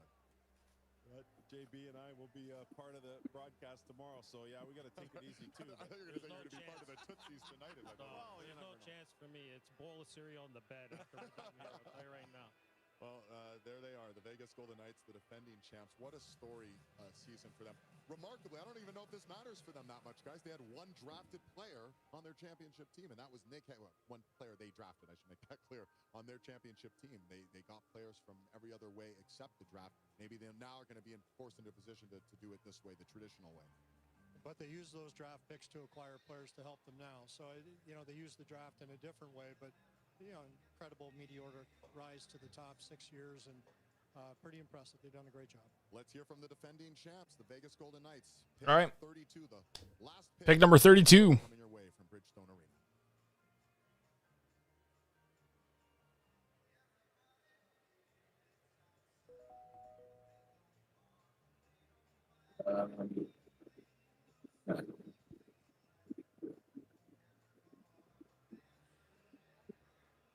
The Vegas Golden Knights would like to congratulate David Poyle on a tremendous career as a general manager in the National Hockey League, and echo the comments of many of my previous colleagues thanking him for his mentorship and leadership in the game. So all the best to you in the future, David. The Vegas Golden Knights are pleased with the 32nd selection in the first round of the entry draft to select from Frölunda, Sweden, David Edstrom. Wow. I don't feel bad. David Edstrom. I do not feel bad anymore. And that concludes the first round. How do you spell his last name? E-D. I'll do it. Edstrom. There you go. There we go. Perfect. And All that right. concludes the first round. Now, with that being said, I am going to quickly just let everybody take a good look at the picks that were made in the first round. So we got Connor Bedard at number 1, Leo Carlson at number 2, Adam Fantilli at number 3, Will Smith at 4, David Reinbacher, Dmitry Simashev, Matt Michkov, which is a great pick for Philly. I will stand by that. Ryan Leonard, Nate Danielson, Dalibor Dvorsky, Tom Willander, Daniil Boot, Zach Benson, Braden Yeager, Matthew Wood, Samuel Honzik, Axel Sandin Palika, Colby Barlow, Oliver Moore, Edward Chalet, Charlie Stramel, Oliver Bonk, Gabriel Perreault, Tanner Molendick, Otto Stenberg, Quentin Musty, Callum Ritchie, Easton Cowan, Theo Lindstein, Bradley Nadeau, Mikhail Gulyayev, and David Edstrom. So those were all 32 picks that were made in this year's first round of the NHL entry draft. For those who were following along through the entire 4.5 hours that we did this live stream, thank you very much for doing so. If you haven't already done so, don't forget to hit that subscribe button, hit the little bell notification for all future content, and we will be back in a couple weeks to analyze these picks and really how well they are. So on behalf of myself and Cameron Reeser, thank you again for joining us, and we will see you very, very shortly. And have a great rest of your weekend. Have a very safe, happy, and healthy Canada Day, and we will see you next time.